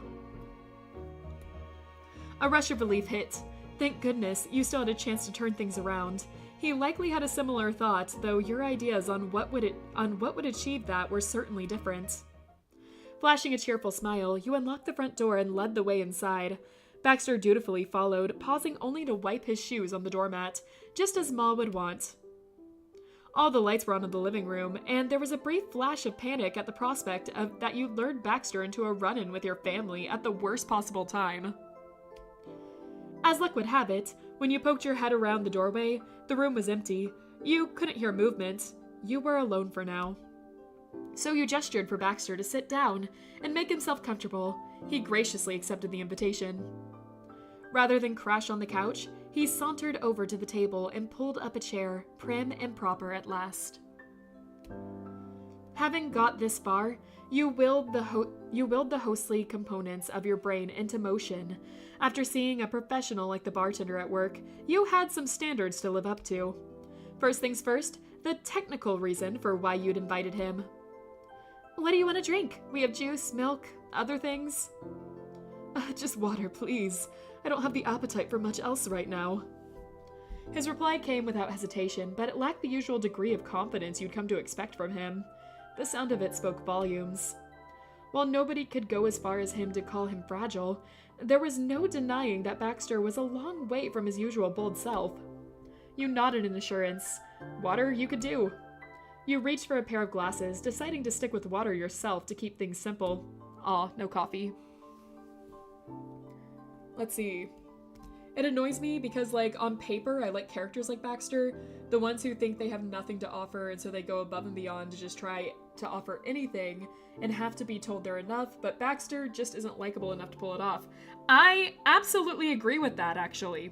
There are aspects that I really like about Baxter, but I don't think, and this is with me thinking that the writer is a good one, I don't think that the writing is that great here. I just being completely honest. And again, I think the writer is good for our life. I don't think she's a bad writer. Or the other writers on here. I think there was multiple writers. I don't think they're bad. I just don't think it worked for Baxter. I just don't think it worked for Baxter.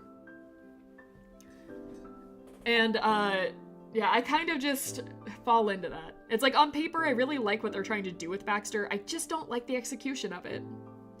Yeah, it kind of feels like that dude from the Digimon game I was playing. When he goes, I have nothing to offer the group, I'm just like, yeah, you're right. You don't have anything to offer. I see. I've never played a Digimon game.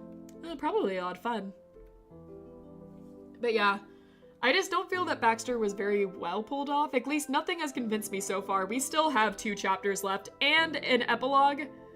And so maybe something happens and I change my mind, but like so far, I like the second chapter and there's aspects I really like about this third chapter, but that first chapter soured my mood on him so much. I really did not like that first chapter. Alright.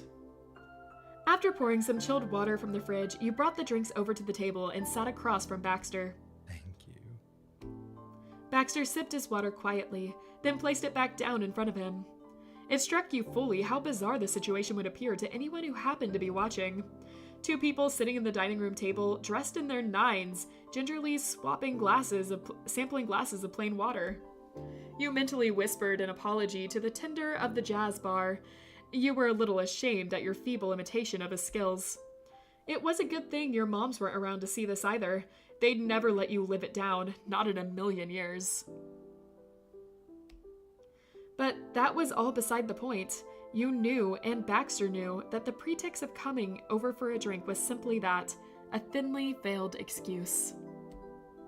Only a very particular kind of emergency would necessitate visiting a neighbor's house for nothing more than a glass of water. And yet, in a way, it had been an emergency. A relationship emergency. Again, what relationship? You guys aren't really in a relationship. It's a summer fling.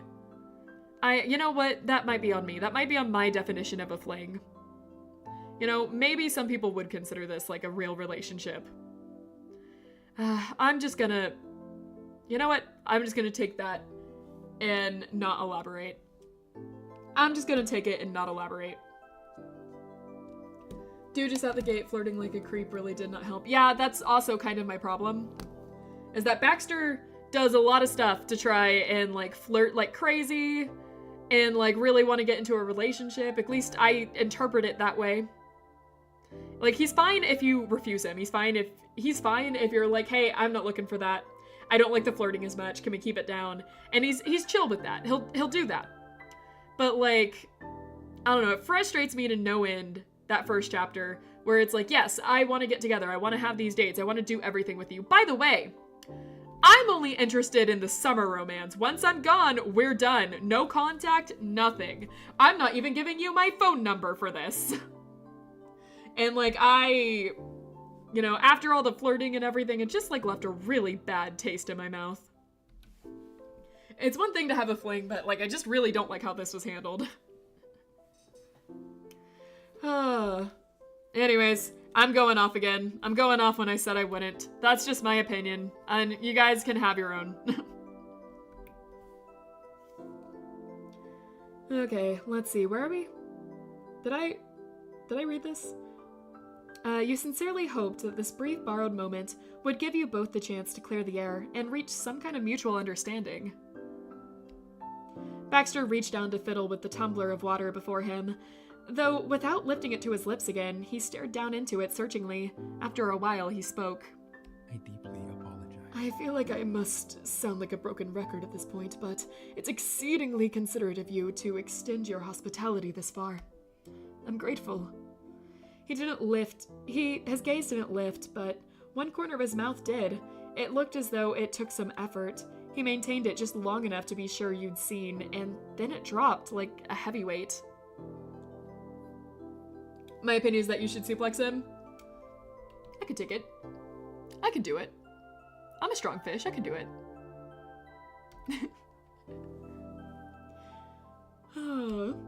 He quietly sighed once, as though to catch his breath. He continued. I must confess, however, if it were up to me, none of this would be happening. I find myself regretting my actions up to this point. Things would have been far for the better if I had not said anything after that show, or if you hadn't treated them as if they mattered. It was a brief moment of frustration, and it caused so much trouble. An evening ruined by nothing and for nothing. And this was already my second go at inviting you for the occasion. We don't need to retread what happened the first time. He tossed his head to one side and made a bitter sound with his tongue. I should be better than this. It irks me so much to make the same mistakes over and over, and His voice trembled with frustration, his eyes dark and downcast. He dropped to a forceful whisper, repeating the words as if to convince himself of that. As if to nail them to his chest. I was better than this, wasn't I? No, not really. Okay, let's see. How are we gonna do this? That's a lie. I guess 3. Or 4. What do you guys think? Kicking yourself like this is just making the same mistakes as you were? Yeah. 4? Got it.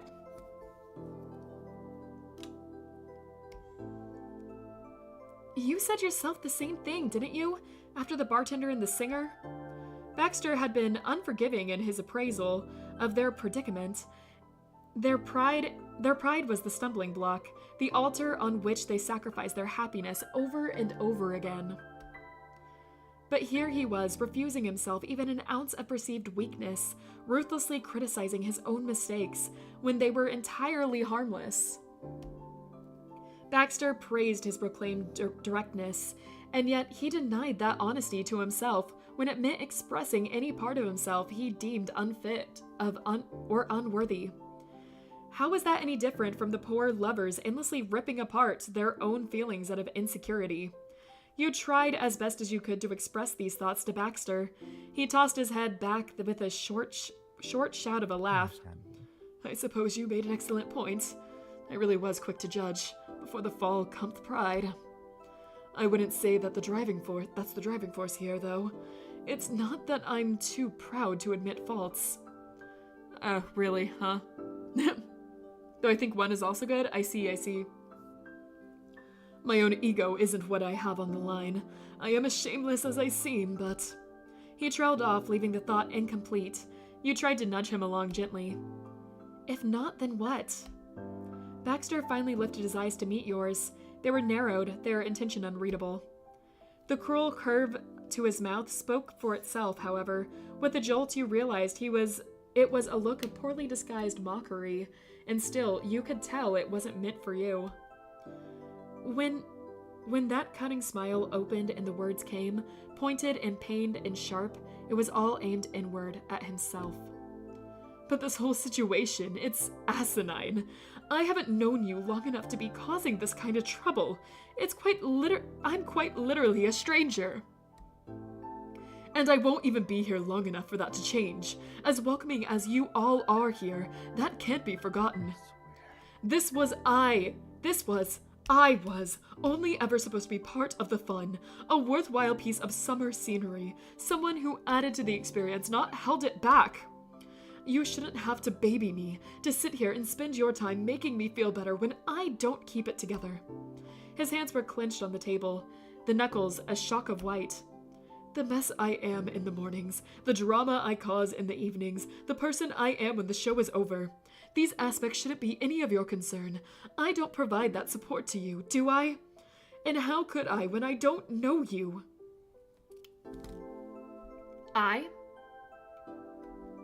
Where do I begin? You don't know me because you don't want to know me. At least you don't act like you want to know me. If you wanted to know me, it doesn't matter if it's a short time. I've made friends in a couple of days that I still keep in contact with. You're just deciding to not put in that effort. Oh my gosh. All right. I'm not gonna be angry. I have more I want to say about that. I have more. I'm not gonna. This is long enough. I know what they're trying to do with Baxter. I get it. I just, think that there's some flaws. Anyway, night, MZ. Sorry this is dragging on so long. I'm not gonna ruin my throat. We're almost done. This has to be the end. All right. Good night. No, it's not fair to make you worried or worse, guilty over what happens to me. What matters is that when we're together, it's for the pleasant parts of existence. The less ideal shades of life can be managed separately. Alright, I kind of get what you're saying there. I'm only here for a short while, so, I don't want to be, a bother to you. I don't want you to see my flaws or anything. It's just, what I'm mostly upset about is that he's I don't know you, and, we're not getting to know each other. We're not getting to know each other because you don't want to. You said this was only a fling, but you have the capability to. Showing your flaws is not a bad thing. Obviously, there's, stuff you shouldn't do, don't get me wrong, but, just forgetting your wallet, that's nothing. If that happens once, it's nothing. You're here for the whole summer. You have months. It's not that bad. It's not that deep. None of this is that deep. I'm too tired to make a full point here. Don't try to make any point from me right now. Alright, where were we? I think I already read this. Maybe not, I don't remember. What matters is that when we're together, it's for the pleasant parts of existence. The less ideal shapes of life can be managed separately. You just forgot your wallet. It's not that deep. He slumped back a little in the chair, the power having gone out from his voice. He forgot his wallet. And he paid for our show? And he feels guilty for paying for the show because he's relying on money. But, I still don't really... Maybe I haven't eaten yet and I'm too tired to fully grasp. You know what? The rest of this, unless chat speaks, I'm just going to shut up. I'm going to shut up and just read. I'm not going to try to make too much potential commentary on a lot of this. Of my frustrations, because I'm not sure if I can make a complete point right now. That's all I wanted. The blood was still pounding in your ears. Witnessing Baxter like this, as you'd never seen him before, was equal parts exhilarating and shocking. His inner conflict was now exposed wire. How many times had you sat across from him these past few days? And how is it that only now did it feel like you were truly seeing the person in the chair opposite? You're only seeing it because he's been hiding it from you. That's it. He doesn't want you to see it. He's fronting. He's fronting a different persona. This is the guard he's put up. And he doesn't want you to see it. And so, now that he's frustrated, now that all this happened, he's showing it to you. So, anyways, what did I say earlier? What did I say about not saying anything? Let's see, I'm busy making my own dinner right now, so I haven't been able to talk. That's fine. You're cool. You're all good. Eat well. God knows I can't. You took a moment to process your thoughts, steady your breathing. Here, at last, was the crux of the matter. It was clear that when Baxter came to Sunset Bird, he had set himself a series of rules about how much to involve himself and how much of an impact to make. like the tourist concept of leave only footprints behind, but taken to the extreme. There wasn't space for him to be complicated, to have negative emotions, to show different sides of himself to anyone. To do so would be a declaration of duty.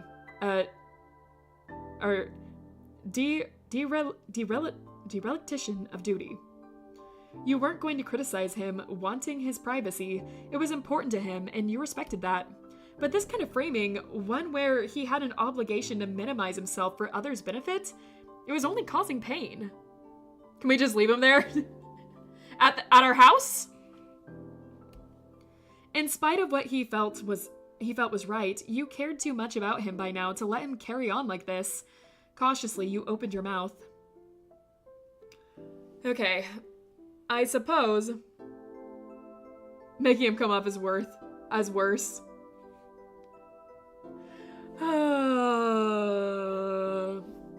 Alright. Do I take over from here, I wonder? I'm getting frustrated. Admittedly. So I'm a little...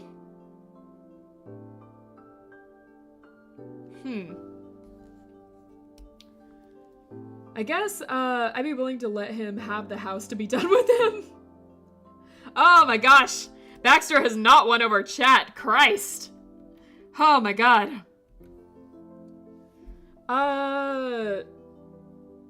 Well, if I'm choosing, I think option 3. No one cares if sometimes you have a bad day. I'll still want you around. Not entirely what I feel, but... You spoke earnestly and with as much composure as you could manage. Right now, more than anything else, Baxter needed to know how wrong he was. He wasn't a burden, and his feelings didn't hurt you. You tried your best to communicate this to him. And then another thought made itself known to you, one that ached under your ribs. You couldn't help but give it a voice. We finally met again, after all these years. You haven't been nobody to me for a long time. You said your piece and went silent. The house lay still, and the windows were empty portals, black with night. The only sound was that of both of your breathing. Baxter's eyes had been locked with yours during the speech. The last heat of his frustration smoldered within them. Now in the quiet, you finally felt the embers fade completely. His gaze slowly slid to one side and then down. He swallowed.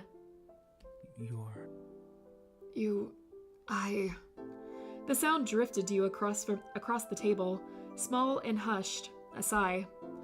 Thank you. It was said simply with no pretense or caveats. Baxter had given up the fight with himself and accepted what you had told him. You let your body unclench as you watched the creases in Baxter's brow begin to disappear. A hand emerged from beneath the table to lift his glass, and he sipped his water, eyes closed. You took this as your cue that the discussion had run its course. There was no guarantee that things would change going forward. You weren't so arrogant as to think that Baxter's behavior would be altered all at once. Nothing drastic, anyways. Wait, did we know him when we were younger? Yes. Yes, we did. We, met him at the party. He'd listened to your feelings, but who could really say how it would impact what happened in the future? The past couple of days, had held a mirror up to Baxter, showing him a reflection that wounded him, cutting too close to the bone. There were hurts there that ran deeper than he'd let you reach. It didn't mean he mistrusted you. It may not have been a matter of trust to begin with, but you hoped that with time, Baxter might come to count on the fact that there was at least one person out there who would accept him. You wanted to give him that. A souvenir to remember you by. The minutes passed, and sip by sip, the two of you drank your way towards the bottoms of your water glasses. The silence continued. The silence couldn't be called effortlessly comfortable, but it wasn't awkward. Companionable, perhaps. Baxter sucked in the last drops from his cup and then moved to stand unhurried. Thank you again. This was refreshing. Both the water and the conversation. Still, I should be going. He was matter-of-fact with an air of calm infinitely. You weren't able to disagree.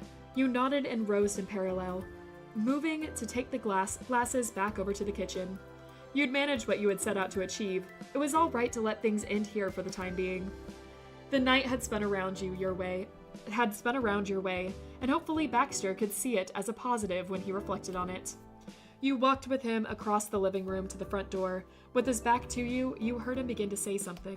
I appreciate the understanding. I appreciate you taking the time to discuss this with me, for listening in, spite of, well... He gestured to himself, the meaning clear. Before you could tell him not to mention it, he reached the front door and came to face you. There was a mischievous grin on his face. You welcomed it like an old friend. But now, since it's the final act is over, how would we rate this event? I sincerely hope that it was acceptable on the whole. The question had a laugh to it, and underneath there was the faintest hint of that self-mockery from before, but now it was toothless, empty of malice, and entirely in a good humor.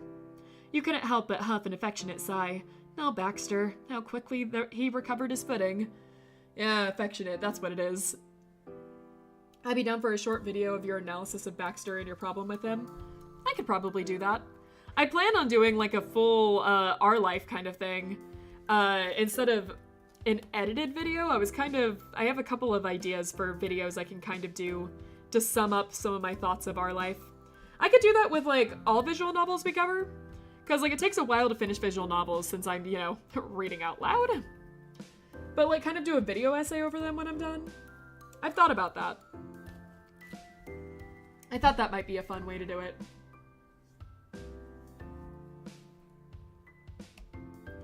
I'm glad it happened. All of it. Thank you for a great time, and for coming over. My pleasure. Don't mention it. The pleasure was all mine. Good night, Rain.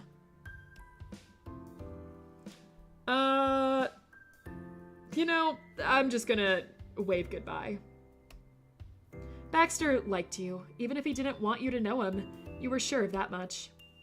And then he made good on his promise to depart. Baxter stepped out into the dark night. The door shut behind him, and the long day came to a close along with it. When he was gone, you remained in the entryway a while, lost in thought. You would see him again, perhaps tomorrow, perhaps not. He might have plans, but there would be a next time. You saw your face reflected in the dark glass window by the door, and found yourself wondering which Baxter you'd meet when the day came. Whoever he was, whenever it was, you'd be there. Alright, that was a long one. Thank you guys for lasting with me there. We lost a good many of you, but some of you stuck around, and I appreciate that. Alright. Okay, 4 hours and 30 minutes. I keep forgetting how long these chapters are. There's a good reason why I only do one of them per stream. Also, they really padded that out by making us go through the entire play, huh? You know what? I'm gonna save it. I'm gonna save my opinion. Free at last. Baxter, why? I just like the whole play. Cove also made us sit through a play, but we didn't have to read the entire play. Sorry for diverting things for an hour and a half. No, it's fun. I encourage diversions in the visual novel streams. It's fun. It's funny. You know, it's enjoyable. I like interacting with you guys. You're free to do so. I actually think they drag on more when it's just me reading straight. So I encourage audience interaction, you know? It's all part of the fun. It's all part of the fun. On that note, oh my god, my back, I need to pop it. And I need drinks. Oh my god, I need food and water stat. So on that note, I'm going to leave. I will leave you guys here. Thank you guys so much for watching. I really do appreciate you all. As always, love you lots. We're streaming a lot this week, so I hope to see you there. And see you guys in the next one. Bye-bye.